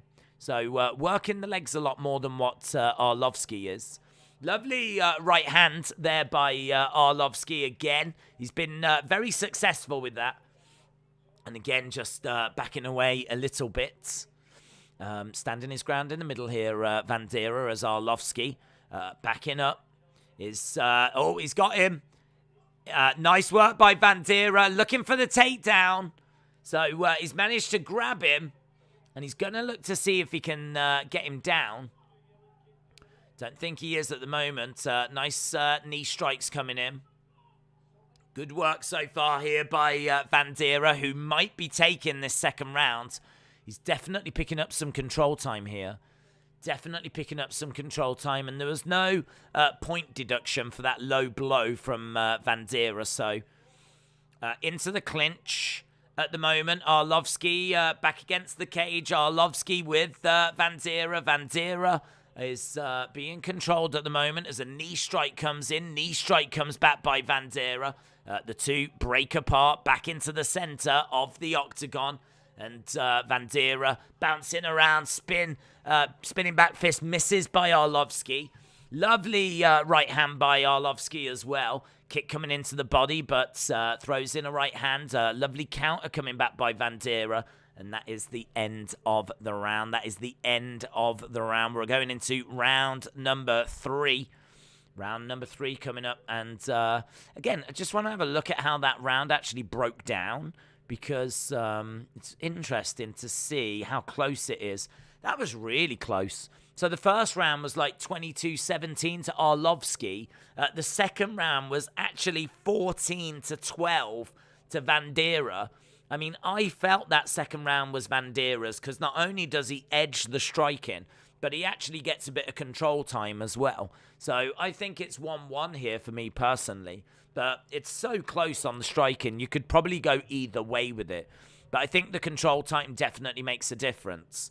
You can see where the fighters are aiming their attacks. 74% going to the head, 24% to the body, 1% to the legs by Arlovski. And Vanderaa is targeting 48 to the head, 35 to the body, and 16% down to the legs. So A lot more going to the head from Arlovski. A lot more going to the head.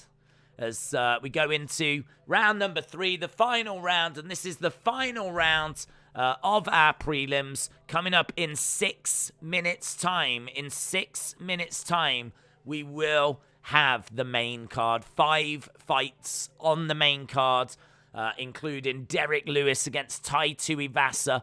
And we will also be seeing Isreal Adesanya taking on Whittaker for the Middleweight Championship. So that is all coming up. We're at nearly 5,000 votes. Nearly 5,000 votes. Knee strike coming in by Vanderaa. Vanderaa has got Arlovski again driving him back against the cage. Shannon says 1 round apiece. Draven said this could be a draw. Mark thinks it's 1-1 as well. Live odds have got Arlovski ahead. I think that second round was so close, that makes sense. Arlovski takes the first, and then for me, Vanderaa edges the second, but the judges could have given it 2-0 to Arlovski. So I think the live odds are probably right. But to be honest, I'd be tempted to put a little something on Vanderaa because I think he took that second, and right now he's getting control time in the third. Knee strike coming back by Arlovski. And Vanderaa standing his ground in the centre. I don't think this fight has quite gone the way the fans were hoping.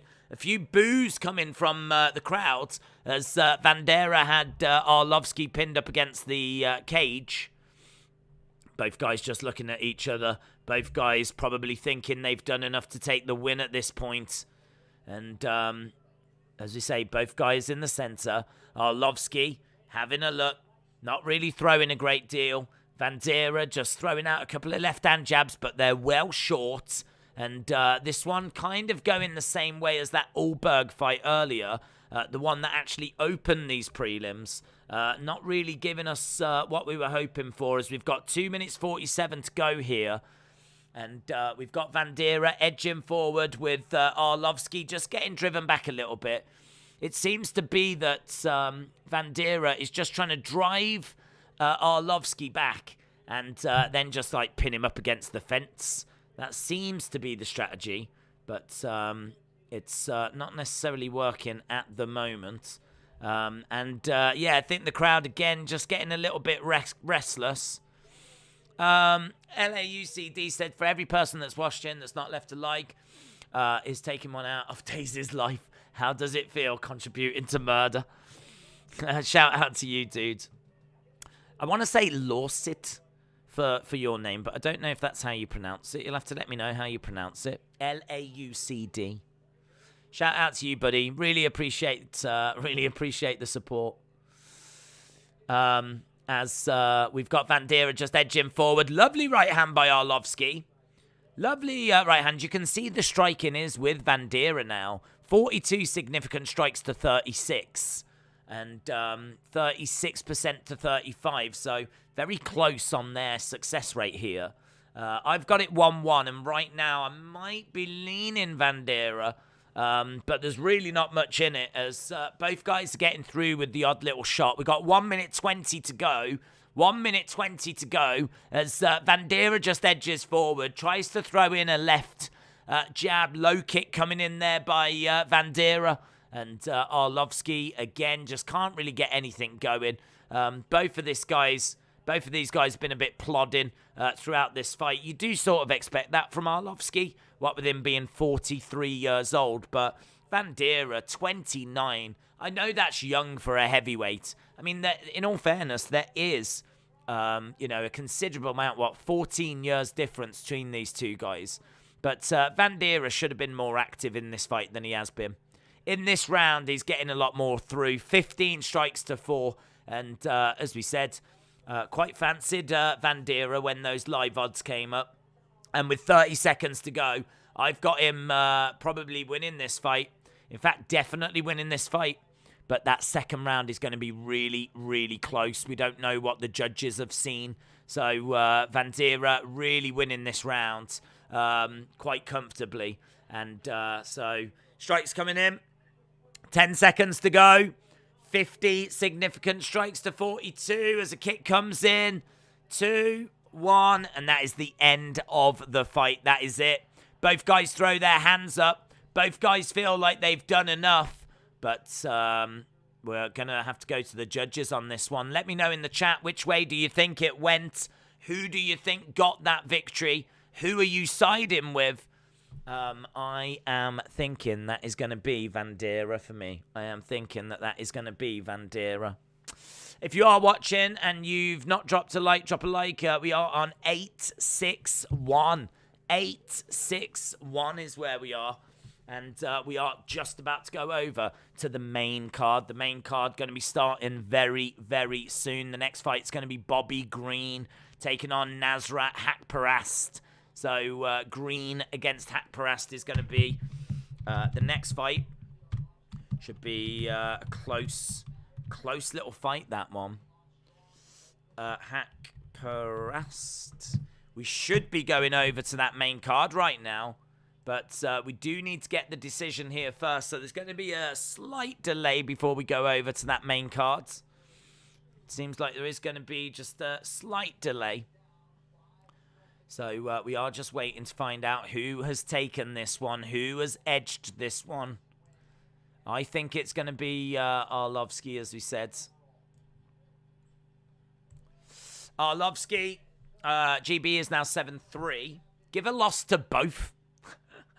I think Arlovski, says John. My bet was Pitbull, so Vanderaa definitely won, says Daniel. Here we go.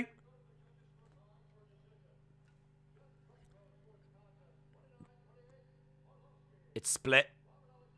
29-28 Arlovski. Vanderaa. 29-28. Winner. Andre Arlovski gets it. Andre Arlovski gets it by split decision.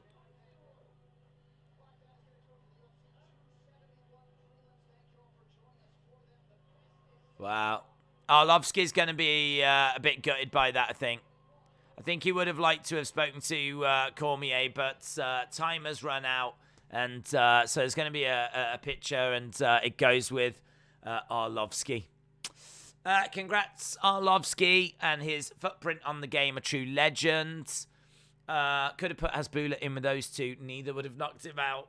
Ali said 29-28 Arlovski. Arlovski gets the win. He got it because of his name.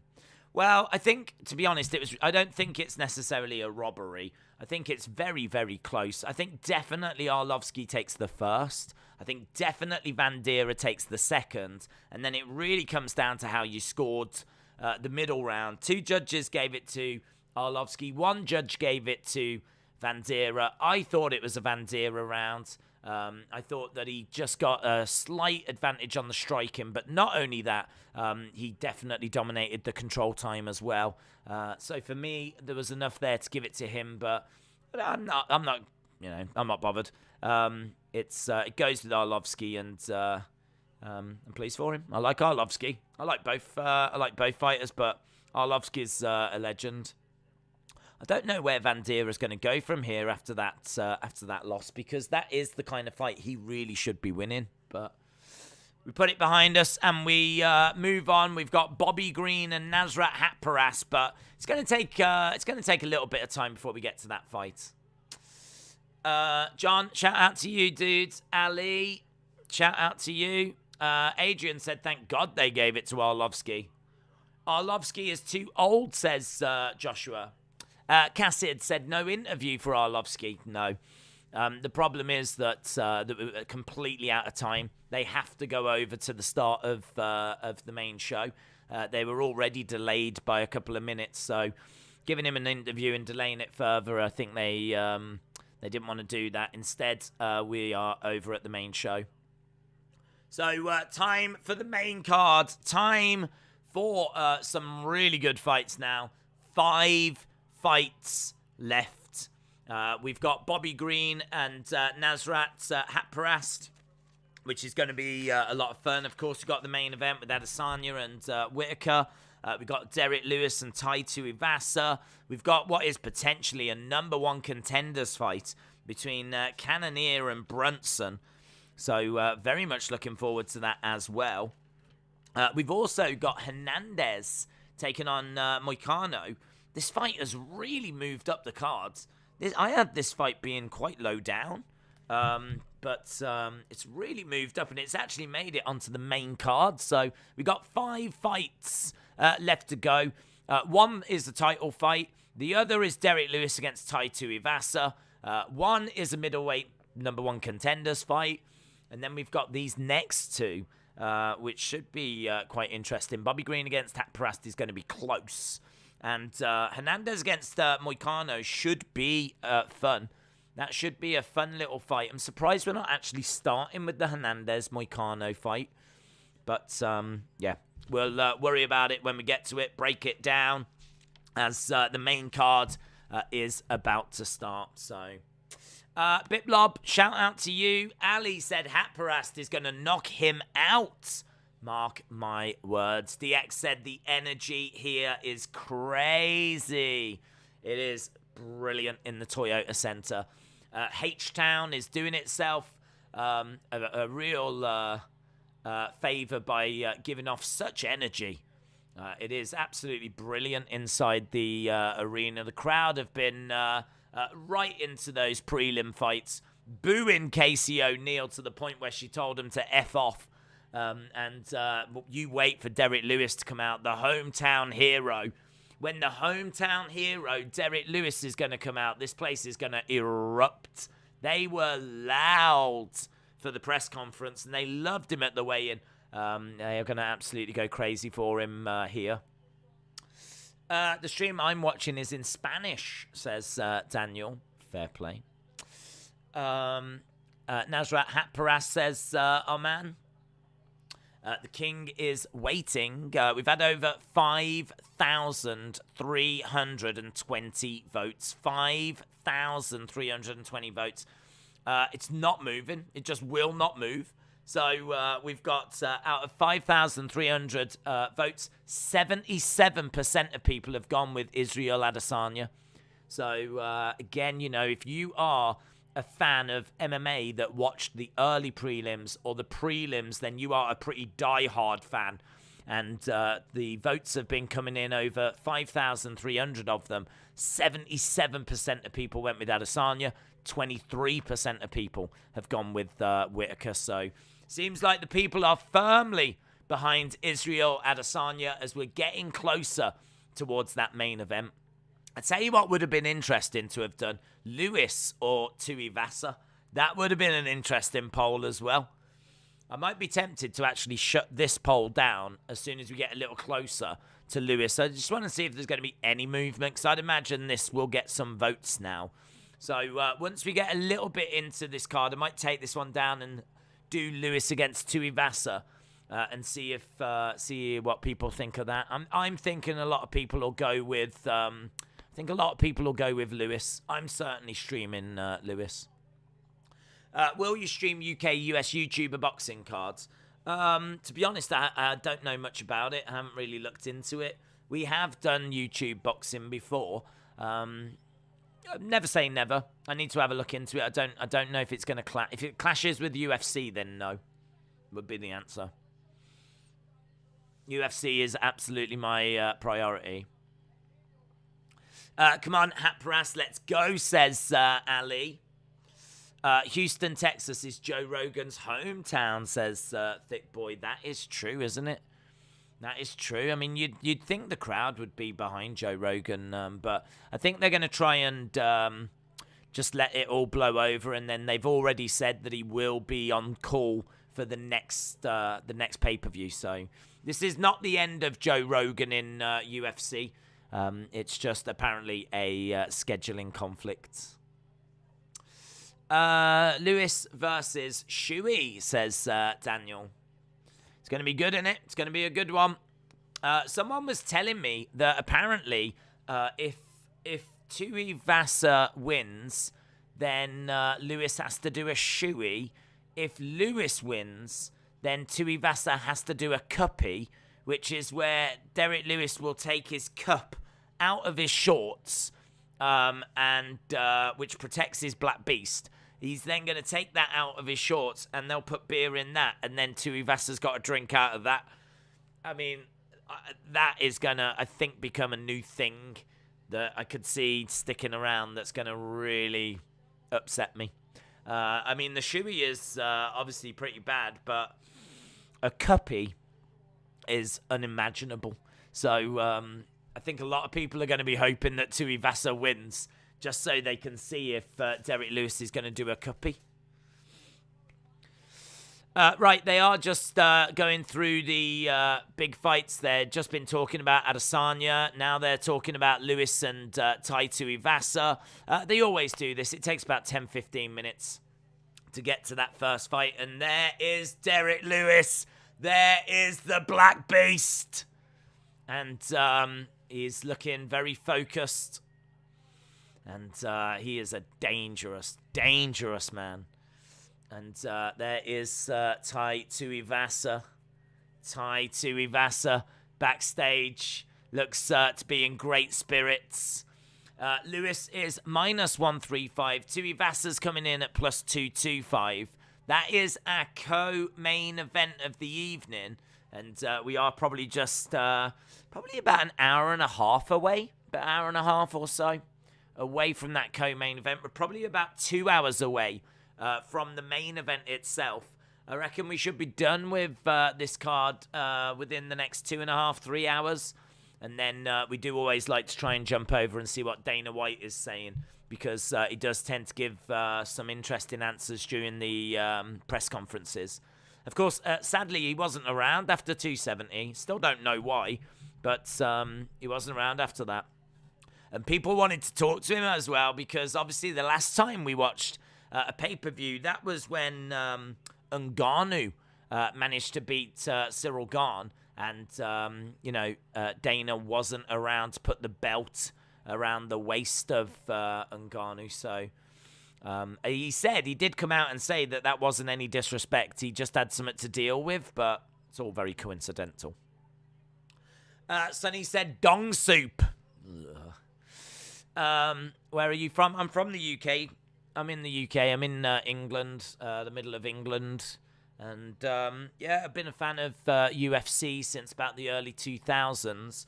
I kind of tended to watch the pay-per-views then. I didn't watch everything. I was just watching, really, the pay-per-views. So, you could say a casual, passing interest. And then when Brock came along in, 2010, that kind of era, that's when I really started getting into more of it. So I would say that I've been watching everything for the past 12 years or so. So I've been a big fan of UFC for quite a long time. And obviously I've gone back and watched key fights and everything. And it's brilliant. Adesanya's a great fighter and one of the biggest stars in the sport right now. And he does remind me a lot of Anderson Silva, who I'd have to say is probably my favorite fighter of all time. Obviously, George St. Pierre is amazing. I love Bisping, but I would because I'm from England. So I do love Bisping. He's right up there. But I do love Anderson Silva as well. So, it's, the sport's in a great place.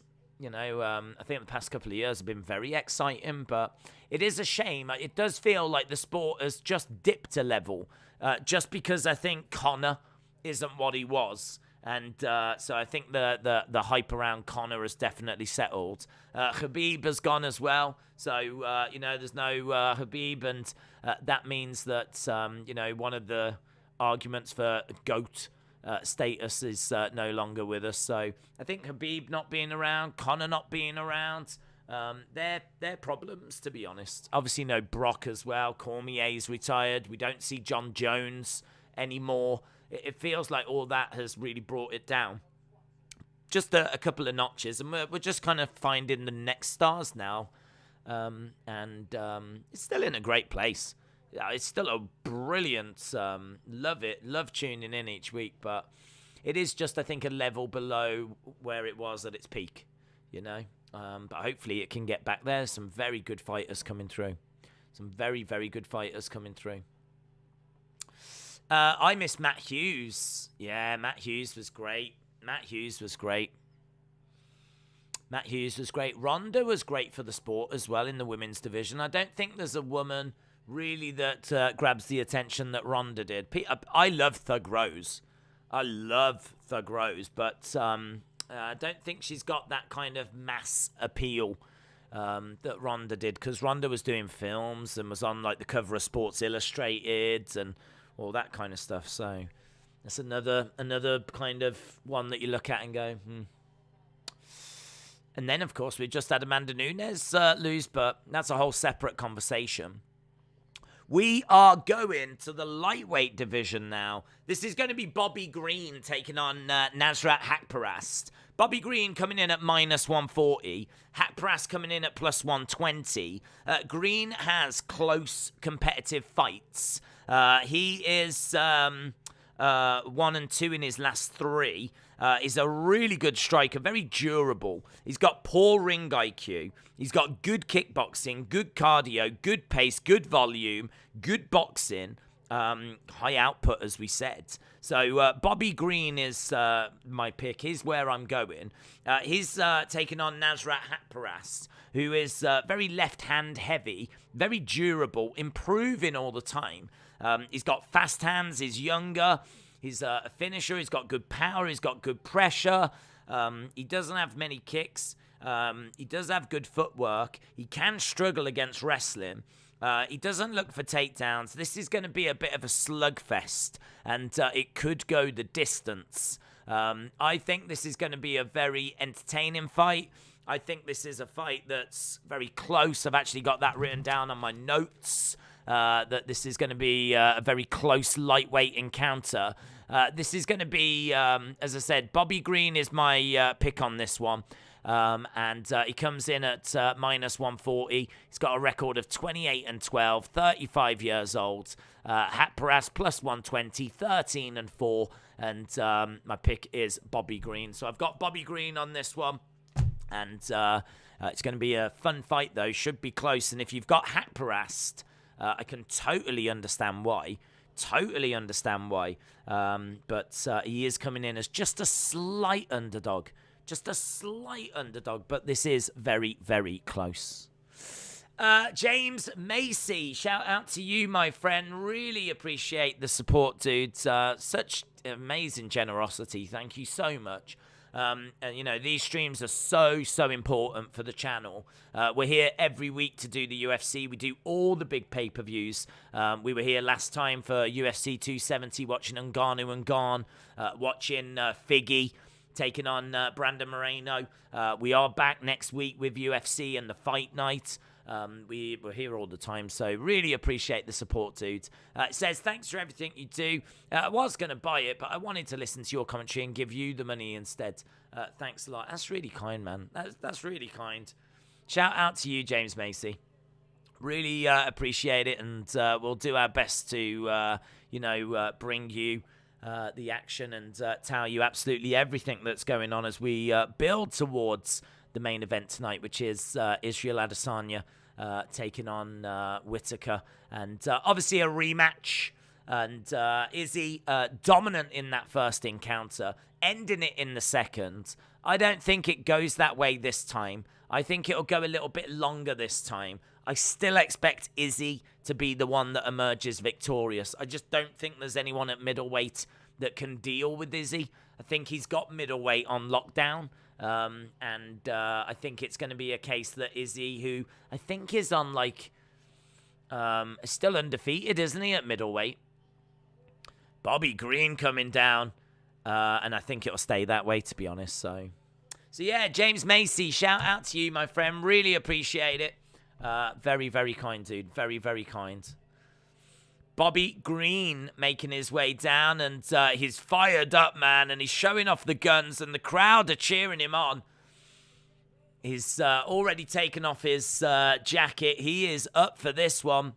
Crowd are right behind him. He looks at the camera, gives a salute, and it's got a great energy out there. It's got a real energy in this crowd. H-Town is delivering for the atmosphere tonight.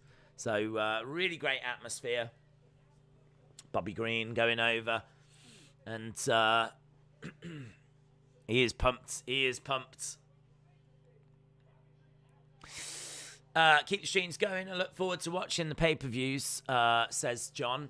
Appreciate it. Appreciate everyone that's joining us. James Macy said he is 21-0 at middleweight. Unbelievable. Undefeated at middleweight. I think he's had 10 fights. He's on a 10-fight UFC middleweight win streak. Obviously, it's unfortunate about the Jan Blachowicz result and the loss, but that was at light heavyweight. And, Izzy wanted to test himself and see what he was able to do. And he did it, and he did just fall short, but at middleweight, I just don't think there's anyone that can match Izzy. Bobby Green hurls himself into the octagon and rolls forward as Haqparast steps forward. Haqparast is staring at Bobby Green. There's a smile on the face of Haqparast. We're going to get some fireworks in this one.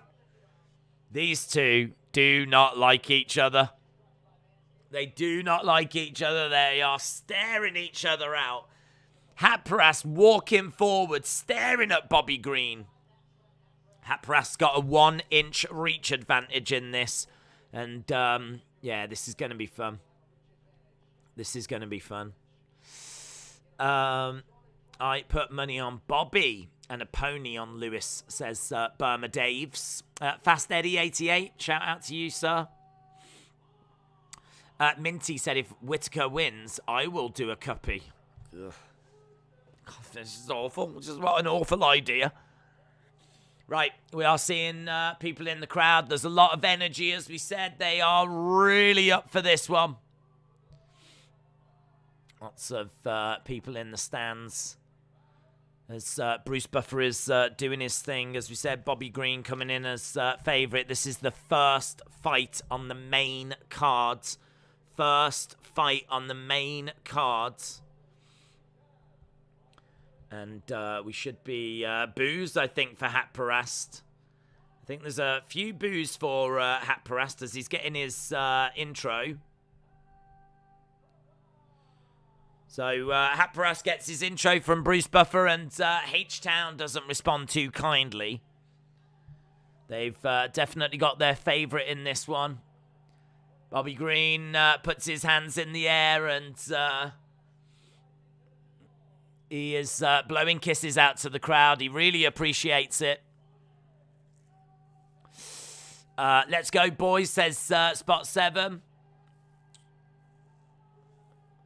Haqparast looks at him, nods. Haqparast, I tell you, it's got a lovely energy to this. Here we go then, guys. About to get underway. First fight on the main card.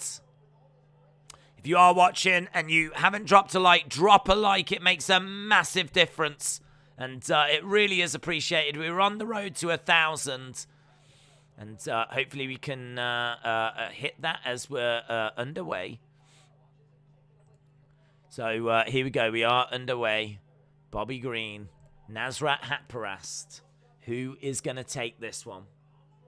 Round one. We've got Green in red shorts. We've got Haqparast in black shorts.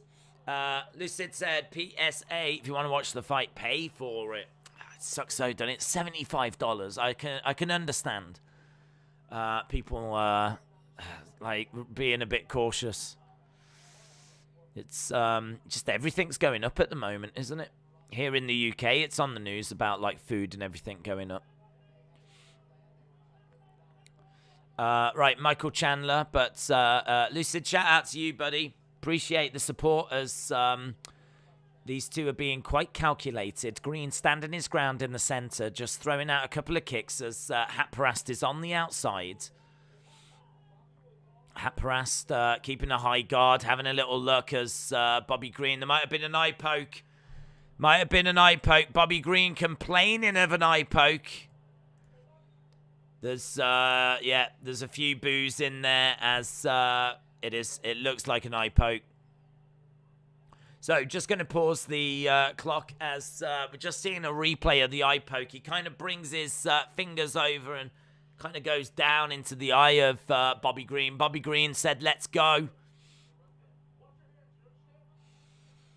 There we go. Ref talking to Haqparast, saying, wash your hands. And Haqparast, in all fairness to him, apologizes to Green. So acknowledges that he did poke him in the eye.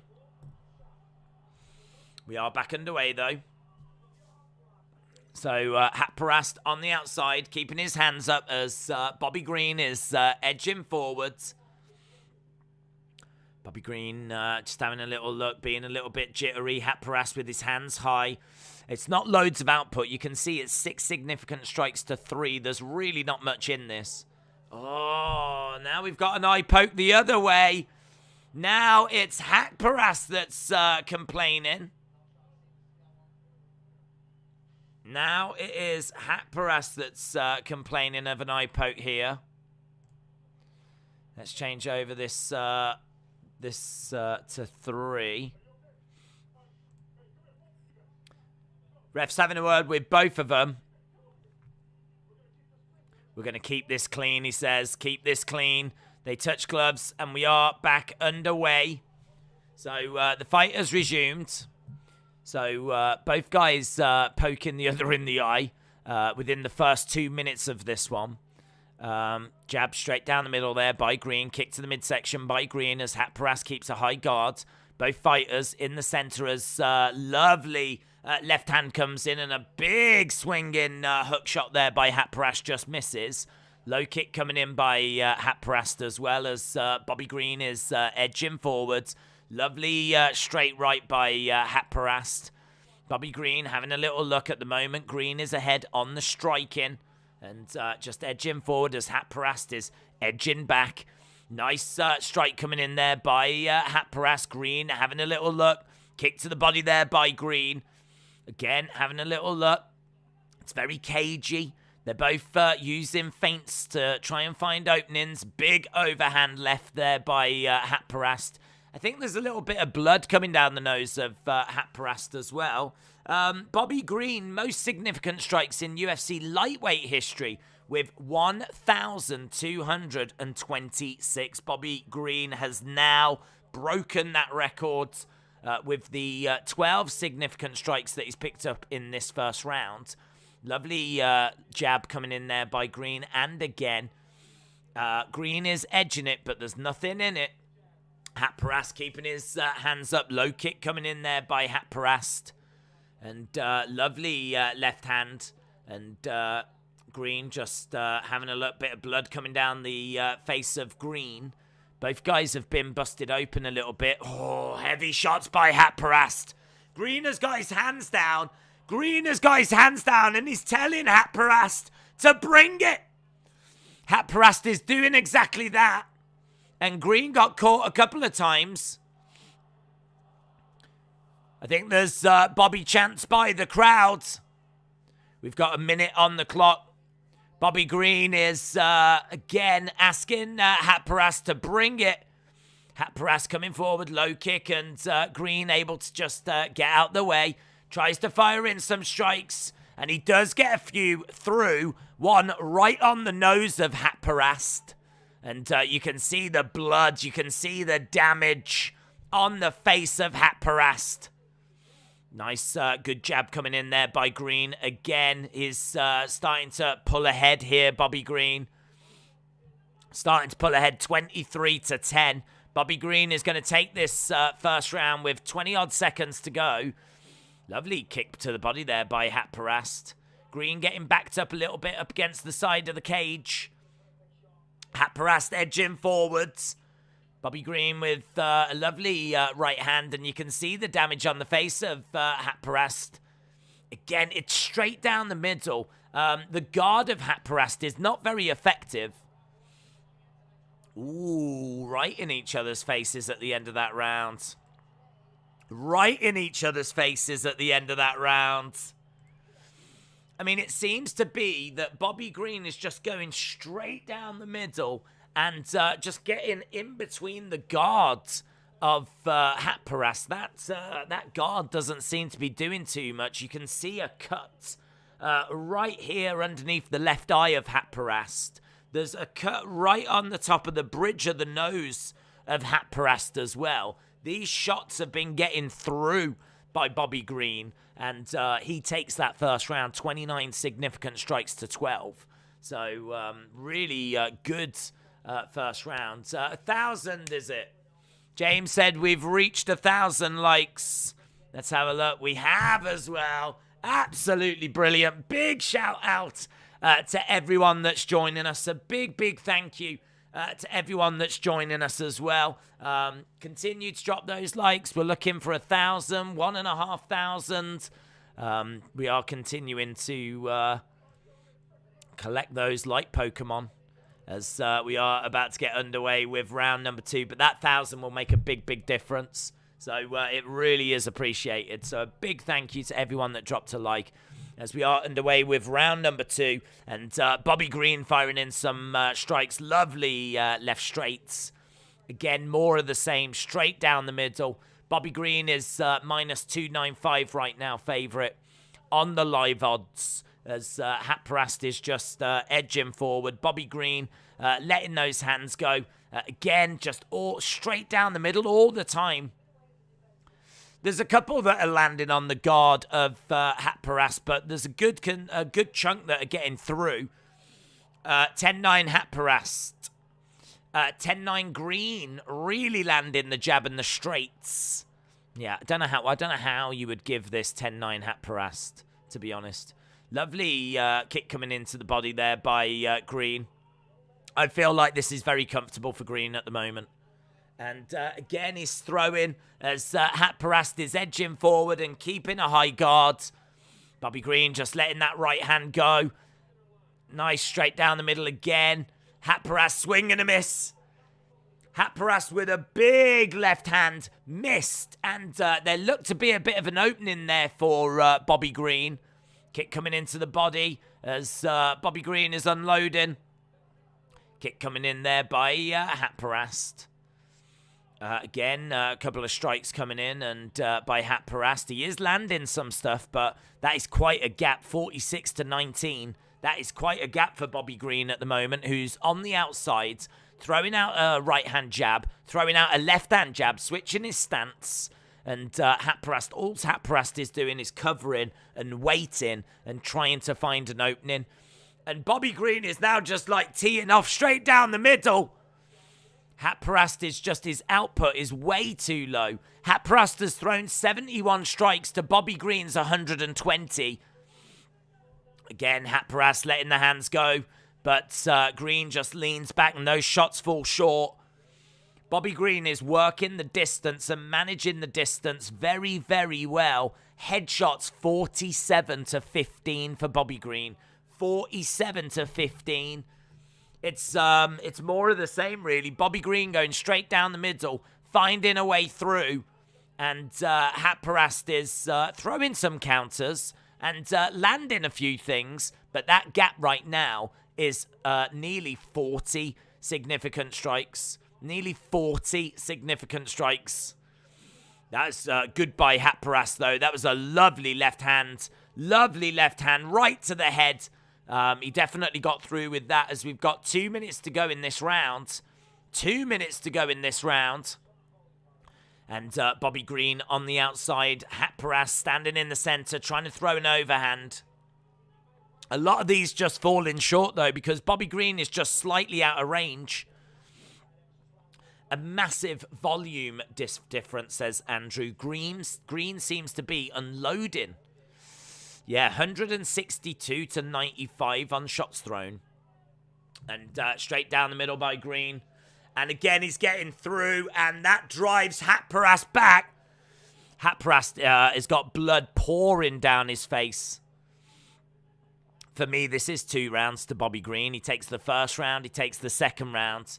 And he just needs to make sure that nothing too disastrous happens here. Lovely strike there on Haqparast by Bobby Green. Bobby Green having a little look. Lovely overhand left there by Haqparast. He is getting through with things. He is definitely asking some questions. But nice right hand to the body. Izzy Nation, says Italian. Green is pounding this guy, says Herbert. Green, over on the outside. 40-odd seconds to go. Haqparast with a high kick. That was good, mixing it up a little bit. This round, 51-25 on significant strikes for Green. 51-25. This is a good spell by Haqparast, though. Lovely left hand there by Haqparast, and he's starting to throw in some high kicks as well. So Haqparast just enjoying a good little spell here. Bobby Green, though, staying out the way, gets through a couple of jabs. Lovely left hand and a kick to the body by Haqparast. And that'll do it. That's the end of the round. Bobby Green saying a few words to Haqparast right at the end of that round as well. At the end of each round, these two tend to have a few choice words for each other. These two are definitely not shy in letting the other person know what they think about them. And I don't think they think too much at the moment, but a really fun fight. Great volume. Really great volume. Bobby Green is always fun. Slick, quick, finesse. He never forces anything, says Dominic Cruz. It's very good. Very, very good. Herbert, shout out to you, dude. Are you live every day? Pretty much every day, yeah. I think, and at the moment we have been because we've been doing Winter Olympics. Tomorrow we will do the Super Bowl, but that will be over on the Football Days channel. There's two channels.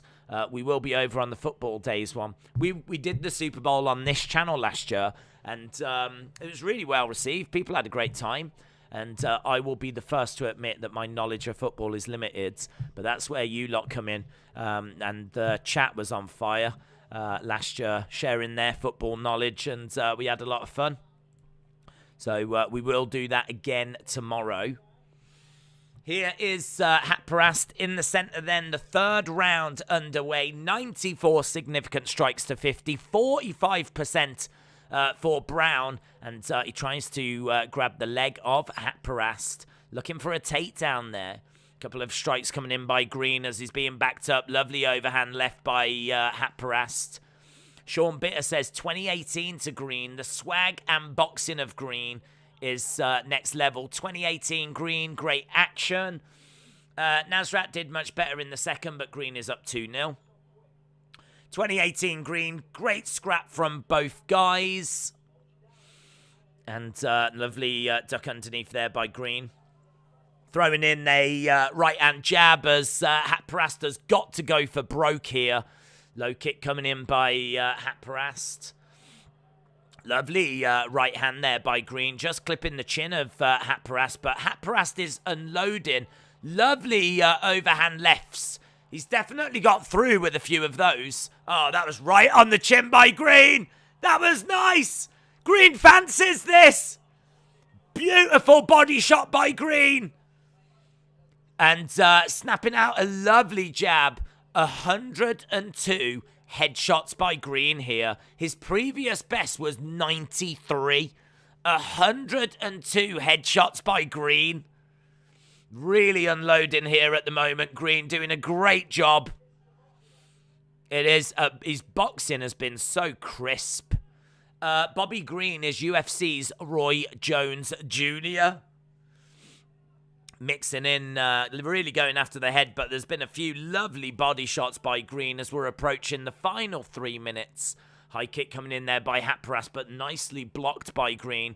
Overhand left coming in by Haqparast, but Green just moves out the way. Haqparast just has not been able to pin Green down. And 123 to 62.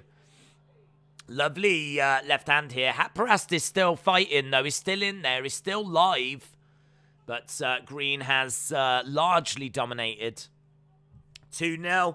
And he looks like he's going to take the third round as well with 2 minutes 30 left to go. Bobby Green, this is a good match, says Cosmo. Roy, shout out to you. I've not been watching the rugby, no, but I know the Five Nations is on. And normally I'd give that a glance. But what with the UFC and the Winter Olympics and football, I just haven't been able to watch any.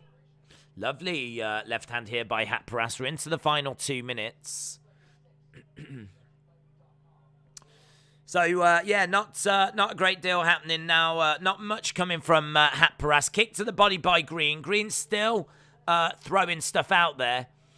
Lovely strike coming in. Kick to the body again by Haqparast. And again, another kick to the body by Green. Oh, that was a lovely right hand straight down the middle. And Haqparast's head snapped back momentarily as we're approaching the final minute and 30. 141 significant strikes. 141. 296 strikes thrown. He has completely out-volumed Haqparast. Still hasn't got to Roxanne Modafferi levels, but absolutely brilliant output here by Green as we're approaching the final minute. Kick coming into the body. Wrestling culture. See you later, buddy. Are you from Ireland or Australia? I'm from England. Look at this. 53-17 in this round for Green. Just absolutely brilliant striking. Nothing too fancy. Just jabs. Jab to the body. Jab to the head. Lots of straight shots. Haqparast's face is busted. And Green, I should imagine Green is just bored of punching. He's thrown 321 shots. 155 have landed and been significant. He's got to just be tired of punching. He's got to be punching himself out. He's still in there, though, throwing. And fair play to Haqparast is still just coming forward. We've got about 15 seconds left to go in this one. And lovely strikes coming in by Haqparast. High kick just misses by Haqparast. Green throws in a lovely left hand straight down the middle. 2 seconds to go. Green with a right left, and that is the end of the fight. Green throws his hands in the air. That's going to be a Green victory. But what a great spectacle. Really enjoyable. Really enjoyable stuff. Haqparast can take a hit, and I respect that, says Minty. That one judge is nuts for his name. Gave 1 round to that chick when she got smoked, said JC. Bobby Green is mopping the floor with him. Are you Jamaican? Yes, I am Jamaican. I am Days Marley. That's what they call me. Shout out from Big Sal and Crystal going with Green. Andrew, shout out to you. Andrew said, I wasn't as high on Green as you. To be honest, bud, I said it was a close fight, and I also said I could understand why people would go for Haqparast. But I just fancied the pace and the volume of Green, but I didn't expect it to be quite as one-sided as that. So, yeah, I'll put my hands up and say I didn't predict what we got. They're saying he might have just turned in his best ever performance. It was very impressive. Very, very impressive. So we're going to get the decision. I mean, it should be unanimous. There shouldn't really be anything here that's... Haqparast won't even get around. Here we go. Yeah, it is unanimous. 30-27. Right. Bobby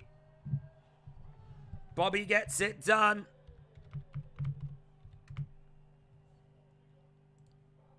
Bobby Green gets it done. Cormier just talking to Green as we move to fight number 11. Man, they're chanting his name as well.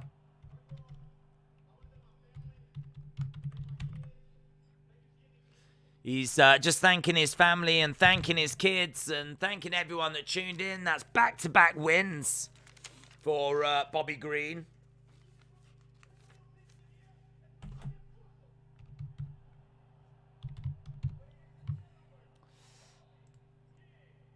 Bobby King Green. Who else thinks that Izzy gets a left hook KO again? Same hook as last time. It could be. Could be. I do think that Whittaker's going to have made some changes, some improvements. I think he'll last a little bit longer, but yeah, I mean, Izzy could still put him away again in this fight. I just fancy it maybe to go to decision, or if it's going to be a stoppage, I think it'll be a little bit later. But I think either way, I've definitely got Izzy winning this one. Yeah. Hernandez against Moicano. That is going to be our next fight. And this is a bit of a weird one because the fights after this, I mean, they've become really significant. This one's a bit weird because it was a little further down the card. And it's kind of really been bumped up. So this next one, Hernandez against Moicano.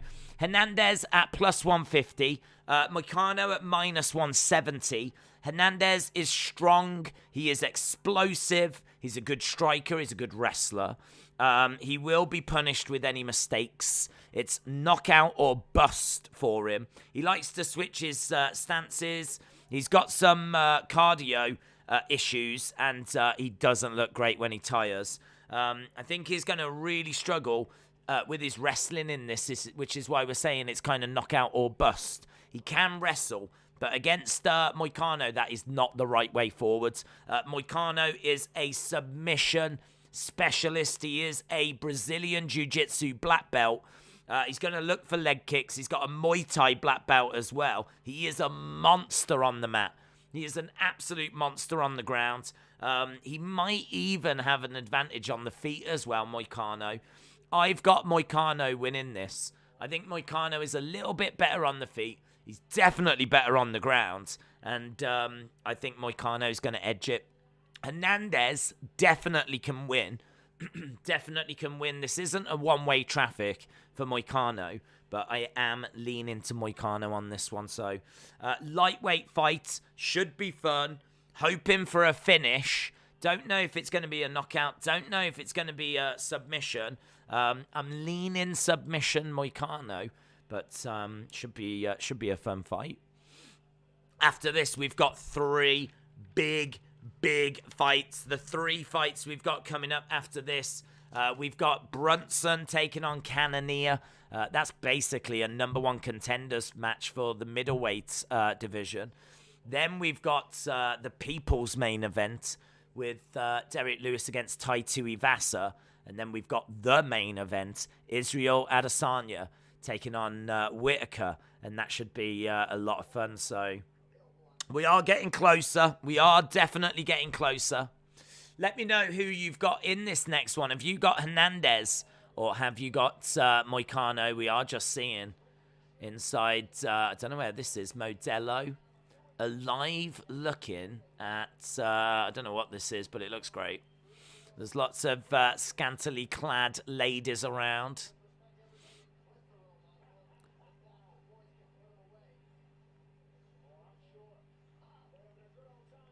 Yeah, so we're just seeing down at a local bar. Looks good. March 26th, we've got Curtis Blades taking on Chris Dorcas. That's number 4 versus number 7. That is great. It's a great-looking card as well with Joanne Woods taking on Alexa Grasso. Askar Askarov, number 2 in the flyweight division, taking on Kaikar of France. Those top 3 fights look really tasty. Next week, we've got Walker against Hill. The week after that, we've got Islam Makhachev. People are going to love that. Against Dariush. That is going to be a monster fight night. Then on March 5th, we've got Covington taking on Masvidal. 5-round main event. It's not for a belt. It doesn't need to be. That is a people's main event. That, I tell you what, the press conference to that is going to be... You can't miss it. You can't miss the press conference for that one. Covington against Masvidal is going to be amazing. It's going to be a war. So I'm very much looking forward to that. The fight nights look brilliant over the next month. And that next pay-per-view looks tasty as well. So if you are new to the channel, make sure you're hitting that subscribe. Make sure that you're joining us. We will be here every single week for those shows that are coming up. It's going to be a lot of fun as we're building closer towards the main event tonight. Izzy wins by knockout in the third. That is my prediction. Tequila is flowing and having such a rad time, says Andrew. Andrew, shout out to you. Atheist said, I can't believe that Blood Diamond lost. To be honest, Blood Diamond didn't get a chance to show what he could do. Blood Diamond might have been able to have given a good account of himself if the fight had stayed standing, but it got taken down to the ground very early, and then he was controlled on the ground. So, yeah, not really much for Blood Diamond to show, and a real shame because I know a lot of people were excited to see Blood Diamond, but it's the way it goes. It's the way it goes, and a bit of a bad showing for Blood Diamond. And honestly, I don't know if he'll be in the UFC for much longer. I think he was only here because he's a good friend of Viz's. So I don't know if they've given him a contract or if it was just a one-time deal. I would imagine it was a one-time deal, to be honest. Legend Killer is enjoying the show so far. Minty said, is he better win? I really don't want to do a cuppy. If you do have to do a cuppy, Minty, I'm presuming you will be sharing a photo of that. Because if you're thinking we're just going to believe you that you've done it, I'm just saying, you seem like an honest guy. You seem like an honest guy, but I know people will want to see the cuppy. The Lewis poll, I think it probably makes sense, doesn't it? Because this Adesanya one is just not moving. So let's do it. Let's end the poll there. We got a good idea after 200 votes as to how that Adesanya poll was going. And you can see it right there. Who leaves as champion? Izzy, 77%. And Whittaker, 22%. That's nearly 7,500 votes. Who wins then? Who wins? Lewis. Tuivasa. So, who wins, Lewis or Tuivasa? What I might do is add in a couple more options, actually. Lewis by decision. Lewis by decision. Tuivasa by decision. Lewis by knockout. Tuivasa by knockout. It'll be interesting, actually, to put those in and see what people think. 4 options to choose from. Lewis by decision or Tuivasa by decision. Lewis by knockout. Tuivasa by knockout. Wrestle with Andy. Hello, hello. Said, do you think the Happy Warrior? Do you think the Happy Warrior? Roxanne Modafferi. Nothing but love to her.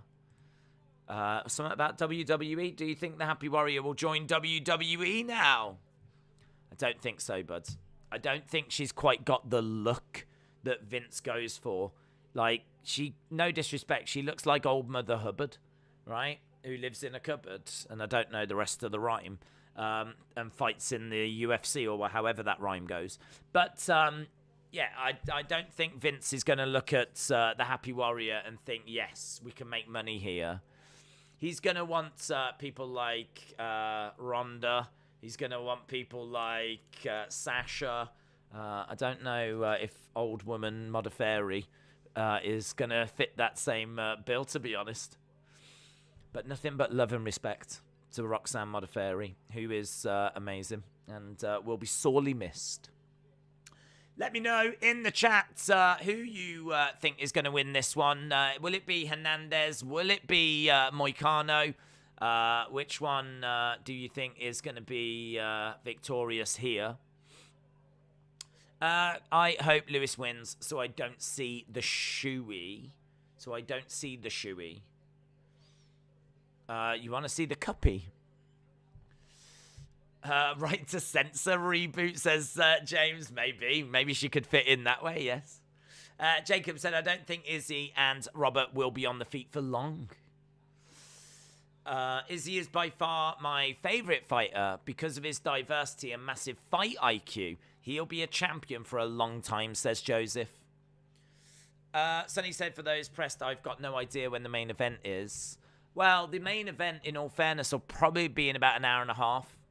I reckon an hour and a half for the main event because this is our second fight. I reckon they'll give this half an hour. They tend to give each fight about half an hour. It might be a little less than that because Lewis and Tuivasa might not go all that long.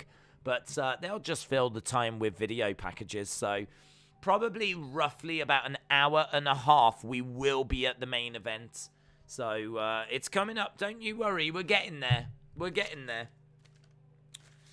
Don't forget, if you are watching, make sure you're still dropping those likes. It's really, really appreciated. And you smash through 1,000. It'd be great if we could get to 1.5. As we said earlier, 1,000, 1,500, around that kind of ballpark. But I think we're at that ballpark anyway, 1,167. So if you are watching and you haven't dropped a like, drop a like. It's really, really appreciated as we are about to get underway with our next fight here. And this is going to be Hernandez in action.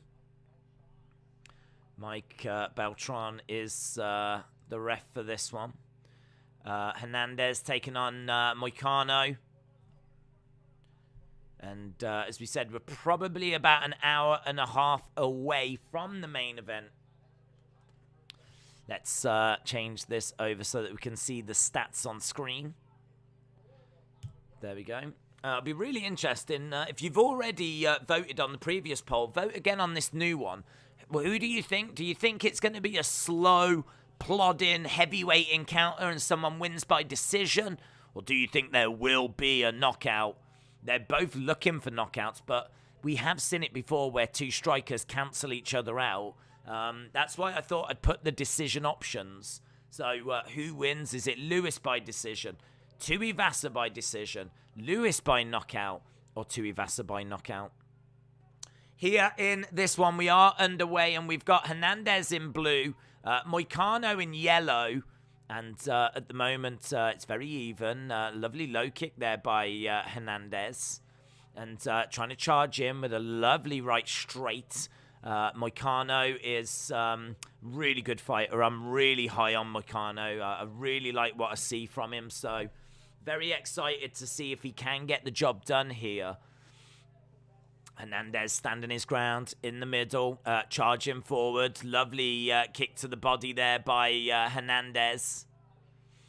Moicano grabbing the leg of Hernandez. And Hernandez just edging forward. Low kick coming in by Hernandez. Moicano just edging forwards. Both guys in the center. Throwing in shots. And Hernandez just edging it. Moicano keeps trying to grab Hernandez. Oh, that's lovely. And he does grab him. He does grab him. Again, you know, you could see it. He just kept trying to grab him. He couldn't get it. And then he does. And he drives him back against the cage. And right now, Moicano looking for the takedown. He's getting that takedown. But Hernandez popping straight back up. So Hernandez was not down there for very long. Moicano again looking to try and drag Hernandez back down to the mat. And he does. He's really pulling on him. He's really pulling on him, but he can't quite get him down, and he does get him down. Excellent work. Good work by Moicano that's in half guard right now. So he grabs a hold of the head, and I think he's going to look to throw in some strikes. Hernandez on his back with Moicano on top. And excellent work so far here by Moicano. Strike coming into the side of the head, and again. So, really good work so far, and Hernandez is down. And again, dragging him back down again. Excellent work. Hernandez trying to get back up to his feet, but Moicano is so good down there.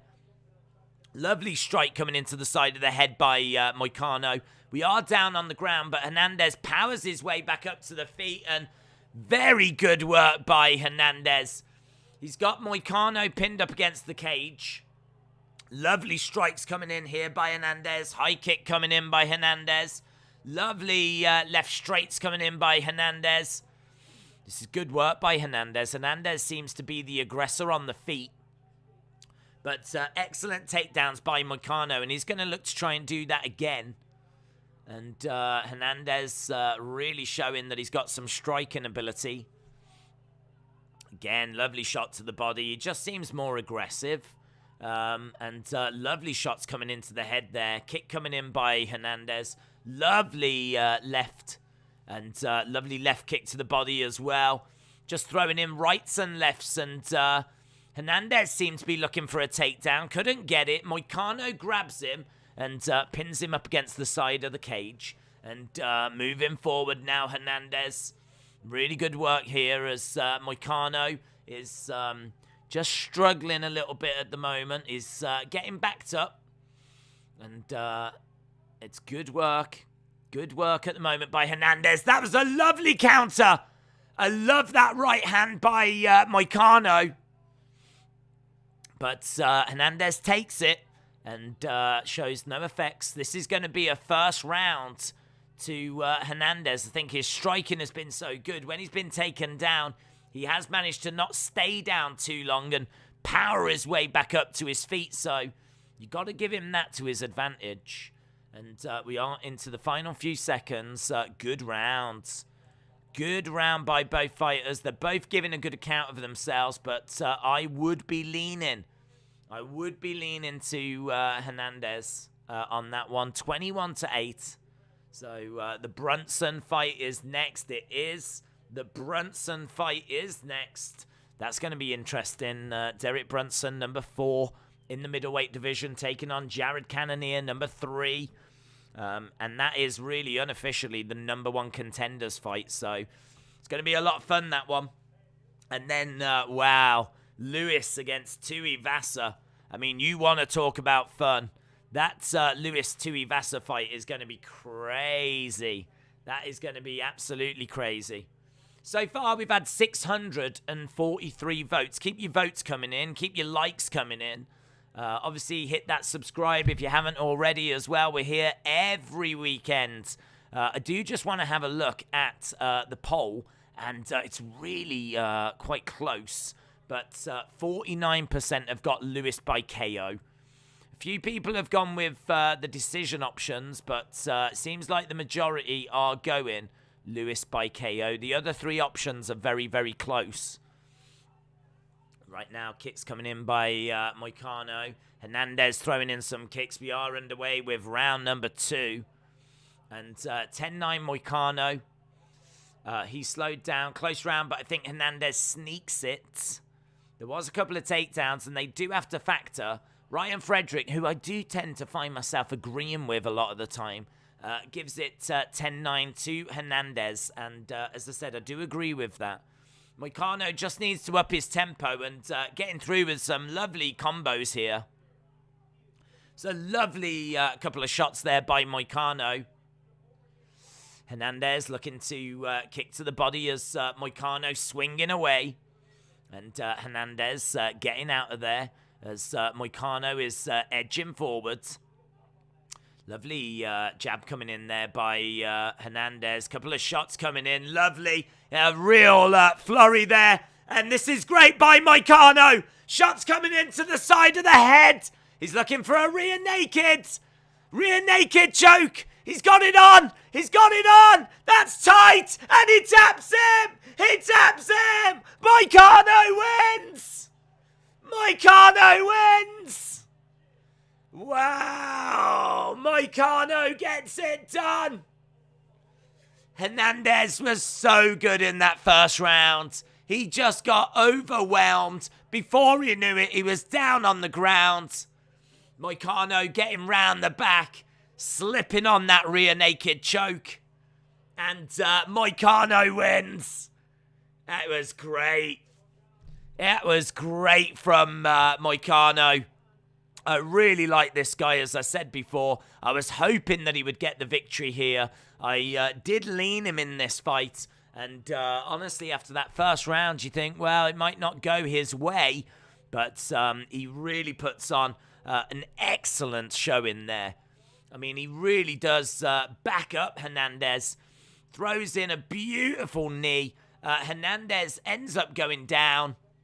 Moicano throwing in some big ground and pound. He just naturally finds himself with the opportunity to take the back. He takes the back, stretches him out as well. Look at how he's stretching him out.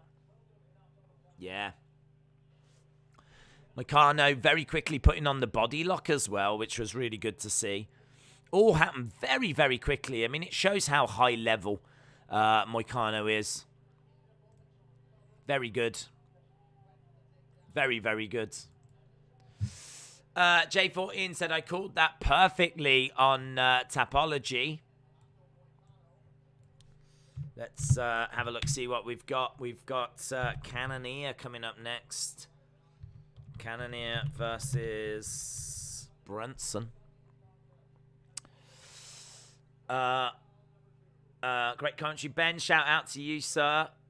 I would like to take this chance to apologise to absolutely nobody.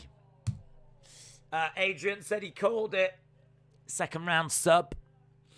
I think Hernandez has still got a shot. Wait till he gets back up. Just you wait, says Bob. Yeah, I mean, look, Hernandez showed he's got great striking. And he took that first round. Moicano says, I love you. You're the best champ to DC. DC with a smile on his face. Fair play to...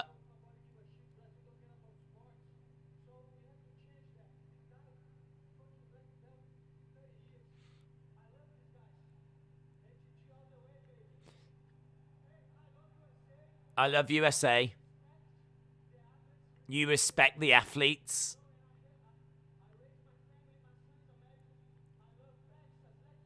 I love Texas. Let's go.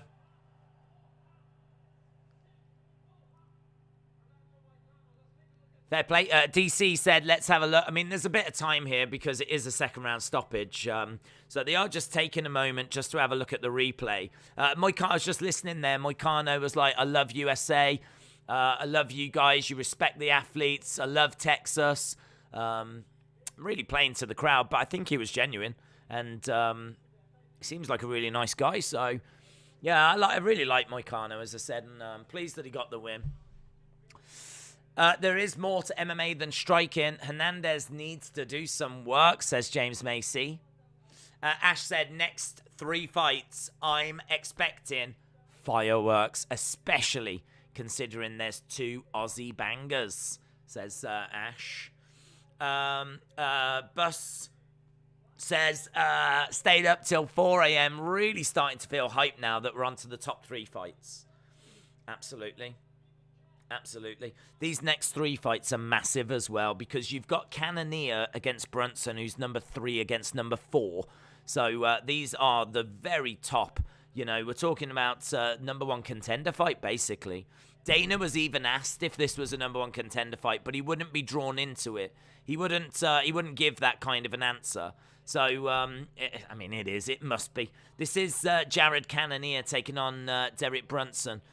There's really not too many options out there, in all fairness. So, yeah, Jared Cannonier taking on Brunson.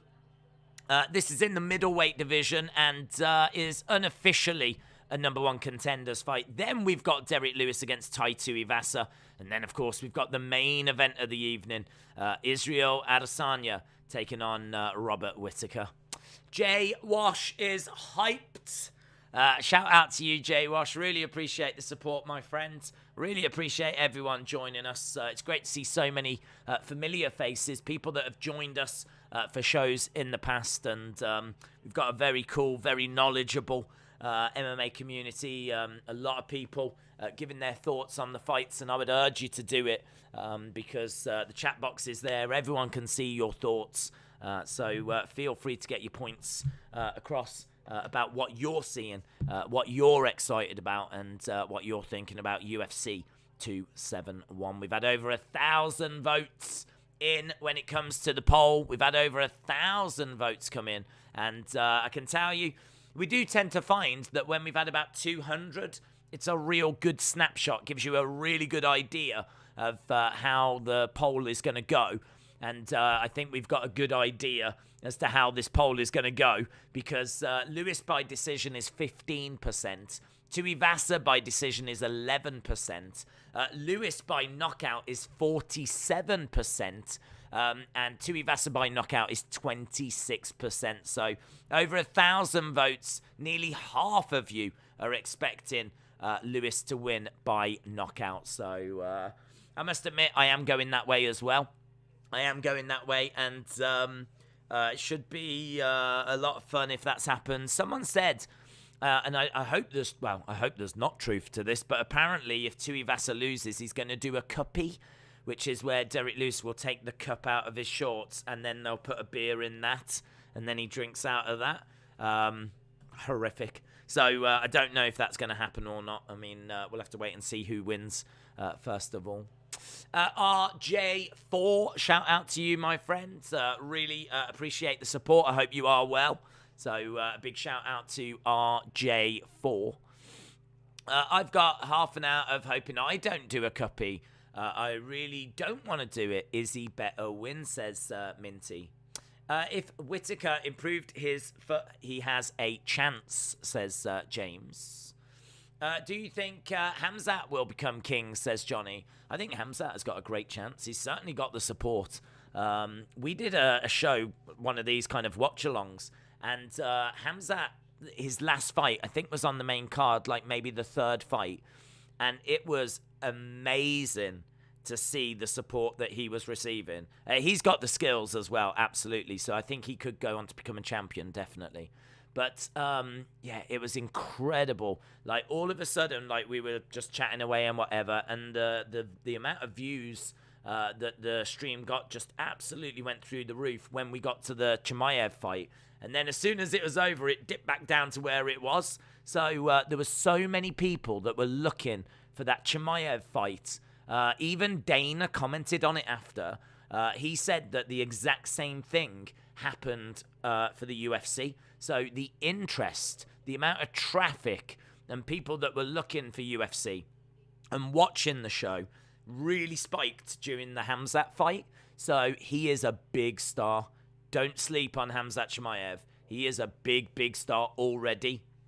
Not going to be a big star, is a big star. So, you know, we're seeing this actually with Islam Makhachev, Khamzat Chimaev. Like, these kind of names are the people that are really bringing in some serious views. I think this sport has really exploded, like over in Abu Dhabi and kind of that part of the world. And I just think, like, maybe that part of the world is really woken up in recent years to UFC. Maybe it's largely down to Khabib. Maybe Khabib is really, you know, the whole Dagestani thing and, you know, the kind of Russia and Saudi Arabia and kind of that part of the world, I think, has really woken up to UFC and MMA in recent years. And I do put that down to Khabib. I think he is largely responsible for that. But he's not around anymore, and so you've got people like Chimaev and you've got people like Makhachev that are going to be benefiting from this exposure. So, yeah, they're big stars. I think UFC are going to protect them. They're going to give them good fights, but I think they're going to protect them because I think they want them around main events as much as possible. If they can get them into main events, they want to get them into main events. It's, at the moment, a license to print money. So, you know, we've got Dariush against Makhachev coming up very, very soon. I think we've got Ankalaev in a main event soon. They'll do something big with Chimaev as well. They'll do something real big, so. 1,200. It's all about the money, says William. It is all about the money. You can see that from the fact that the pay-per-view price went up to $74.99 in the US, which I really feel sorry for people in the US for that. We're very fortunate here in the UK that I think because it's on in the middle of the night, like right now in England, it's 4:15 in the morning. It's 4:15 in the morning. We've been streaming for nearly 6 hours already. And, it's people watch it and like it and enjoy it. But I think here in the UK, because of the time, it limits its appeal a little bit. Watching every week. And also, there's not really any UK fighters that are kind of setting the world on fire at the moment. Darren Till's kind of stalled a little bit. Paddy Pimblett's just starting out. Leon Edwards is someone that's got an opportunity, but he deserves a title opportunity, doesn't he? I think I deserve a title shot. I love that dude that does the animations. He's really funny. I think he might have got Leon a title opportunity because that's certainly the noise that Dana's making.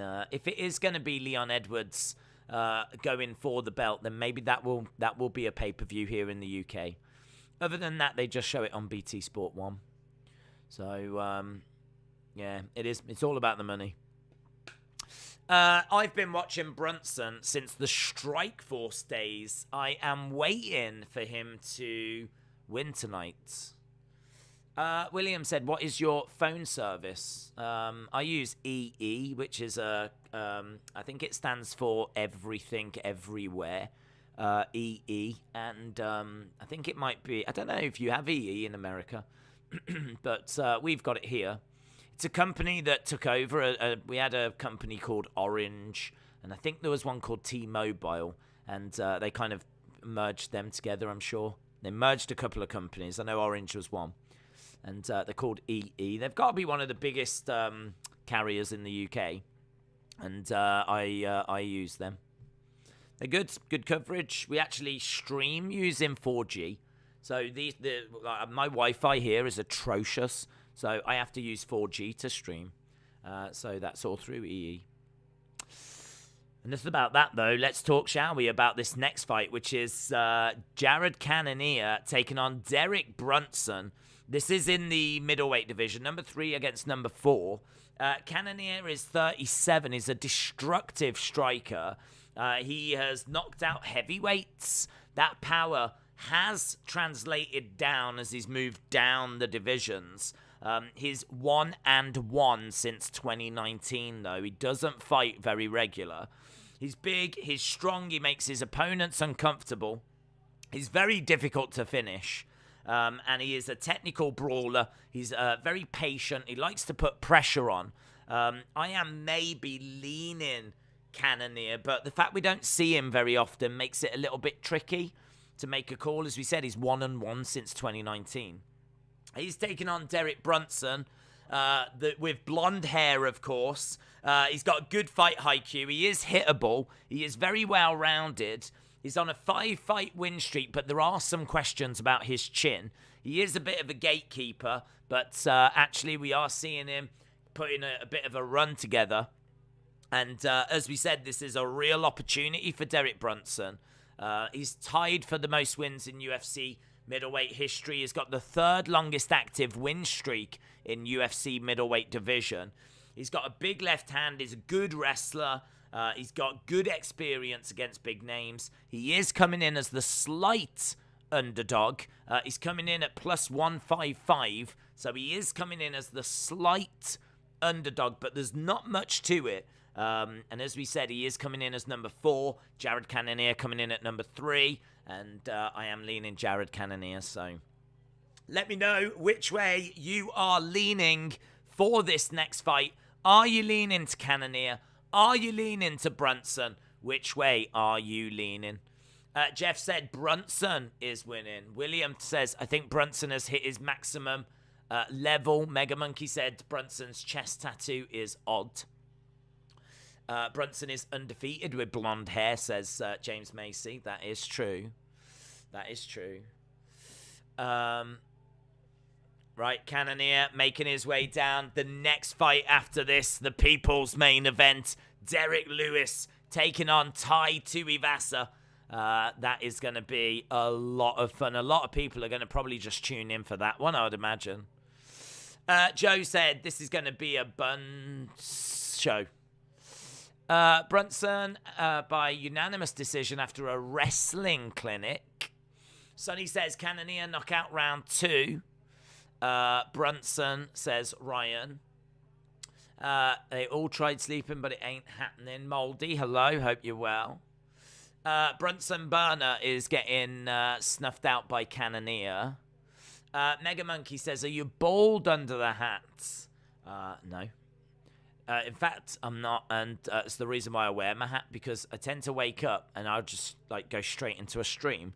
So I tend to wake up, brush my teeth, come down, set the stream up, and boom, we're off. So I tend to just grab a hat and put it on so I don't have to mess around with my hair. That is literally laziness, is why I wear the hat. Laziness. It's not a gimmick. It's not a brand. It's laziness. Which I suppose in many ways is that's my brand, laziness. Finished 11 of 14 wins, 9 by knockout for Janed Cannonier. One of 2 fighters with knockouts in 3 different weight divisions, which is very impressive. Brunson winning by decision. Ernest said a cuppy. That my poor eyes. Bob said Cannonier should have been a huge star. It really sucks that he couldn't make it. He was overshadowed by great champions. Good point, really good point. Well, let's see what happens here, shall we? This has got a big fight feel to it. This is 2 of the best in the middleweight division going up against each other. Jared Cannonier is ranked 3rd. Derek Brunson ranked 4th. And Bruce Buffer's going to do Bruce Buffer things, and then we will be up and running. Is Stipe fighting tonight? Unfortunately not. Unfortunately not. If you dropped merch, I would buy a hat. Yeah, it's work though, innit? I just told you my brand is laziness. Do you know, I wasn't lying.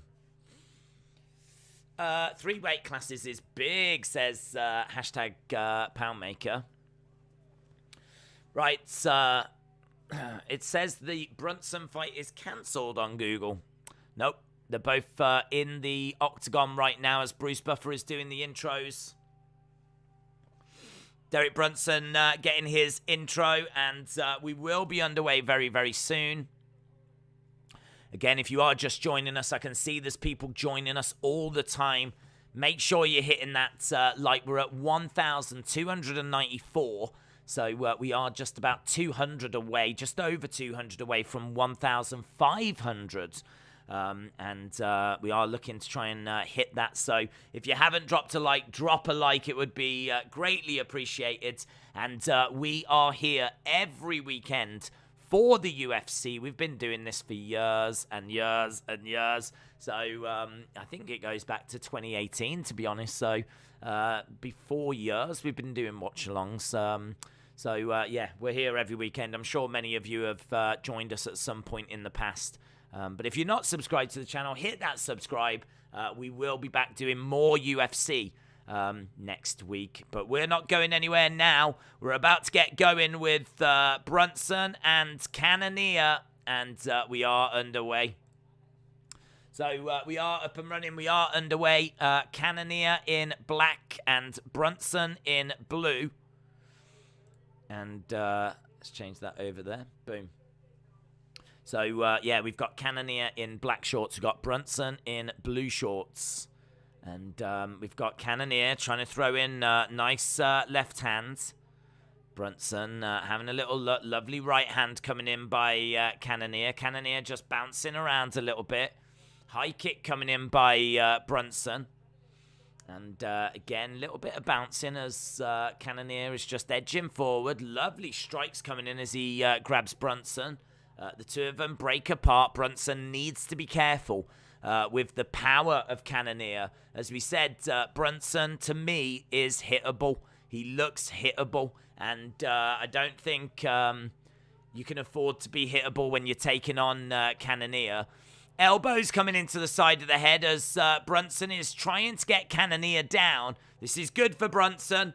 This is good. He's trying for a takedown. He's managed to grab the leg. And he's got Cannonier on one leg. He's trying to tip him over. Cannonier is doing a really good job of surviving, but he does end up going down. He does end up going down, and this is where Brunson can be very, very dangerous. Cannonier has managed to get to a seated position up against the side of the fence, and he's managed to get back up to his feet. I love how hard Cannonier worked to get back up to his feet there. He got taken down, he didn't panic, and he got right back up to his feet, and I really respect that. I really respect that because he didn't panic, he got taken down, and he just got back up. Lovely strike coming in there by Brunson. Cannonier just edging forward, kick coming into the body. Lovely strikes up top there by Cannonier as well as Brunson is coming forward. Kick coming in there by Brunson. Cannonier trying to move forward. Low kick coming in by Cannonier. He's having a little look as Brunson throws in a kick to the body. Good head movement there by Brunson. And Cannonier just edging forward, as we said, as Brunson a little bit on the back foot. Not much between these. Cannonier is winning the strike in 10-5. Brunson is winning on the control time. He has managed to get that takedown as well, so it's quite close.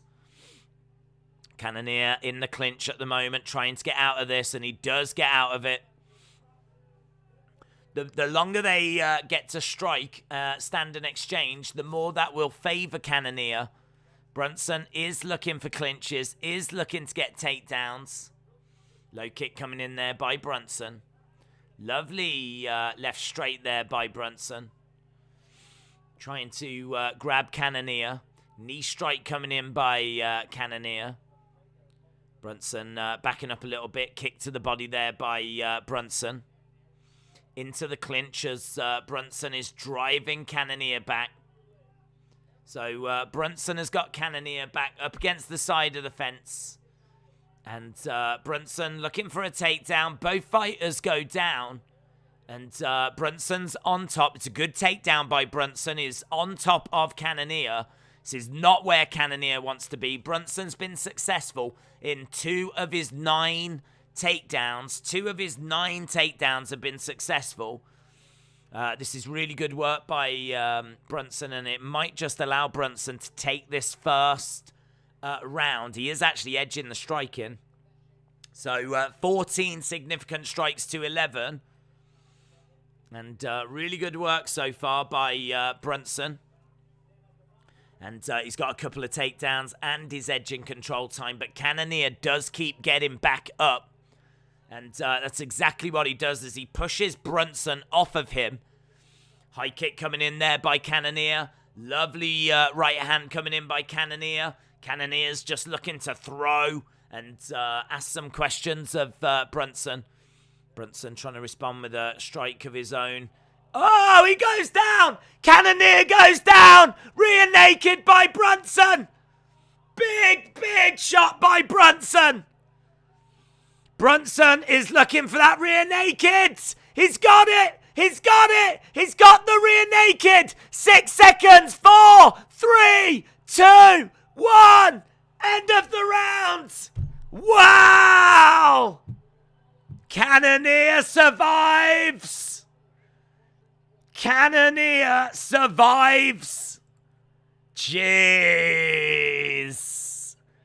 Listen, he took a trip to Tap Out City there, but he held on. He kept his consciousness. So he didn't go unconscious. He had to survive around about 8 seconds, 10 seconds of a tight squeeze. He got through. There was a lovely shot that put him down. Big moment, man. Let's go, blonde-haired Brunson. There must be like PEDs in that hair dye or something. I don't know what the flip is going on with Brunson here. I mean, he's put down Cannonier, and he's managed to then get him into a rear naked choke. It's just, unfortunately for him, it's right at the end of the round. But what a great ending to that round. Saved by the bell, said J14. Absolutely saved by the bell. Absolutely saved by the bell as Brunson grabs the leg of Cannonier. Cannonier goes down. Brunson all over Cannonier. Brunson all over Cannonier. Cannonier on his back with Brunson on top. And that was a hell of a round. We had some real fireworks there. Really, really enjoyable. So he's managed to get an early takedown here, and it honestly feels like one-way traffic at the moment for Brunson. Brunson definitely taking that first round, and Brunson looking pretty good here. Cannonier needs to get his shots off. He just throwed a right hand, and Brunson had to run away. Cannonier showing that he's still in this fight, and he's still got power, and he's still dangerous. This is good, man. It's a really good fight, this is. Two guys that want to be that number one contender. There's nothing here that I don't think is going to worry Izzy or Whittaker. But these two going up against each other is a really fun fight. With a knee strike coming in there by Cannonier. Brunson looking a little bit tired, dare I say. Cannonier looking a little bit fresher. And we've had a minute and a half in this second round. Kick coming in by Brunson. So kick coming into the body there by Brunson. Brunson backing up a little bit as Cannonier is just edging forward. Lovely straight hand right there by Cannonier. Brunson with the left hand. Again throws the left hand. And Cannonier backing up a little bit. Lovely straight hand again there. Straight down the middle. Cannonier is getting through. Cannonier is getting through. Cannonier is asking some questions here. 24-21 on significant strikes. Cannonier is landing with 51% of his strikes, which is good. And kick coming into the body there by Brunson. The fight staying on the feet at the moment. Charging forward. Lovely left hand there by Brunson. Brunson driving Cannonier back into the clinch at the moment. The two break apart. The two break apart. Let's go, Cannonier. It's really good. Brunson takes that first round. Brunson has done well with an early takedown here. But Cannonier has kept this on the feet for the past couple of minutes. And showing that he's still in this fight, as we said. Cannonier swinging away into the clinch. Fight feeling a little more even now as there's a kick coming in by Brunson. Low kick coming in there by Cannonier. Cannonier lets right hand go. Brunson edging forward and the two jab into each other. Low kick coming in by Brunson. Lovely right hand jab there by Brunson. Kick to the body by Brunson. And Cannonier just slipping underneath that jab. Again, charging forwards. Brunson looking for a takedown. Cannonier at the moment, live odds have got him winning this. So it shows you how well he's done in this round, Cannonier, because Brunson definitely took that first.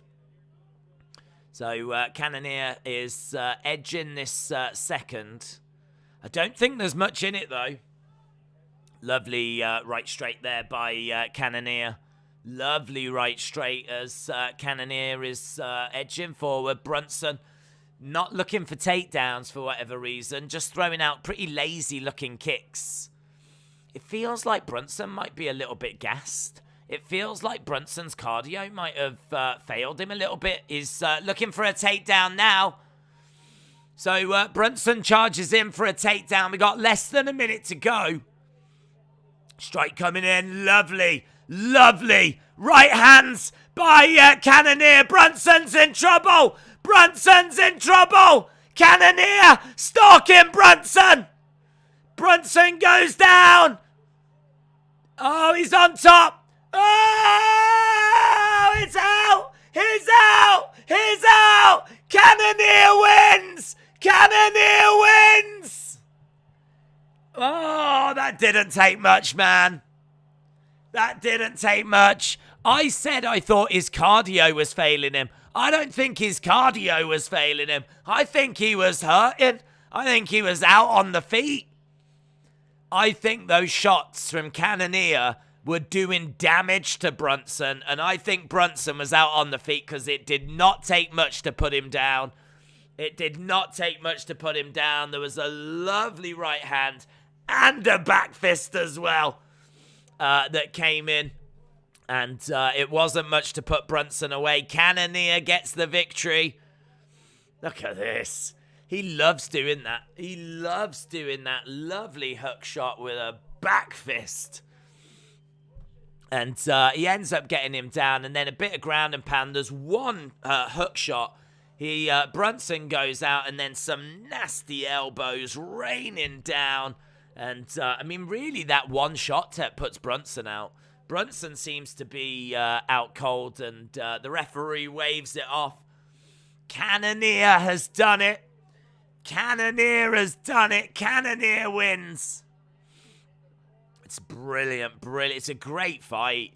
I mean, for Cannonier to survive that first round and come back and then finish it in the second, it's a great fight. Anas says, I won 8.7 thousand. Good work, dudes. I think I just won $1 million. $1 million. Hey, listen, next up we got the People's Main Event. The People's Main Event. God, that was good, wasn't it? That was damn good. That was exciting.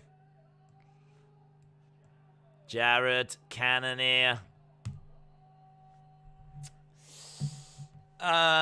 We go from Killer Gorilla to Black Beast versus Shoe Drinker.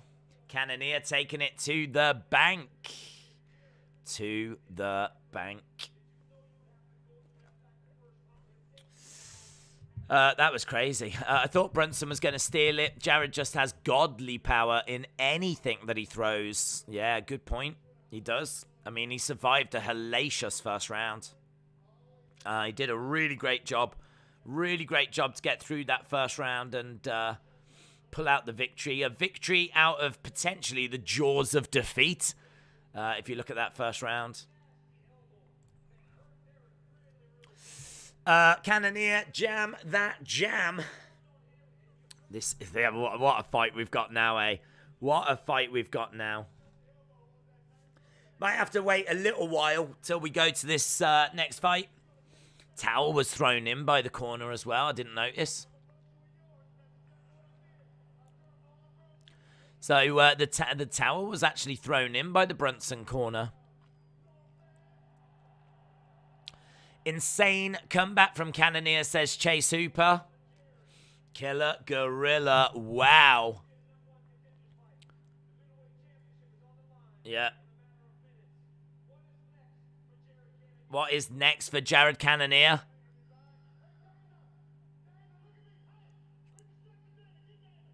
Get Dana. I want that shot next.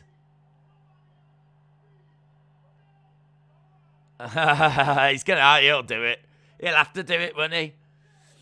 Jared Cannonier was like, Dana, get Dana. Dana, stop being distracted. Look at me.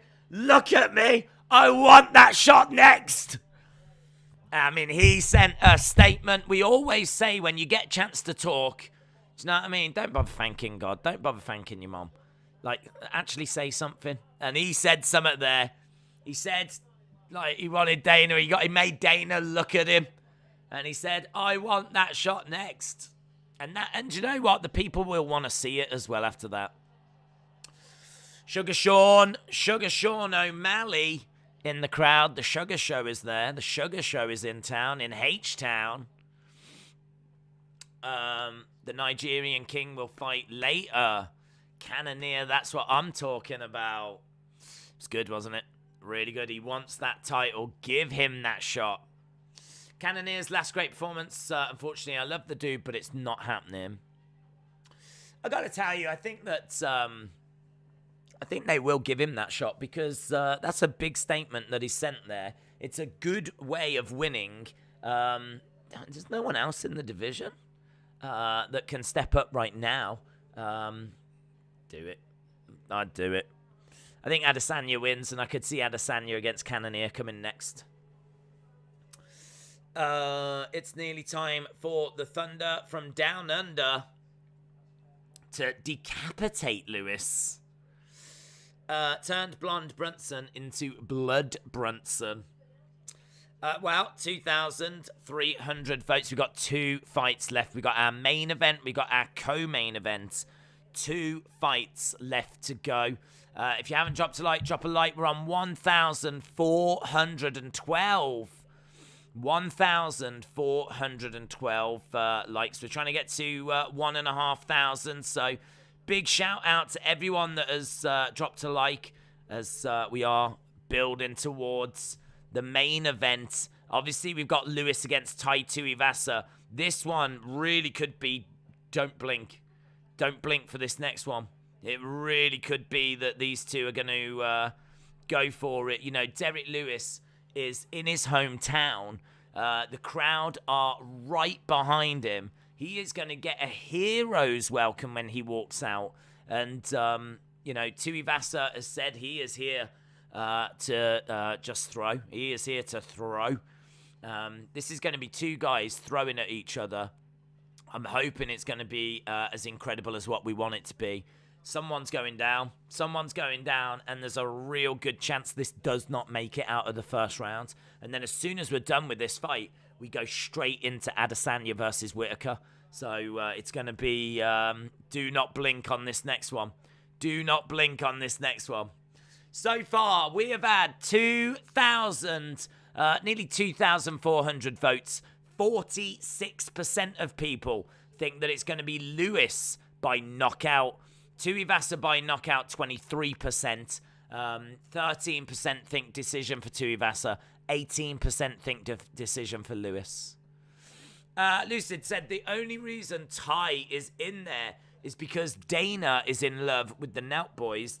Tuivasa is about to learn its skill over hype. So, Lucid going with Derrick Lewis, the Black Beast. And I must admit, I'm going to the Black Beast as well. Derrick Lewis is minus 195 favourite. We've seen him go up against people of this caliber before, and Derrick Lewis just always seems to get it done. He always seems to get it done. Nerves kicking in yet. I'm feeling all right, man. I'm feeling all right. I'm feeling good for these final 2 fights. I'm excited for them. It's not nerves for me. It's excitement. To be honest, I don't really have a dog in the fight. In the fight because, like, if Tuivasa wins, then you know he takes a step forward, and at the age of 28, that's going to be great for him. So, you know, if Derrick Lewis wins, that'll be brilliant. I love Lewis. He's a legend. He's a bona fide Hall of Famer. And I'd be pleased for him. Certainly in front of H-Town crowd as well. If Tuivasa wins, that's just great for the youngster. So I'd be really pleased for him as well.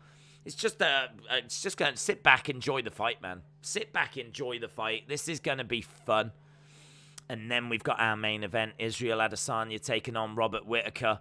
I don't really mind who wins that one either. I love Whittaker. I think, you know, he works hard. He digs deep.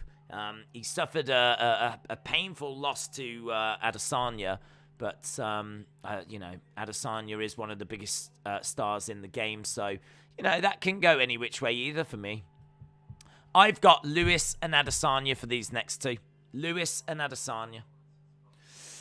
Jay said, do you think Lewis will win by TKO? You got me dollars. Do I think Lewis wins by technical knockout?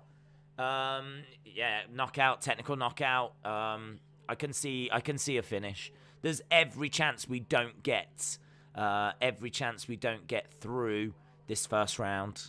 I am favouring Lewis here. I'm favouring Lewis, and I'm favouring first round finish. If Tai Tuivasa is going to do what he says, and that is bring it, then I just can't see Black Beast going down. I can see Tuivasa going down. I mean, we've seen him repeatedly, like, murder people. Tuivasa said he's been watching Derrick Lewis for years. And he's very confident he can get the win here. This is the people's main event. This is the people's main event. Derrick Lewis against Tai Tuivasa. Derrick Lewis coming in at minus 190. Tai Tuivasa at plus 160.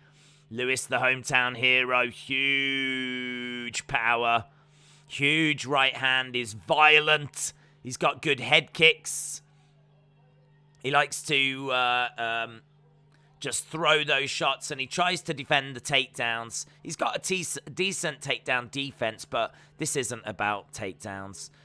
You're not going to be seeing takedowns here. This is two guys that are here to swing and like knock each other's heads off. They are looking to take their opponent's head home with them. That's exactly what they're looking to do.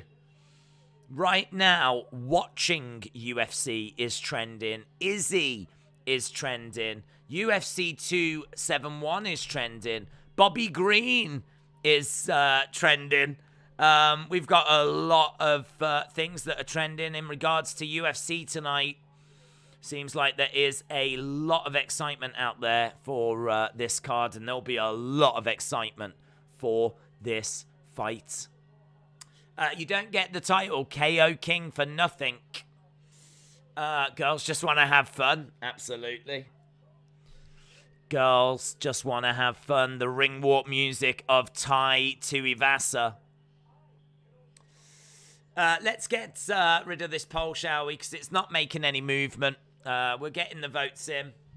Jay Wash said, last two legs of my bet are Lewis TKO and IANE. Good luck to you, Jay. Good luck to you. Isreal Adesanya winning anyway. Do you think it'll be upset of the year if Whittaker wins? No. No, Whittaker is, I think, Adesanya's biggest challenge at middleweight. He's the former champion. He got beaten convincingly, and, he is now really focused on getting his belt back. This is not a walk in the park, or potentially not a walk in the park for Adesanya. If Whittaker wins, this would not be the biggest upset of the year. I'm sure there will be much bigger upsets that we see this year. I think, in all fairness, Whittaker's only coming in at plus 220. We might have seen someone win tonight that was around those odds anyway, so. Here is Derrick Lewis, the Black Beast, making his ring walk. H-Town is going to give him an incredible reaction. The crowd are cheering just as Derrick Lewis is shown on the screen. And here he comes walking out into the arena. Derrick Lewis. It's a great response. It's a great reaction. Crowd are really pumped for this. Derrick Lewis making his way down, and these two are big guys as well. They're both big heavyweights. You can have the odd heavyweight that's on the slightly smaller side, but these two are both big heavyweights. Here is Derrick Lewis, tie all the way. Aaron watching from Australia. Shout out to Australia. Tristan said Tuivasa does get hit too much. H-Town, baby. Jay says SB offering 3K to cash out, or 10K. Would you cash out? What, they're offering you how much did you place, Jay? You play and you've managed to get to 3K. Oh man, I gotta be honest. I would struggle to hold my nerve. It's a hard world out there, man. Food prices going up. UFC pay-per-view prices going up. I would be really tempted. It depends how you feel. How much would you mourn losing 7 if it did all come through? Because I could live with it. I'd be all right with it. It's up to you. It depends how much you have staked, how much you're winning. It depends how sad you'll feel if it all comes through and you don't get that extra 7. There's a few factors. Andrew said always cash out. Shout out to everyone that liked the stream. I've been watching since 2019. Best in the game. Lossage, shout out to you, dudes. Really appreciate the kind words. Days, the cut man looks bigger than Lewis. I didn't see, to be honest, buddy. Free Joe Exotic. So you can make $3,000 from a $120 bet. I'd be cashing out. I would be more gutted if I would be more gutted at losing, like, from where I am now than making another 7 for me. Feel free, if people in the chat want to advise, feel free. Would you gamble and go for the 10, or would you cash out? I'd be leaning cashing out. I've got no nerve whatsoever. I've got no nerve whatsoever. If you'd have asked me earlier tonight, I would have told you to cash out. I'd have told you to have cashed out just after you placed the bet. Justin, shout out to you. We saw Lewis when he was fighting in North Carolina, and he is a beast, says Casey. He really is. He really is. Adam said I would cash out. Cash out, says Ben. Cash out, says Birds. Yeah. Watching live on TV. You're on the betting class. Sean, shout out to you, sir. Here we go. James Macy says cash out. Let it ride, says T Triple. Hey, listen, you got to make your own decisions in life, haven't you? But I think you've got to say that whatever happens, if you put down a bet of $125 and walked away with $3,000, that's a nice one to tell the office on Monday, innit? That's a nice one to be telling your friends about on Monday. Those don't tend to come along too often, so I'd be leaning cash out. You got to go with your gut. Got to go with your heart. If you're feeling really good. Here we go anyway. Lewis against Tuivasa, and I do have Lewis in this one. First round, they touch gloves. Here we go. The crowd have just gone to fever pitch, man. Lewis in white. Tuivasa in green. Let's have a look. Let's have a look. Tuivasa in the centre. Just fainting, throwing out a couple of left-hand jabs, but, Derrick Lewis is just staying out of range. Low kick just misses there by Tuivasa. What I like about Tuivasa so far is he has come to fight. Low kick again, and that connects on Derrick Lewis. Derrick Lewis getting backed up against the side of the cage a little bit. Colby is my dad for 20.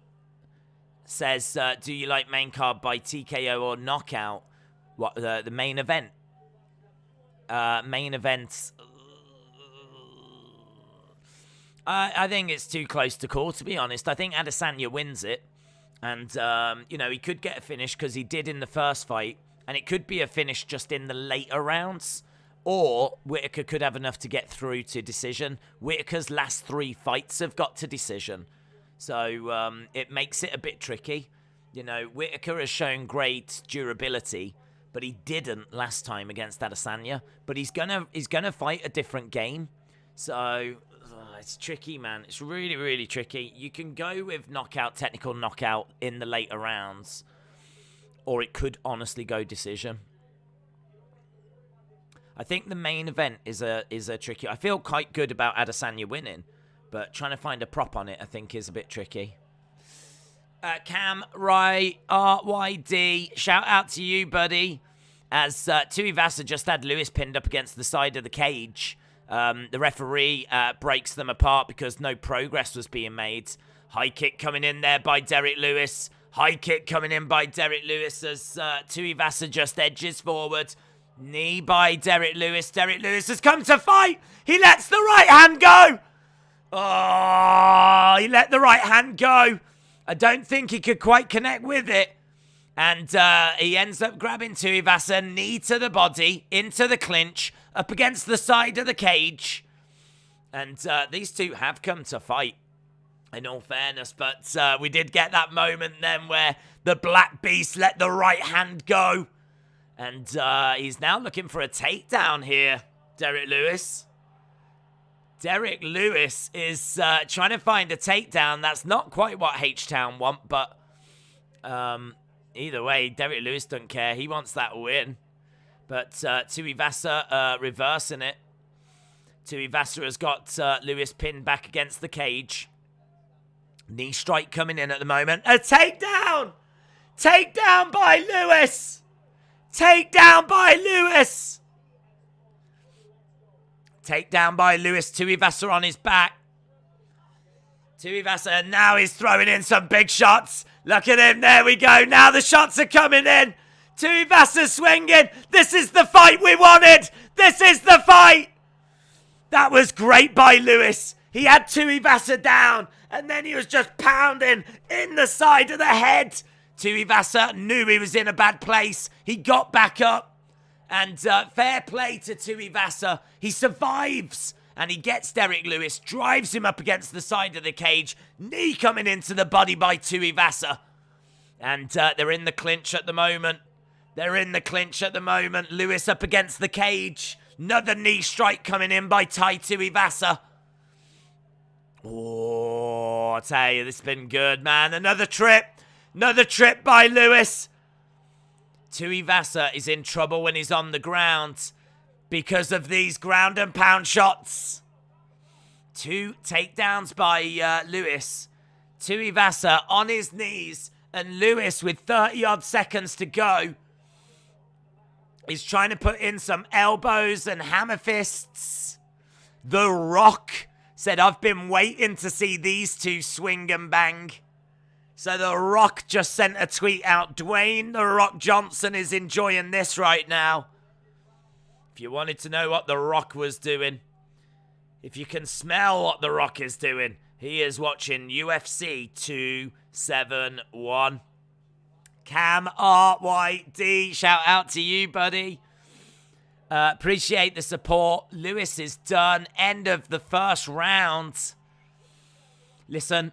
It might not be the finish in the first round that we were hoping for, but there was moments they went for it. Look at this, and strikes coming into the side of the head, and fair play to Tai Tuivasa. He was having to eat some big shots there. And then he tries to throw a left of his own, but it kind of bounces off Lewis's shoulder. That is a brilliant moment. Tuivasa finally, look at this. The two of them just swinging away. It's about 5 seconds of just madness where the two of them are just swinging. It's exactly what the crowd wanted to see. That is exactly what this crowd wanted. And for the briefest of moments, they did get it. They did get it.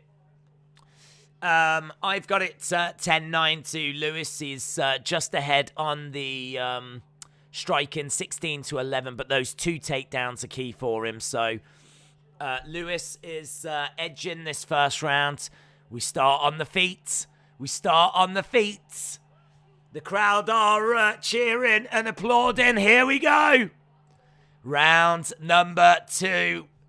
It's got a big fight feel, man. The crowd are making this feel absolutely huge. Such a fun heavyweight encounter this is. This is what you want to see from heavyweights. Lewis swings as Tai Tuivasa ducks underneath and gets out the way. Tuivasa in the center. Tuivasa in the center as Lewis is moving forward. Tai Tuivasa having a look. And we've seen them letting go their shots. Derrick Lewis waiting for Tuivasa to get close enough. He's got that right hand and he throws it in. Tuivasa a bit wobbly. Tuivasa gets driven back. Tai Tuivasa was a little bit wobbly there. Lewis letting go the shots. And he's managed to grab Tai. He's got Tai Tuivasa up against the side of the cage.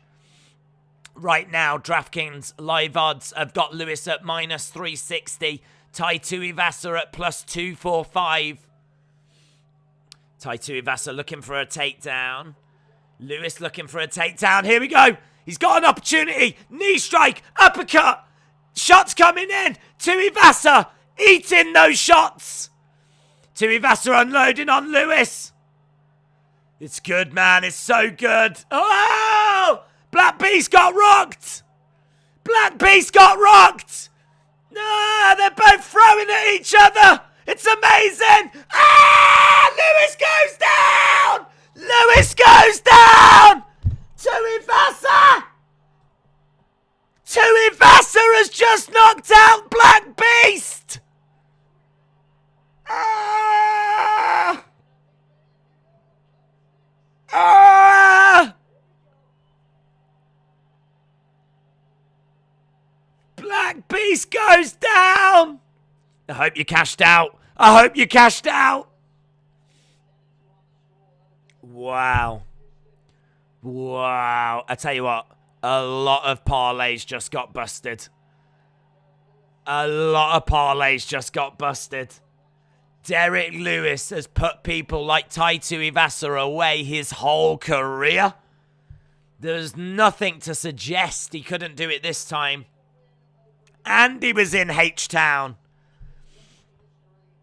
Wow. Wow, wow, wow, wow, wow. Here we see the shots coming in. And bang on the chin by Tai Tuivasa. Forearm strike. Clips him on the chin. Yeah, he stumbles. He rocks him. We're just looking at the finish here. So, it's a big elbow. It's a big elbow. It seems to be an elbow that does it. It's an elbow. Bang. And Black Beast is out. Goes down and is out. Oh, it's that. So, Derrick Lewis up against the side of the cage. Boom. Cam said, I listen to the Fight Live. This is actually entertaining listening to you. I don't mind giving some money for some reason. I appreciate the support, dudes. I'm glad you're having fun. I'm glad you're all enjoying the show tonight. And what a show. What a show. I mean, the undercard's been great. The undercard's been keeping us occupied and entertained. This was always going to deliver. But wow, did not see it go in that way. I will be the first to hold my hands up. I had Lewis winning this fight in his hometown. The knockout artist against another fighter that said he was going to come forwards. And it is a boom. Tuivasa is legit. I hope you cashed out. Yeah, we all hope he cashed out. Winner by knockout. Tai Tuivasa. Tai Tuivasa. Do you know, I am pleased for Tuivasa because, in all fairness, he's 28 years old. And we said earlier, if you was to play WWE... Houston, booze. If you used to play UFC, the video game, like knocking out Derrick Lewis or surviving a fight with Derrick Lewis would surely be on the My Career mode. That's the king of knockouts, and Tai Tuivasa just knocked him out. Jay Wash, shout out to you, dude, as Tuivasa leaves. Eric said, I called it. Cyril Garn versus Tai Tuivasa has to happen, and the winner goes for the belt, says Dawson. Best card so far this year, says Steady Ink. Adesanya is winning 100%. There's very few 100% in UFC. All you can do is position where you think is most likely. I think Adesanya winning is most likely, but then I thought Lewis winning was most likely. The guy has got more knockouts in the heavyweight division than anyone else. Tai Tuivasa is a good fighter, but I don't think I ever had him in the bracket of being a great or someone that's going to be really at the top of the division. But he just knocked out Derrick Lewis. Yeah. Social media, I should imagine, is in flipping meltdown. Boiler Room said, I definitely had my money on Lewis. T-Trippy, shout out to you. Yeah, crazy. So, Tuivasa by knockout was plus 225. So, if you put $100 down on it, you would have got $225 back. Here we go, look. There's a few shoes that are being offered him.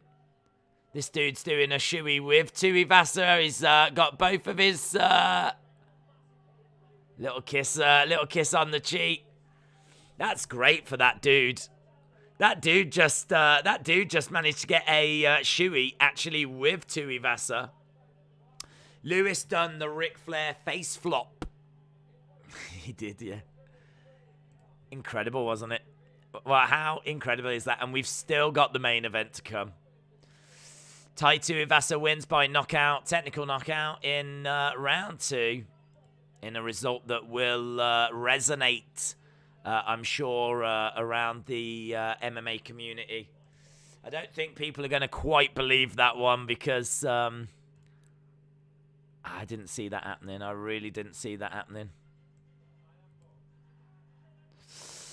But we have to move on to our main event of the evening. The last style bender taking on the Reaper. Isreal Adesanya taking on Robert Whittaker. So we move on. Big Daddy Merch, shout out to you. Hope you're well. Bob said Lewis is a terrible all-round fighter. In theory, he should always lose. I still didn't see that coming. The one punch is what everyone was expecting. Tai Tuivasa is the real deal. Well, he's definitely got more of my respect. I always liked him.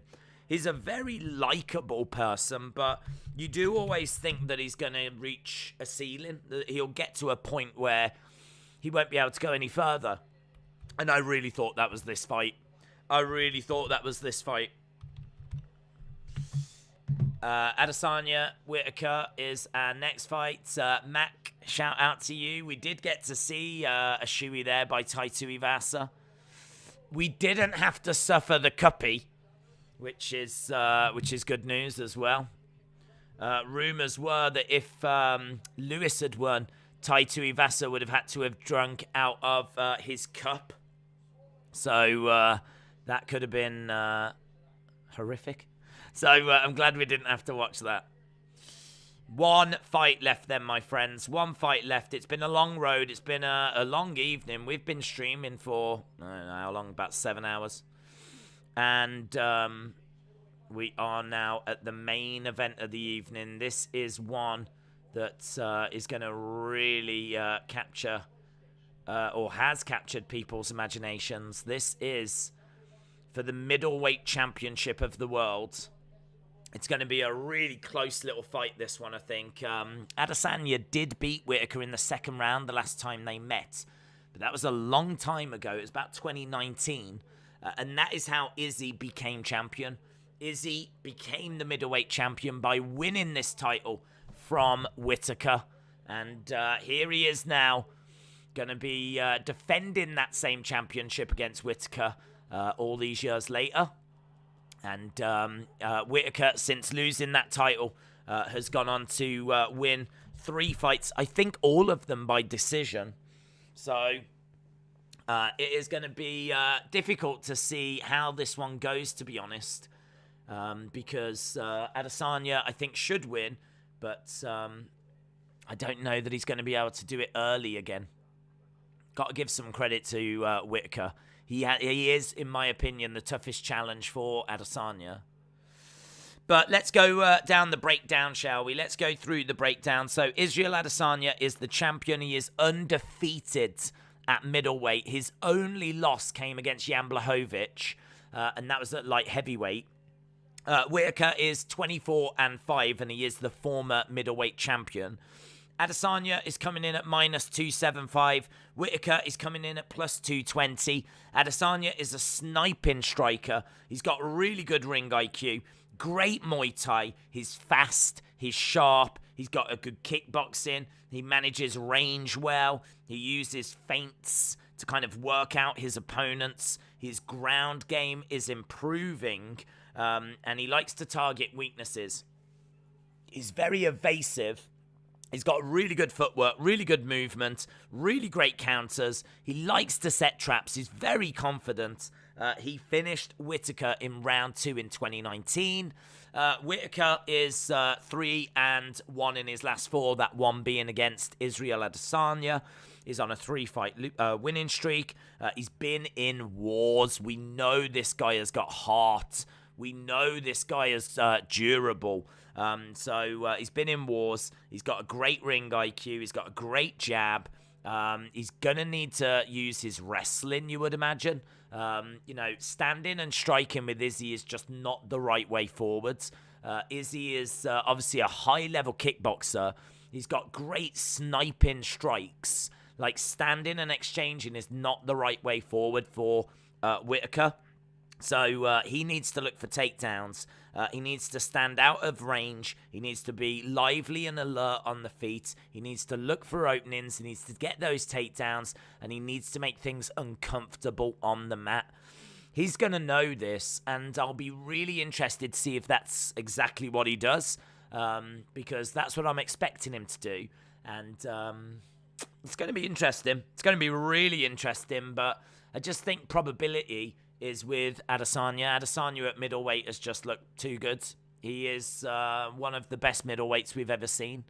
So Isreal Adesanya is my pick. Let me know your thoughts. We did have a poll, and 77% of people went with Izzy. 77% of people went with Izzy in this one. Is that what people are still thinking? Are they thinking Izzy is going to get this done? What are you thinking? Style Bender is going to get this. Adesanya is going to win, says Zach. Izzy, easy. Izzy for the win. Seems like a lot of people are still with Izzy here as we've got the ring walks. It is time. It is time for our main event of the evening. As we have got music playing, and here comes the Reaper. The Reaper making his way out. So Whittaker making his way down. Are they coming out? Whittaker is making his ring walk. He's got a white UFC hoodie on. And he's looking very focused. I think last time Izzy took on Whittaker, there was like a dance routine. Just before he came out. I don't know if we're going to see more of that. But Whittaker steps out into the arena. He pounds his chest as he starts making his way down to the octagon. Rai said, I think Izzy is going to take this fight to the ground. What percentage went for Lewis? Nearly 50%. 50% went for Lewis by knockout. I think it was like 48, 49. 20% went for Tuivasa by knockout, and then the remaining went for each one by decision. So here is Whittaker. Whittaker has made his way down. We're obviously waiting for the champ. When Izzy, the last star wins, I'm going to go on a big fat bender. Fair play. Whittaker, round 3, knockout. Randomly Specific says Whittaker. Oh, we've got a few Whittakers coming in now. All day it's been largely Izzy, but seems like we've got a few supporting Whittaker here. Can he get it done? That's the question. Can he get it done? Whittaker just getting checked over. And he is former UFC Middleweight Champion, 3rd most significant strikes in UFC Middleweight history, 5th highest striking rate amongst active UFC middleweights. And he's just taking a sip of water before he steps inside the octagon. Whittaker is stepping inside and pounds his chest, screams as he is inside the octagon. Teddy Atlas said Whittaker needs to use jabs, leg kicks, and don't reach. Don't give him counter chances. No mistakes. That is the legend Teddy Atlas giving Whittaker some advice there. I'm scared right now. Izzy, the last style bender, had better win, says Cosmo. Whittaker, go get sent to the taker. Let's get Izzy. We'll set this up for a trilogy. Imagine Usman versus Adesanya. Yeah, I think, didn't they say they would never fight each other? I think they said they would never do it.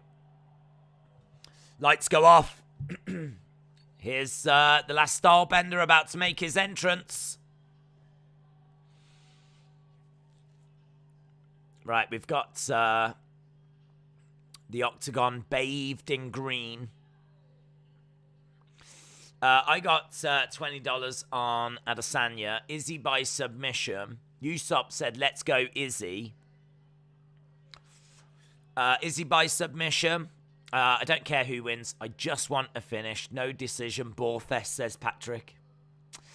Daniel said, 1.6 likes. That's amazing. That's amazing. If you are watching and you're not subscribed, hit the subscribe. We're here every week for the UFC. But this is a big one. This is a big one. Adesanya is back stage making his way. We've just got to see him now. As he's making his way out. He looks focused. Singing along to his entrance music. I don't think there is going to be a dance routine this time out. Here he is. Adesanya puts his arm in the air. Where's his belt? He hasn't got his belt. Must be someone carrying it for him. Adesanya making his way down to the octagon. We're seeing Bruce Buffer just waiting inside. He really is one of the biggest stars in this sport. Izzy versus teleportation strikes. Smash the like button for the best UFC commentator. Rai, shout out to you. So here we go. We're about to get these two inside the octagon and then get Bruce Buffer doing his thing. And then we will be up and running with this one. The final fight of the evening. Adesanya against Whittaker. Whittaker will have been dreaming of this. Whittaker will have been fantasizing about this. Whittaker will be desperate for this. Adesanya just taking it in his stride. He knows what he needs to do. He's been there. He's done it before. UFC Middleweight Champion. Second longest win streak in the middleweight division. Third most knockouts, knockdowns in UFC middleweight division. Right. Izzy steps inside. Big cheer for Izzy. Big cheer for Izzy. Whittaker and Adesanya, they touch gloves. I mean, look. Izzy is going to be getting shots through because he's an amazing striker. The question is going to be, can Whittaker get him down and cause some problems? Izzy has got longer limbs than Whittaker. He's got a 1.5 inch reach advantage. So, well, actually, it's bigger. Oh, no, I'm looking at leg reach. He's got a 6.5 inch reach advantage. And he uses it really well. Some people have reach advantages. They're not very good at using them. That is not Adesanya. Adesanya is very good at using his reach. So, here's Bruce Buffer. The main event of the evening. Legend Killer, welcome back. Izzy, first man to kill a person in the UFC. Okay, just waiting. Someone said, who's the ref? Just waiting to see. I haven't seen. Herb Dean. Herb Dean is the ref. So these two are going to have to be murdering each other before this one gets stopped. Whittaker pacing back and forth. getting your final thoughts as to what you're thinking about with this one. Massive, massive fight. It's always a big deal when Izzy's defending, but against the guy he won the belt from, this is next level. Next level. Are they both out? They're both in the octagon, yeah?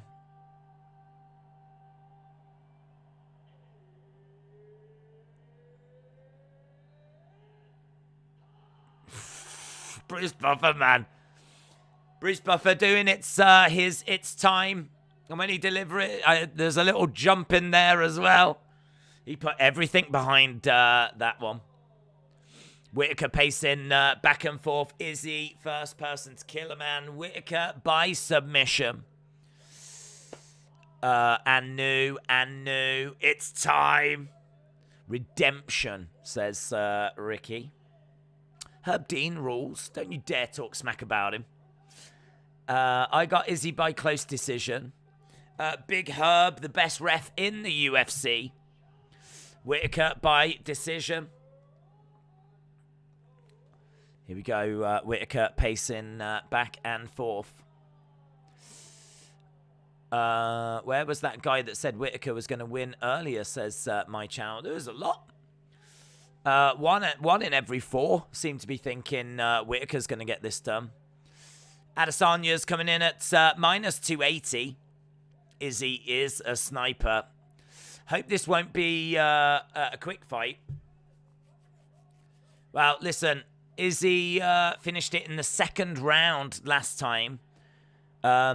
Whittaker has been taking his fight since to decision, so I think that Whittaker's going to be maybe a bit more evasive. This might not be the most thrilling of fights. You know, Whittaker, I think, is very aware of the striking ability of Adesanya. I'd be stunned if he wants to stand and bang.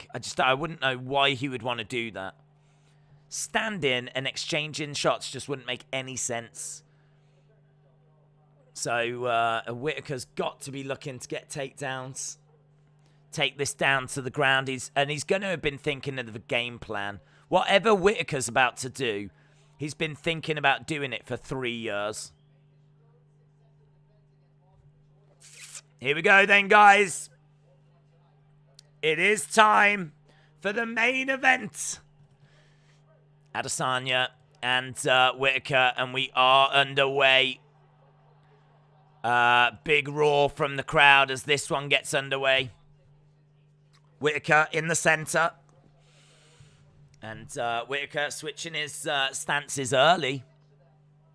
Adesanya just edging forward. Low kick coming in by Whittaker. He might work that low kick, that leg kick quite a bit.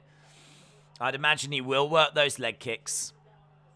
Whittaker, in the build to this, said he was really excited for this fight. He wanted to test where he is and where his skills are, because he does regard and he does have massive respect for Adesanya. Adesanya with a low kick there of his own. As we said, you know, Whittaker really keeping some distance between him and Adesanya, because Whittaker got finished last time, so he knows that the person opposite him has that ability to put him away. Whittaker on his feet, bouncing around. Low kick coming in there by Adesanya. Adesanya just edging forwards. Whittaker being very watchful at the moment, backing up a little bit. Side kick coming in, but just short. Whittaker's got to be so careful. Leg kick again coming in by Whittaker, and again he bounces away. As we said, at the moment they are just keeping a hell of a distance. High kick coming in there by Adesanya, and he tries to throw in a low kick as well. Adesanya has spoken before about how he gets bored during fights, because he just doesn't feel like that tested. This might be a tricky one for him, because I think Whittaker is going to keep quite a bit of distance. I don't think he's going to look to engage, because it just doesn't make any sense. Right now, it's like 5-4 Adesanya. There's really nothing between them. Whittaker has really got a hell of a distance between, keeping that distance between. He's just coming in, getting a leg kick and getting out of there again. But Adesanya looking for a leg kick of his own. He's really connecting with some of these leg kicks now, Adesanya. Adesanya getting some of these leg kicks, and Whittaker charges in with a few shots. But no joy. Adesanya just looks too good. He just looks too good. High kick there by Adesanya. Adesanya just edging forward. Low kick coming in by Adesanya. Adesanya 9-5, and a lot of these strikes are kicks. A lot of these strikes are kicks. Both guys in the center right now. Low kick coming in by Izzy. And we've got Whittaker just bouncing back a little bit. That space. Izzy is trying to back up Whittaker against the side of the cage so that he can then close that gap and just get within range and then really let some of his shots go. And there, that's good for Izzy. That was good for Izzy. He had a real opportunity there where Whittaker was up against the cage. Whittaker immediately getting out of there. Oh, down goes Whittaker! Down goes Whittaker! That is the problem. If Whittaker is going to get caught up against the cage, we look, if Whittaker is going to get backed up against that cage, we said that was good for Izzy. Izzy didn't capitalize the first time. He sure did the second. And he managed to put down Whittaker. Big shot by Izzy. Big shot by Izzy. Whittaker was able to get right back up again, though. Whittaker cannot be getting caught up against the cage. He's got to keep moving. He's got to keep moving. Already is getting backed up against this cage. Look, and again, Adesanya, he's got a little smile on his face. He's got a little smile on his face. Low kick coming in on Whittaker. Whittaker trying to get in there, but he just can't get in close enough to cause any damage. This first round is an Adesanya round. And Adesanya is looking very, very good in this fight. He is looking very, very good. Whittaker again goes in for a takedown. He's tried for a couple of takedowns here. Whittaker getting his hands up. We got 20-odd seconds to go. 20-odd seconds to go in this. Low kick comes in. Kick to the body there by Adesanya as well. 10 seconds left in this one. Izzy is edging forwards. Izzy is just too smart on the fly. How many rounds? Potentially 5. Potentially 5 rounds of action in this one. This is for the title. This is the main event. And potentially we could go 5 rounds in this. So Whittaker is doing okay. Holding his own. I mean, he's not been in too much trouble. He did get put down. Outside of that, he's been all right. But, that was him getting backed up against the cage and a little smile on the face of Adesanya. I think he's very confident here. Very, very confident. 10-9 Izzy. 10-8 Izzy. Straight left, straight down the middle. Whittaker went down. Izzy tried to follow with an uppercut, but just missed with it. Could have been very interesting if he'd connected with that follow-up uppercut. Could have been very interesting. Steve, shout out to you, buddy. Really appreciate the kind words. I hope everyone is enjoying the action right now. Let's see what we've got here as both fighters step forward and we begin round number 2. And Izzy with a low kick coming in as Whittaker finds himself plus 450. Adesanya right now in live odds minus 800. So the money really coming in on Isreal Adesanya. And Whittaker bouncing back, trying to close that gap, trying to get in close, throwing in a couple of left-hand jabs, overhand right. And he's trying to get in the pocket and cause problems. He's really committing here, Whittaker. Whittaker is, I think, changing the game plan a little bit. Trying to get in the pocket, trying to get in close, trying to ask Adesanya a few questions, make Adesanya uncomfortable, but it's high risk, high rewards. And right now he has to go back to closing, going on the outside and extending that gap, that distance. So we are back to where we were in that first half now. First minute, very interesting here. Very, very interesting. If you are joining us, very intriguing fight. And Adesanya with 12 leg kicks so far. So 12 out of those 23 have been leg kicks. Throws in a straight left as Whittaker tries to counter. But Izzy again just out of range. Couple of jabs. So Whittaker seems to be moving forward with a couple of left-hand jabs. And, is Adesanya just taking a step back. Swing and a miss there by Whittaker. Whittaker is trying. He is trying. Oh, that was nice. He did connect with that then. He did connect with that left hand there, Whittaker. And again, he's trying to get through with a few things. 2 minutes gone here, and Whittaker is giving a good account of himself. High kick misses. Izzy leans out the way, gets out the way, stands his ground in the center, fires in a leg kick. Good work here by Whittaker. Takedown! Whittaker with a takedown! Whittaker with a takedown! Whittaker has got Izzy. Izzy needs to get back to his feet. Whittaker, he does. Izzy gets back to his feet. Whittaker has still got him pinned up against the side of the cage. That was a little bit uncomfortable for Adesanya there. Little bit uncomfortable. Big moment, big takedown by Whittaker. So Adesanya is up against the side of the cage. Whittaker asking questions in this second round, getting into the pocket a little bit more, and then getting a takedown. I thought we would see more takedowns in the first round, to be honest. But he did manage to get one here. Adesanya manages to break away. Both fighters go back into the center. Less than 2 minutes to go in this round. Adesanya switching his stance. So Adesanya switching his stance. And he's kind of edging forwards. Low kick coming in there by Adesanya. And he goes to throw the right hand.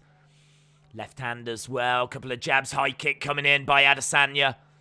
Adesanya showing that he is still in this fight. You can't count Adesanya out. Interesting as to who's winning this round, though, in all fairness. It'd be very interesting to see who's winning this. It'll be interesting to see if we look at the strike by round breakdown, see who actually has landed the more strikes here, because it feels close. It feels close, and we've had that takedown for Whittaker. It might be 1-1. Izzy lunging forward. Couple of strikes coming in by Whittaker. Whittaker standing his ground in the middle as Izzy is edging forwards. Whittaker, again, doing a good job of keeping that distance. He's managing the distance well. He's only coming in when he sees an opening. Blocks the high kick that came in there by Adesanya. They both jab at each other at the same time. 30-odd seconds left to go. Whittaker's also done a very good job of not getting backed up against the cage in this round as well.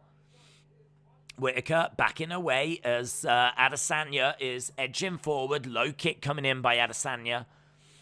Isreal is having a little look. Whittaker again.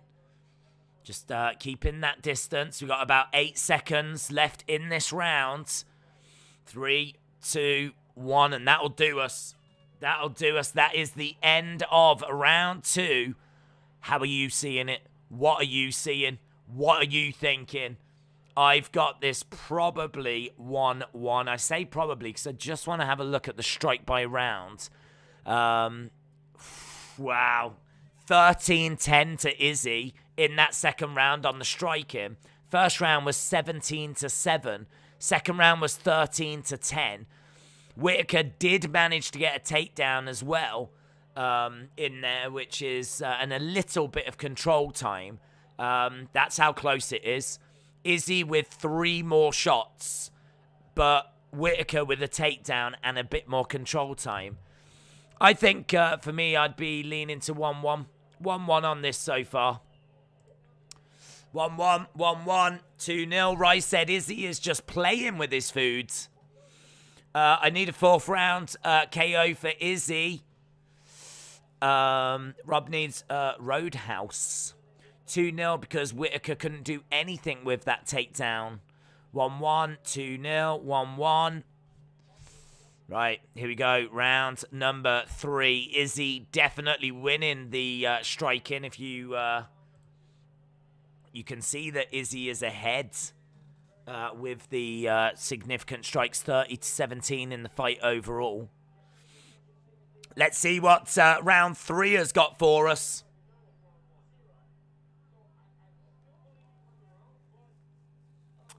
Both fighters in the center. I was just trying to hear what Cormier was saying there.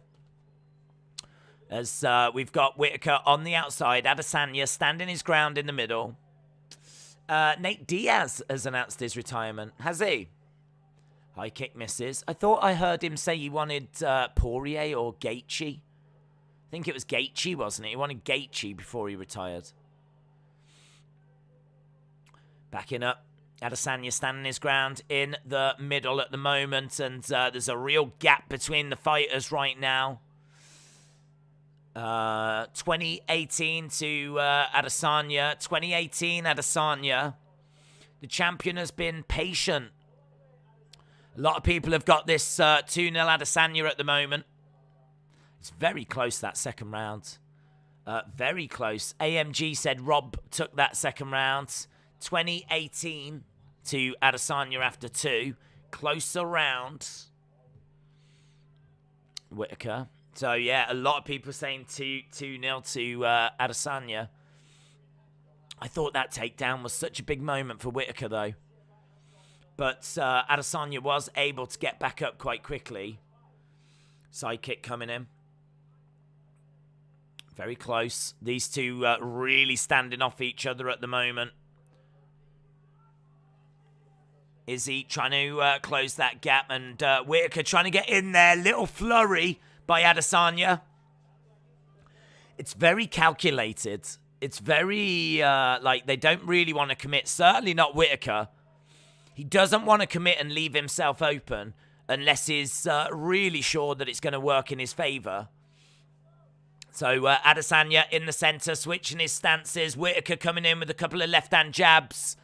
Adesanya just backs away. They are kind of cancelling each other out at the moment. Oh, takedown. Good defense there by Adesanya. He grabs the head of Whittaker, and Whittaker breaks away. So Whittaker again looking for a takedown on Izzy. They both go to kick each other at the same time. I think Izzy knows he's in there with someone that has really studied his game. Izzy just can't really get his shots off here. And if he does get in a bit too close, then Whittaker is ready to unleash some or get a takedown! Takedown! Takedown by Whittaker! Oh, Whittaker. Adesanya right back up to his feet. Right back up to his feet. Whittaker has managed to wrap himself around the leg of Adesanya. Adesanya has got over to the side of the cage.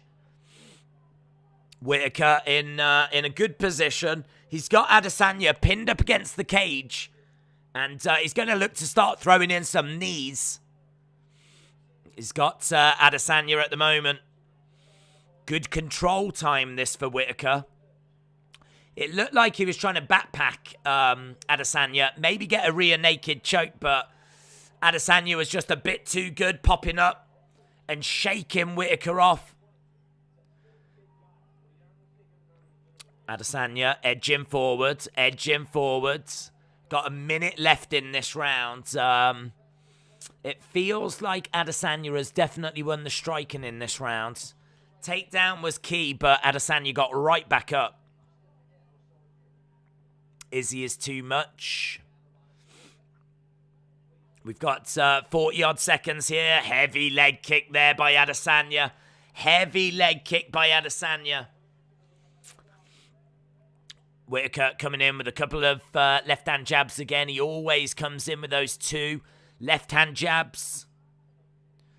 Izzy losing his footing slightly. It's not a barn burner. It's not a fight of the night. It's not a fight of the year candidate, but it's very interesting. Very, very interesting. 2-1 Whittaker.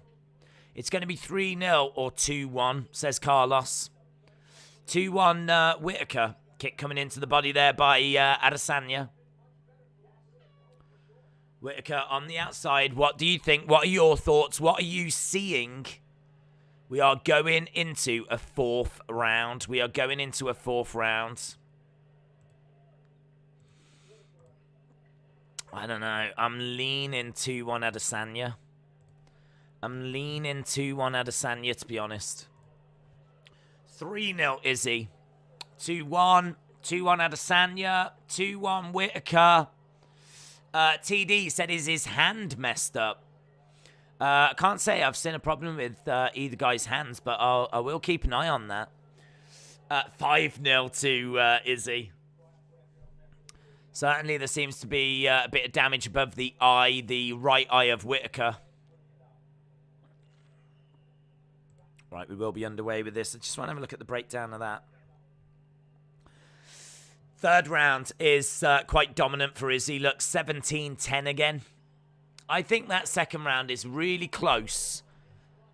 I think that third round, I felt quite comfortable it was Izzy. So I've got it 2-1 to Izzy right now. But I understand people that have got it 3-0 Izzy. Right, here we go. Round number 4 into the championship rounds. Low kick coming in, side kick coming in by Whittaker. This is for the UFC Middleweight Championship. Is he being tested here? Been taken down a couple of times. Struggling to get his shots off. Whittaker working distance well. And Whittaker just on the outside. Whittaker beyond scared. This is easy for Izzy. 10-0 Whittaker, says Nick. Lovely straight left there by Izzy into the clinch. Yeah, oh, lovely left there by Whittaker. Izzy is holding, he was just holding his right hand there. I don't think there's any problems, though. Both guys in the centre, and Whittaker trying to charge forward with a couple of left-hand jabs. Oh, takedown! Takedown by Whittaker! Takedown by Whittaker! Izzy trying to get back up to his feet. He's managed to get on the back. He's got on the back. Whittaker on the back of Izzy. He's looking for a rear naked. He's looking for a rear naked.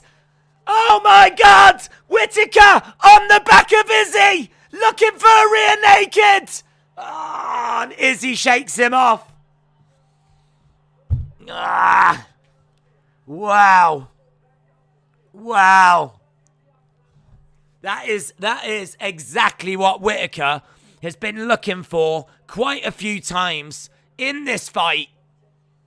Oh, we almost had fireworks. Ben said he tapped. He tapped. Nah, he shaked him off. He shaked him off, and the fight goes back to standing. The fight goes back to standing. Izzy in the center, Whittaker on the outside. He was in a great position there, though. He managed to get round the back, and he did get the arm underneath, but Adesanya was able to just shake him off.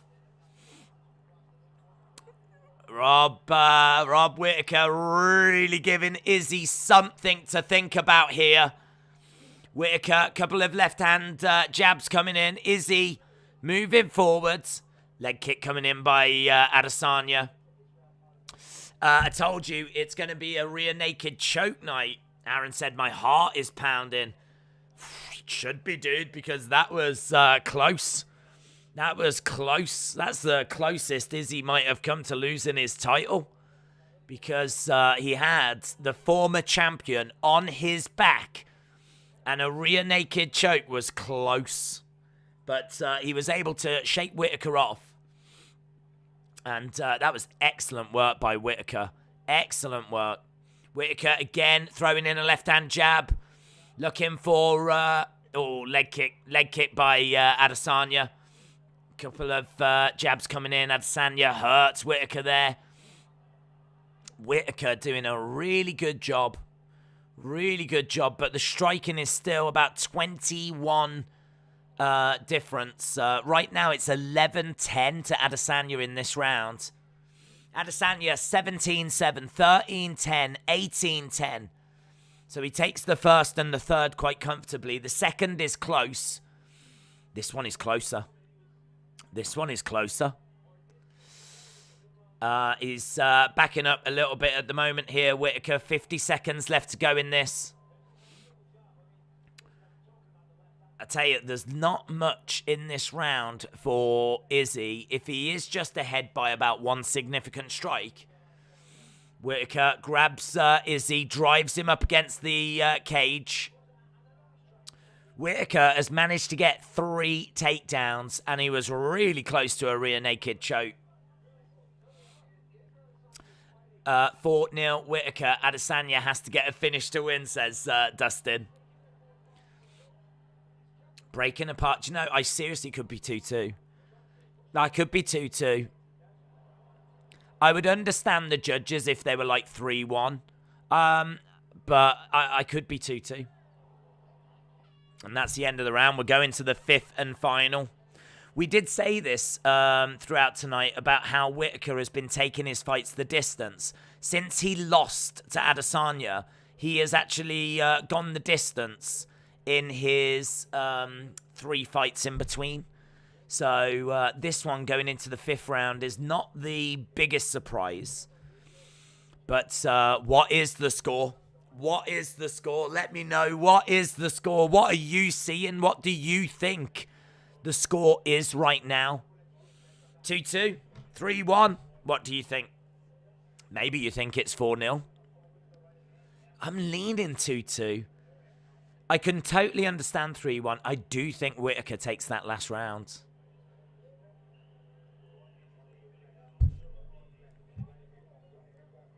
Right, here we go. Final round. Final round. I think if it went to the judges now, I think it would be Izzy. I think it would be Izzy.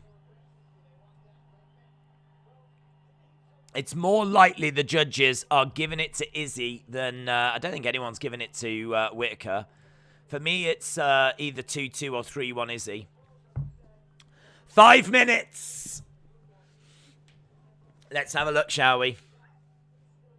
Couple of jabs.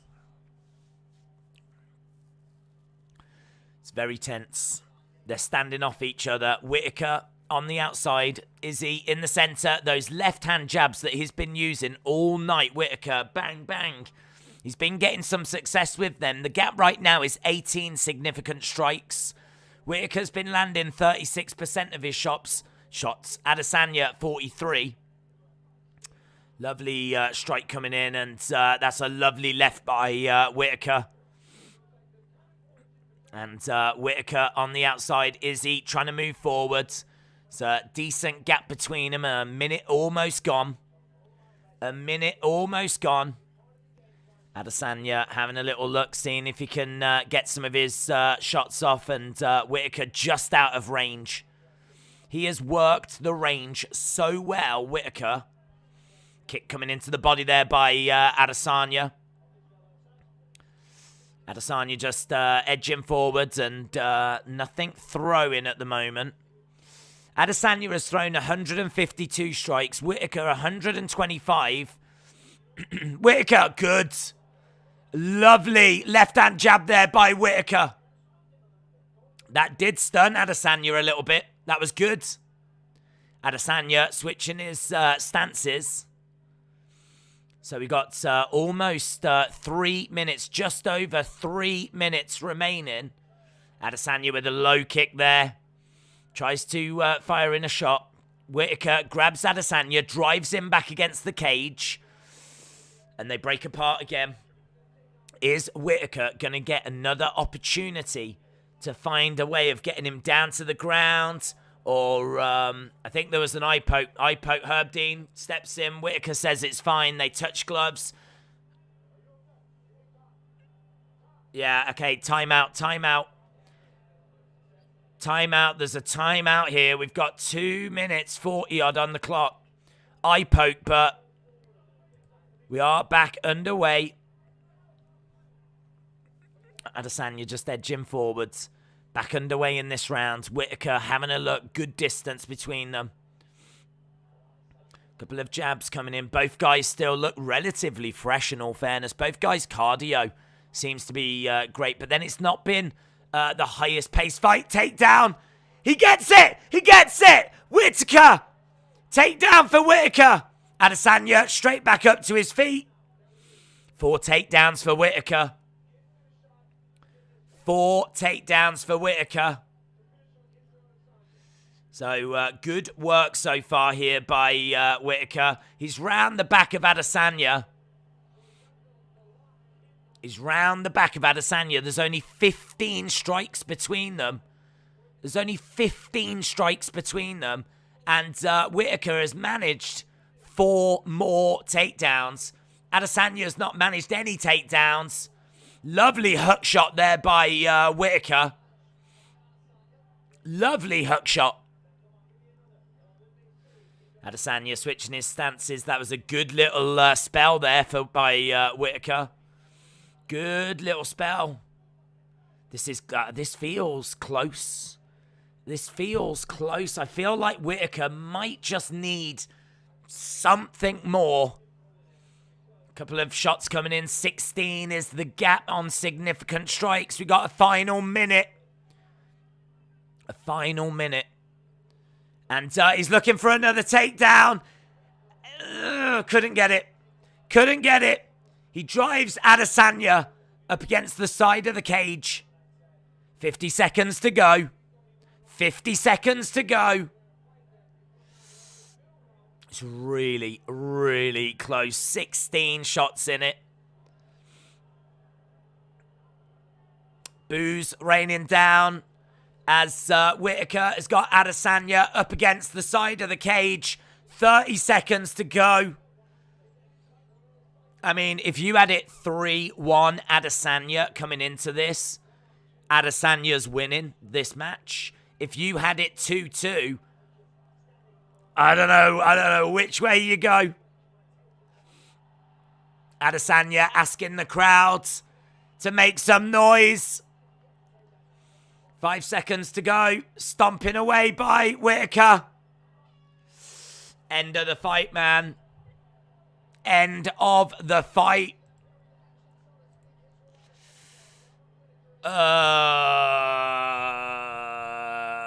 Hard to call. Hard to call. Round 5. Can you see those numbers on screen? Round 5 and round 4. The striking both went to Whittaker. Whittaker takes round 5 just.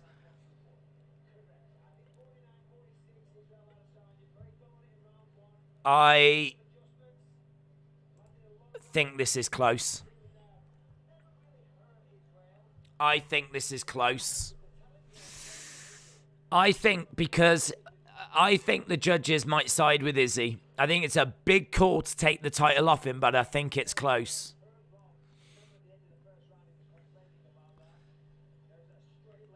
Izzy takes the first. The second was close. I think Izzy takes the third. I think Whittaker takes the fourth, and I think the fifth is close. If this comes back draw, I wouldn't mind. For me personally, I would go draw. I think this is so close. It just doesn't feel right to give the belt to Whittaker. I don't know that he did enough to win the title. But I gotta tell you, Adesanya, I don't know that he did enough to win the fight. Izzy wins, but it is close. Izzy, 110%. Majority draw. Draw. Yeah, I think draw. I think draw. I really am leaning to draw. But let's have a look and see what the judges think. It's so close. This is so close. This is so tense. Here we go. Here we go. Here we go. Here we go.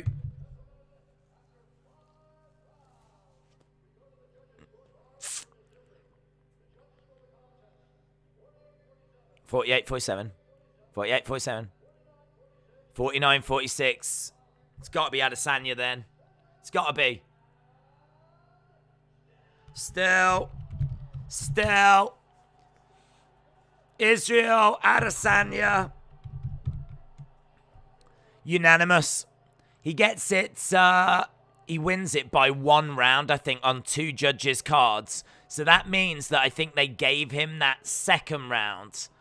So I think it means that he was 3-1 on 2 judges' cards going into the 5th. And I think he takes it 3-2 on 2 judges' cards. I didn't get the other judges' card. Isreal wins. Isreal Adesanya retains. It's got to be Adesanya against Cannonier now, hasn't it? And I don't know where Whittaker goes from here. It's, what do you say about that? I felt it was really close. 2 judges had it 1 round in it. I don't get the other judge.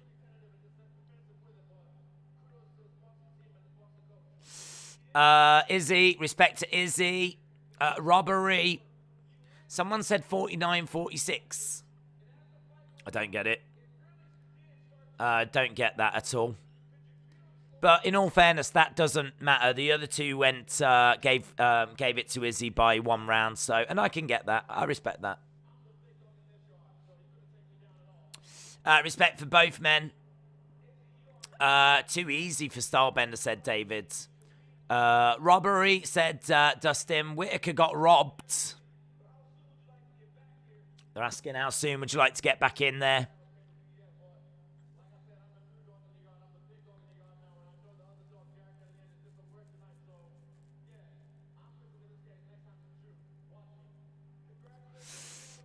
Yeah, well done. Adesanya wins.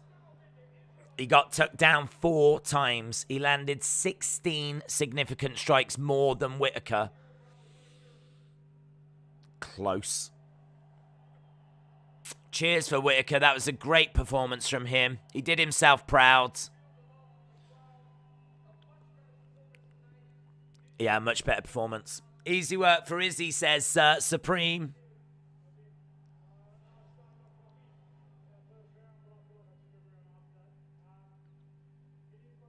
It is what it is. You know what they say, don't leave it to the judges.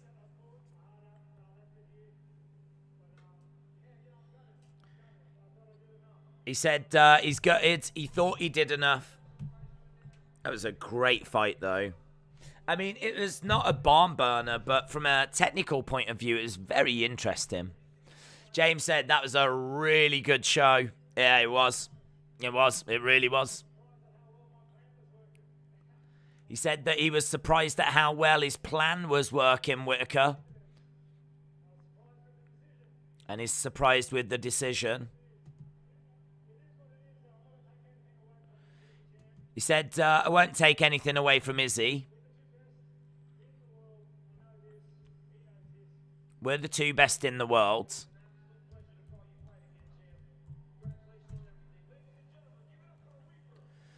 The Reaper, very unfortunate. Yeah, very unfortunate. But just incredible, innit? I like the fight, says Legend Killer. Everyone's getting mad. Crazy how they are on Adesanya. Izzy is the calf kick champ. Mad Dad said, can't wait to see that fight. Mr. Falcon, shout out to you, my friends. Jean Doe said Jones will only beat Izzy. Fannin said exactly, takedowns aren't three-pointers. It's, he does, I mean, he defends it. He defends it. He gets the decision. I don't have any complaints about that, to be honest. I think that it was very, very close. And, you know, nothing but respect to Isreal Adesanya. Takedowns are nothing if they get straight back up, says Jason. He didn't do anything with those 3 out of 4 takedowns. Everyone is talking. This is not fair. I'm gutted, says California Love. These two are on another league in the middleweight division. It's crazy. Yeah, it was great, man. It was really, really enjoyable fight, and it was really interesting watching it play out. Adesanya is the winner. I don't have an issue with it. I don't have a problem with it. We're just going to wait for the post-fight press conference, see what Dana's got to say. A lot of people saying RIP, Joe Rogan. Absolutely. Izzy is a fake champ. Robbery. It was a great fight. Izzy is slowing down. Rye, shout out to you, my friends. We've just got a little video package here for the next pay-per-view that we've got coming up. And our next pay-per-view that we've got coming up is going to be incredible. It's going to be Masvidal against Colby Covington. These two are going to trash talk like on a level I don't think we've seen before.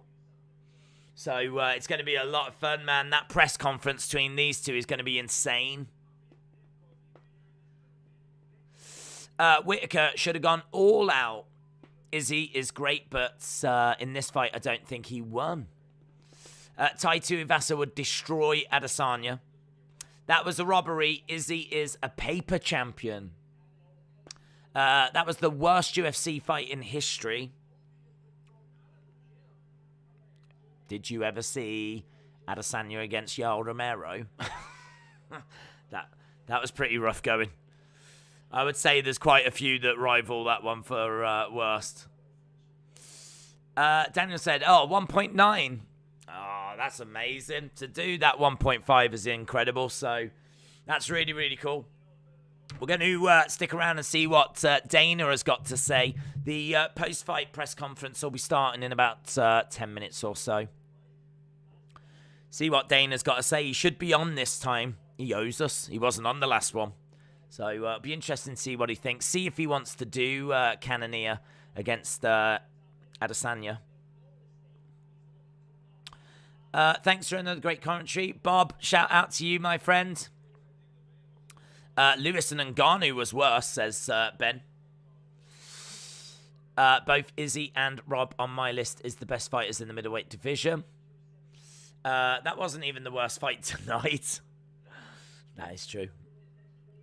Ngannou and Lewis was worse. Whittaker should have won that. I'm glad I didn't have to do the cup, he says Minty. I bet you are. Now let's get Jake Paul versus Israel. That would be funny to watch. No, Knock, we need the trilogy. Thank you for whoever said Izzy needs another shot at being double champion. Yeah, that would be interesting, wouldn't it? Do you think he would go up and face Teixeira?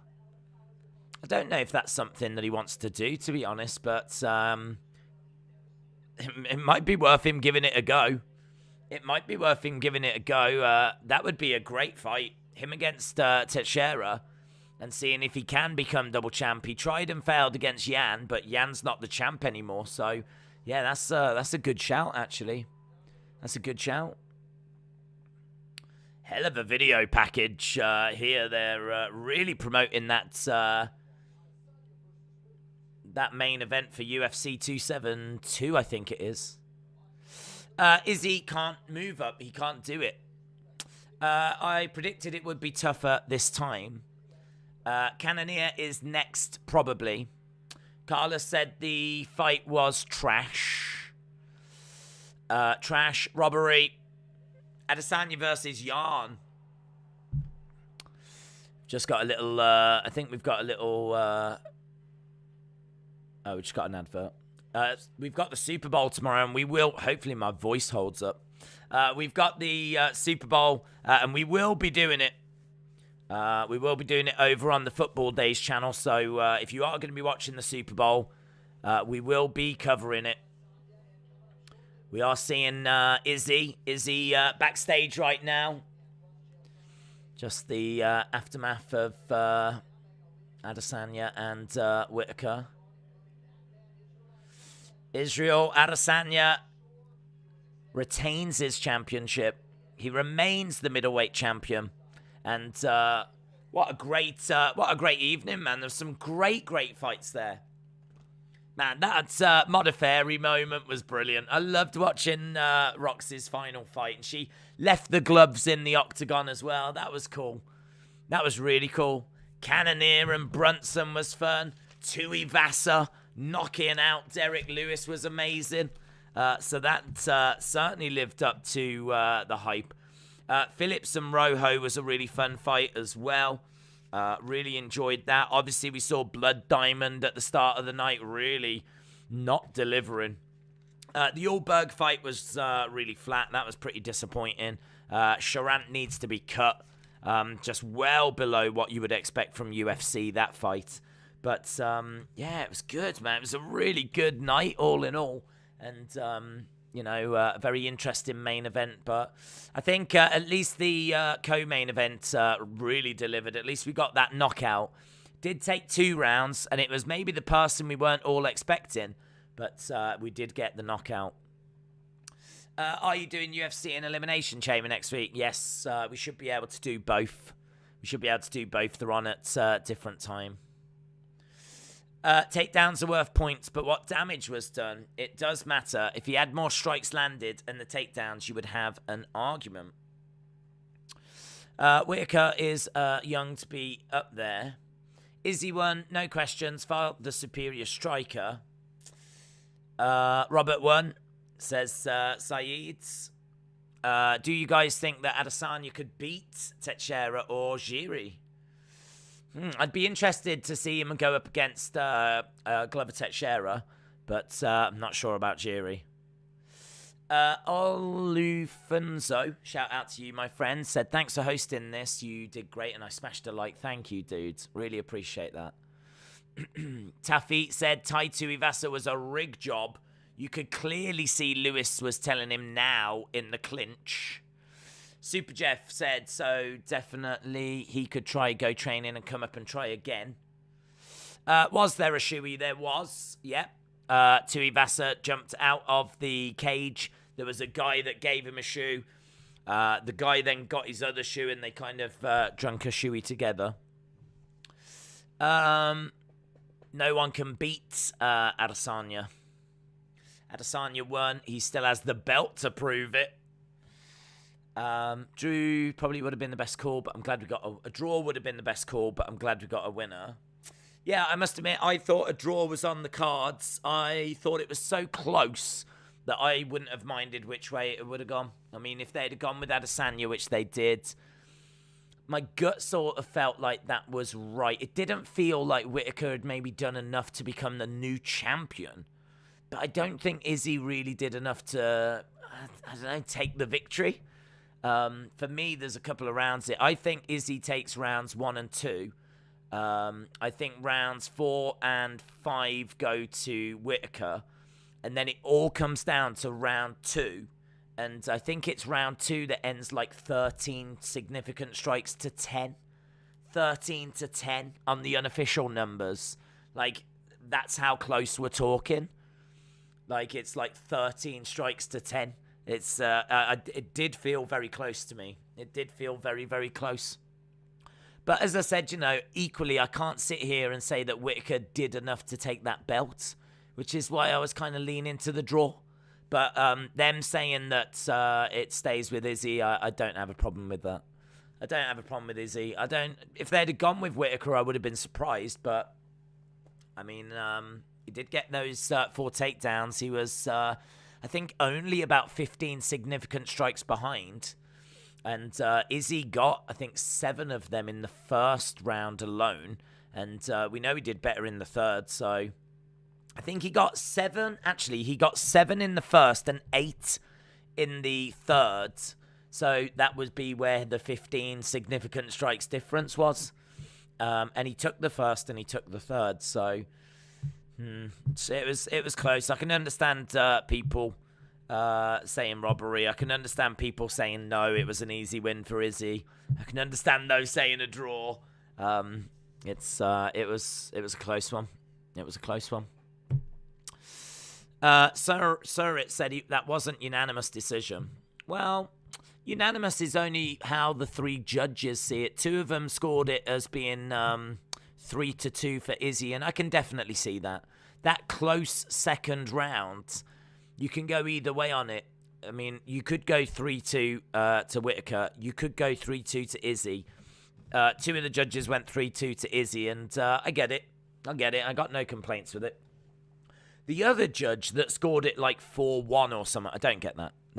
I don't get that. I didn't see the same fight that judge saw. I didn't see 4-1. But either way, it's irrelevant. Izzy is the champion. He has won by unanimous, and he has still got the belt. Martin says, no challenge to Izzy's crown. Good fighting, low pay. Izzy will retire the champion. Whittaker did better this time, and I thought that he would. He did a very good job, yes. He did a very good job. Taffy said at worst it was a split. The commentary was doing their best to fool people the entire fight.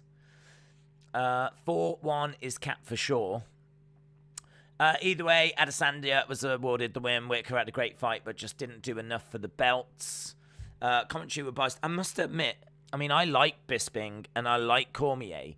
I was quite surprised when I heard at the end of the fight them saying that it was a comfortable win for Izzy. I just didn't see that. I didn't see that.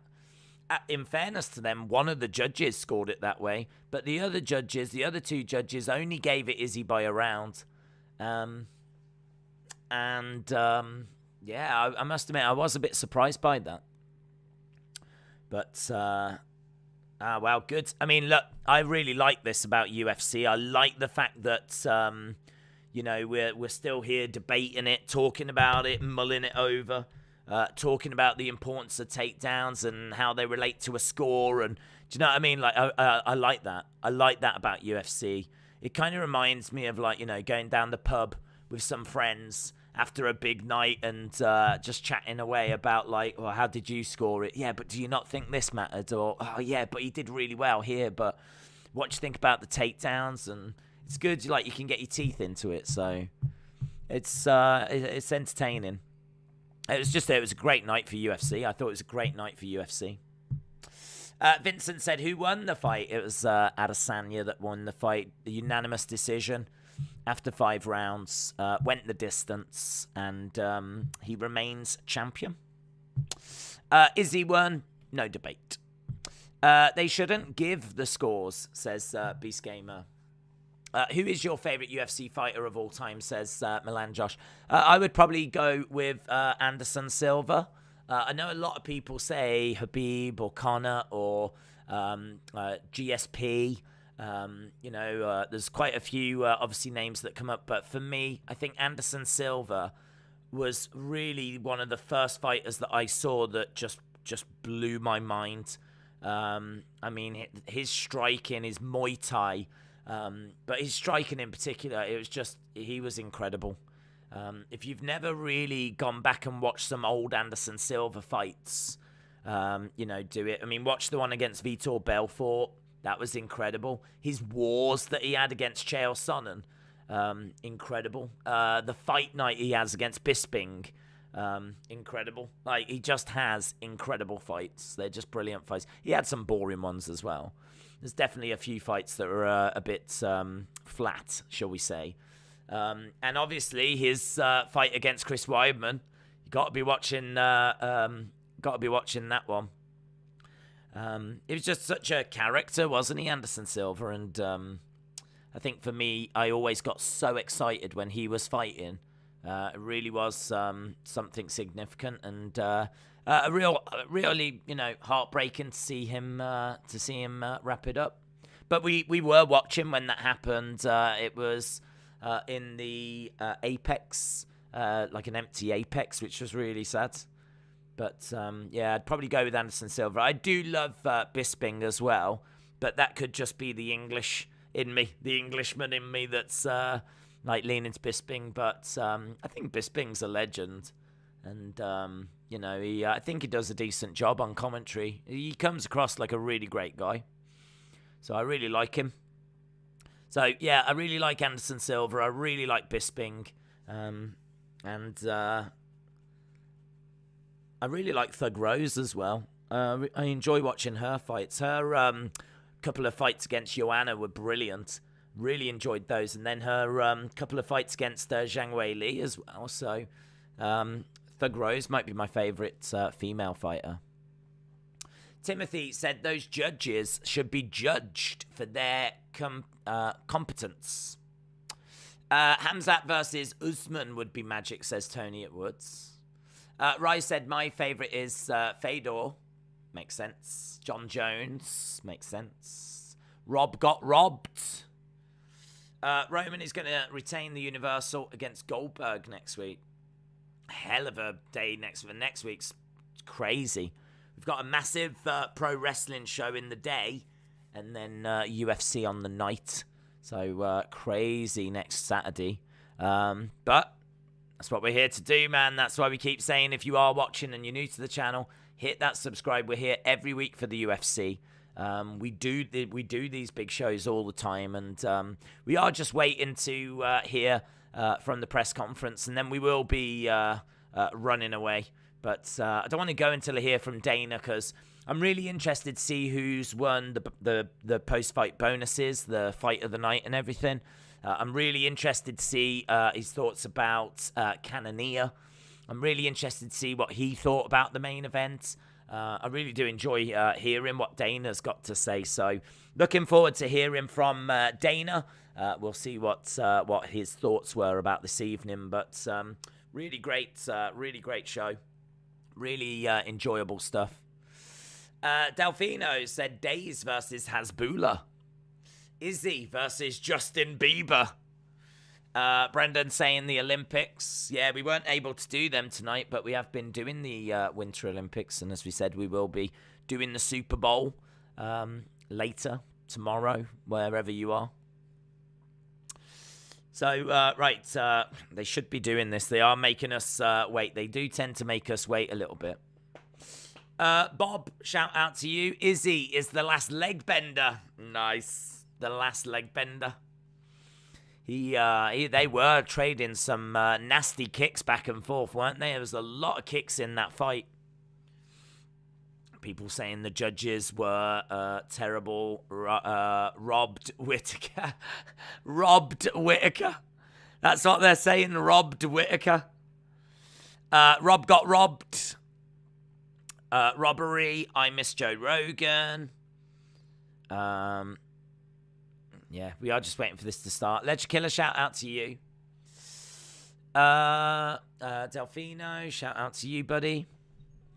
Izzy's new contract is his bonus. Oh, here we go. Stand by for the press conference. See what Dana's got to say. VW said, are you surprised about the Lewis loss? Yes, definitely, 100%. I really thought Lewis was winning. Yeah, that's just what he does. I mean, he faces that kind of low-ranked opponent and uses his power to put him away. So I just couldn't visualize Lewis getting knocked out. And so to see it is shocking. I mean, I don't quite know. Lewis will be all right. He is on a couple of fight losing streak, though. That's the only thing. Like, he did lost to Garn, and then he has now lost to Tuivasa. So, I don't know. I mean, there's going to be fights for him. I wonder if they'll put, like, Tom Aspinall up against him or something. There's going to be fights for him, but, yeah, you don't want to go on too much of a losing streak because, well, he's got so much goodwill in the bank. He'll be fine. He could probably suffer another couple of losses and he might still be all right. Everyone loves Derrick Lewis because he's just like, he's the knockout king, isn't he? So I think the UFC would look after him, but I think that's a couple of fights in a row he's lost now. Steve, shout out to you, dude. What about Reigns versus Isreal? Poor Derrick lost twice at his home event. Tuivasa versus Ngannou. Tuivasa could definitely pull up an upset, says Summit. Who did you have winning? I had Adesanya winning, and I said it would be a knockout in the late rounds or a decision. We've seen in Whittaker's last 3 fights that the fights went to decision. So I kind of felt that Whittaker will make the changes required to take this into the deep waters. Here we go. 17,000 in attendance.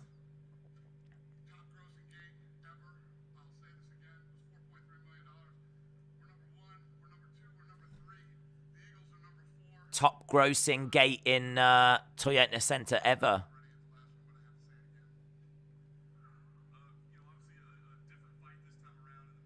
Okay, talking about the main event. So we're hearing from Dana. Dana says Whittaker came in ready.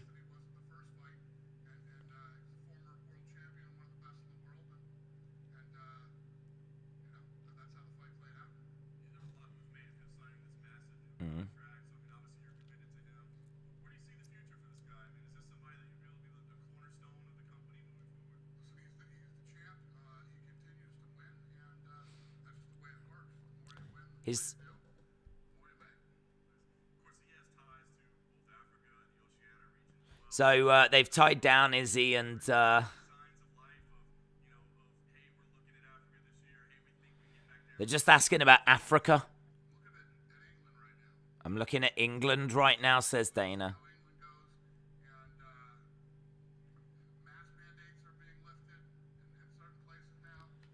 So Dana said he's looking at England right now. We already know there's going to be a fight night coming. I think it's March. He said he wants to see how that goes first before worrying about, like, maybe going to Africa.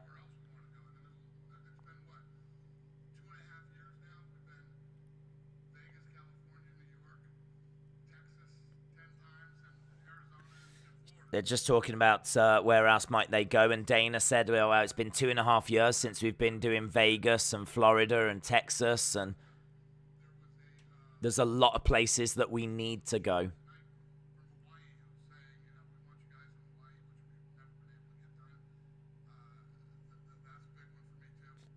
They want to go to Hawaii.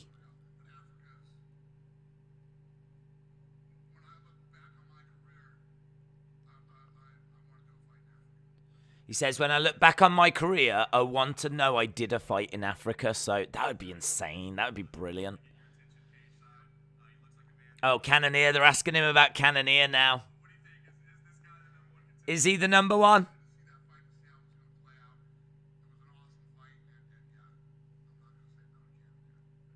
Dana said he won't say no to Cannonier.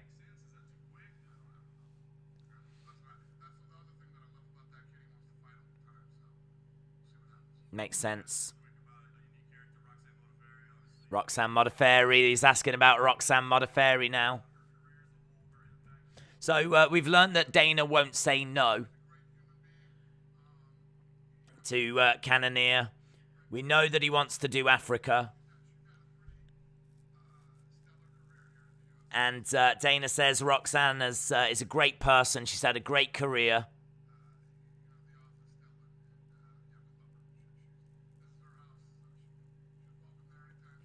She's welcome to come and visit us anytime she wants. This is her house. That was nice, isn't it? This is her house.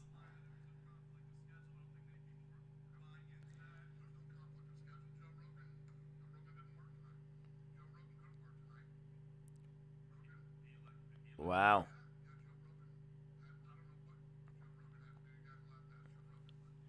Joe Rogan.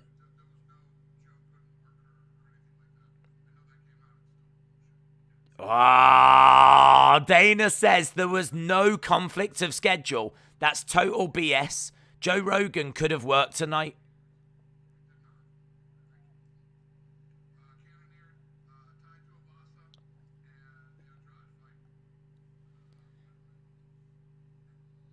Tai Tuivasa, Andrade, Cannonier, they get, wow, I think that's big. He says, I know that that's what's been reported, but it's BS. Joe Rogan could have worked tonight.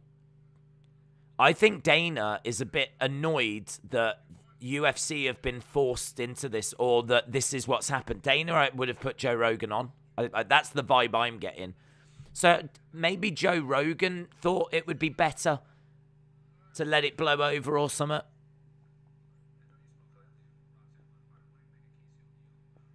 I wonder who made that call. Perhaps Joe Rogan said he couldn't because he didn't want to cause, like, you know, to upstage the fights or something. Dana seemed a bit like, no, it's BS. I think he absolutely would have. He absolutely would have had him on the show tonight.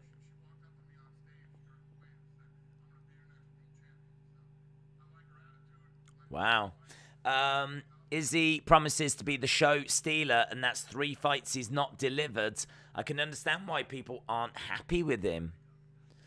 Victor M said Rogan is done.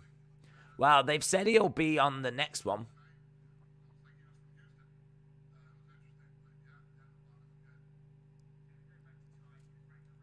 Going back to Tai, they're talking about Tai.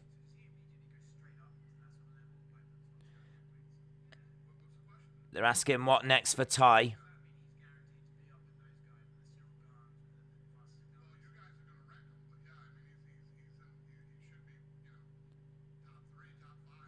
They're saying Tai Tuivasa now should be top 3 or top 5.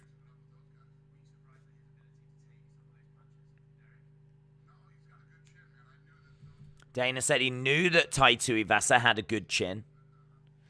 Rogan is fine. Izzy is garbage and scared of Jones. Garn versus Tuivasa. How would that go for you? Do you know what? I'm going to be honest. Right now, I don't know. Because I did not expect him to beat Derrick Lewis tonight. So I don't know now. I mean, we saw Lewis and Garn fought that fight very well. Very clever. And if he fights the same strategy, like, I would go Garn. But I didn't expect Tuivasa to do what he did today. But yeah, if I was forced to put some money down on someone, I'd go Garn, because I think he would probably fight the same strategy he did against Derrick Lewis.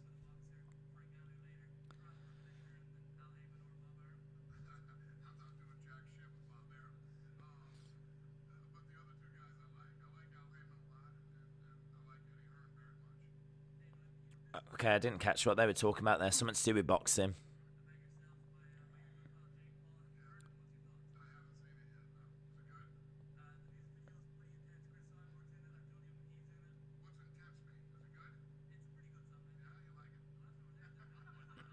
So they ask him about the Jake Paul diss track. And he said he hasn't seen it.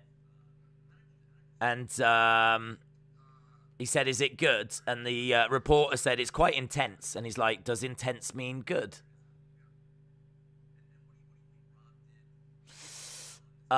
He won it. It was a popularity contest. I think Rob won no cap, says Colin. Izzy did enough, says Ramon.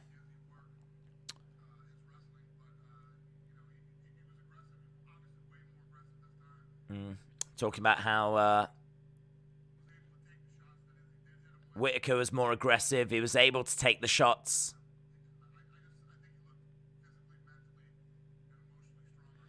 Saying that Whittaker looked physically, mentally stronger in this fight.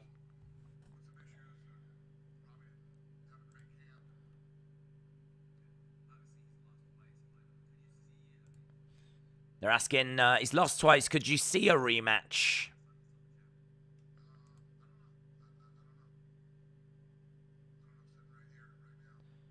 Dana says he's not sure.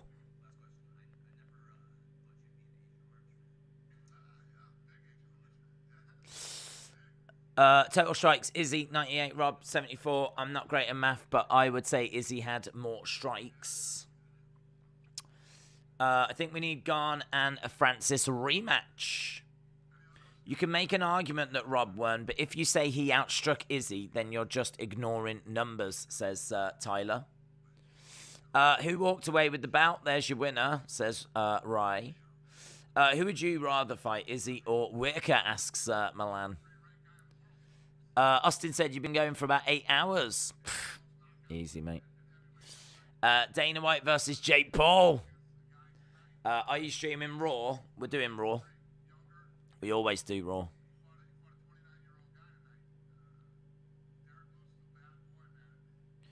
Derrick Lewis is a bad boy, says Dana. Says that he's very well loved. And that he's a big star.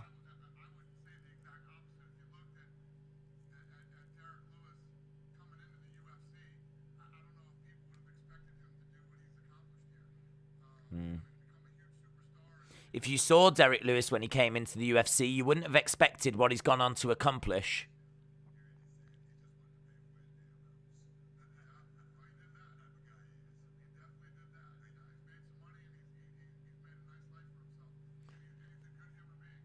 Dana said he's made some money, he's made a nice life for himself, and is a good human being, talking about Derrick Lewis.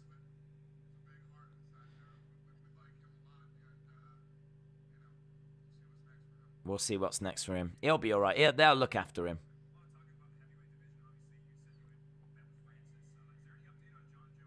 Yes. Any update on John Jones? Is there? Yeah. We'll see.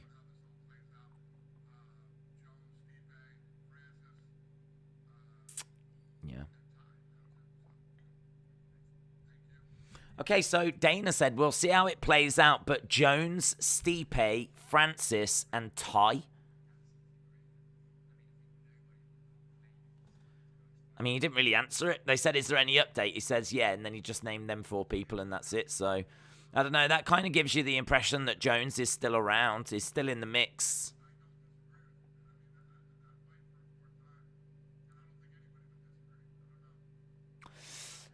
Garn and Francis need a rematch later down the line since the last fight. I thought Garn got robbed, says Hawk.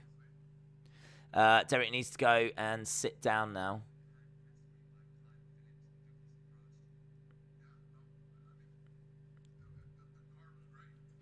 Yeah, Dana said the card was great. It was a great card, and it really delivered as well. Talking about Houston.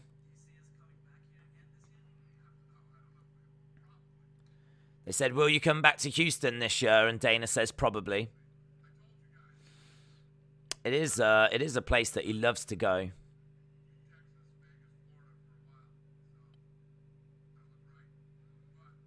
Dana definitely wanting to go to other countries, though. He said his thoughts are with England right now, just because that's the next fight night in March abroad. And then he'd love to do Africa. I'm sure they'd love to get back to Australia. They've been to quite a few countries, actually.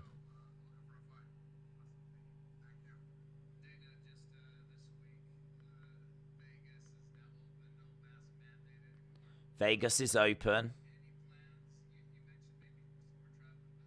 Okay, they're asking about traveling again.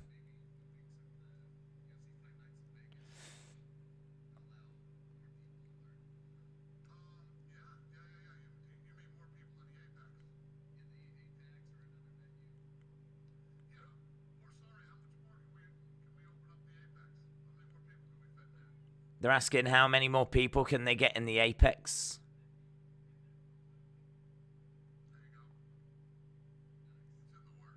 It's in the works. They're trying to get more people into the Apex. That's really interesting, actually. That they're trying to like expand the Apex a bit. So that's very interesting. Right, we are done, my friends. We are done. My voice is it's held out okay, actually. We're doing all right. We're living our best lives. Really appreciate you guys joining us. Really appreciate the support. I hope you enjoyed the action tonight. Big night, big evening, lots of fun. Great results, bit of controversy. Just everything you want, really, on a Saturday night for a whole night of entertainment. So, yeah, really, really appreciate it. We are back next weekend for UFC. We've obviously got a big fight night coming up. Some big fight nights actually on the way. And not too far away is UFC 272 with Jorge Masvidal taking on Colby Covington. Masvidal is one of those names that I think has really broken into the mainstream. So that promises to be a big, big show. So should be a good one. Lots to look forward to. If you're not subscribed to the channel, hit the subscribe. And as I said, really, really appreciate you spending your Saturday night with us and enjoying the stream and joining in with the stream, sharing your thoughts in the chat and everything. So just a big, big thank you from me for that. So have a great evening wherever you are. And hopefully I'll see you again next time. Bye for now.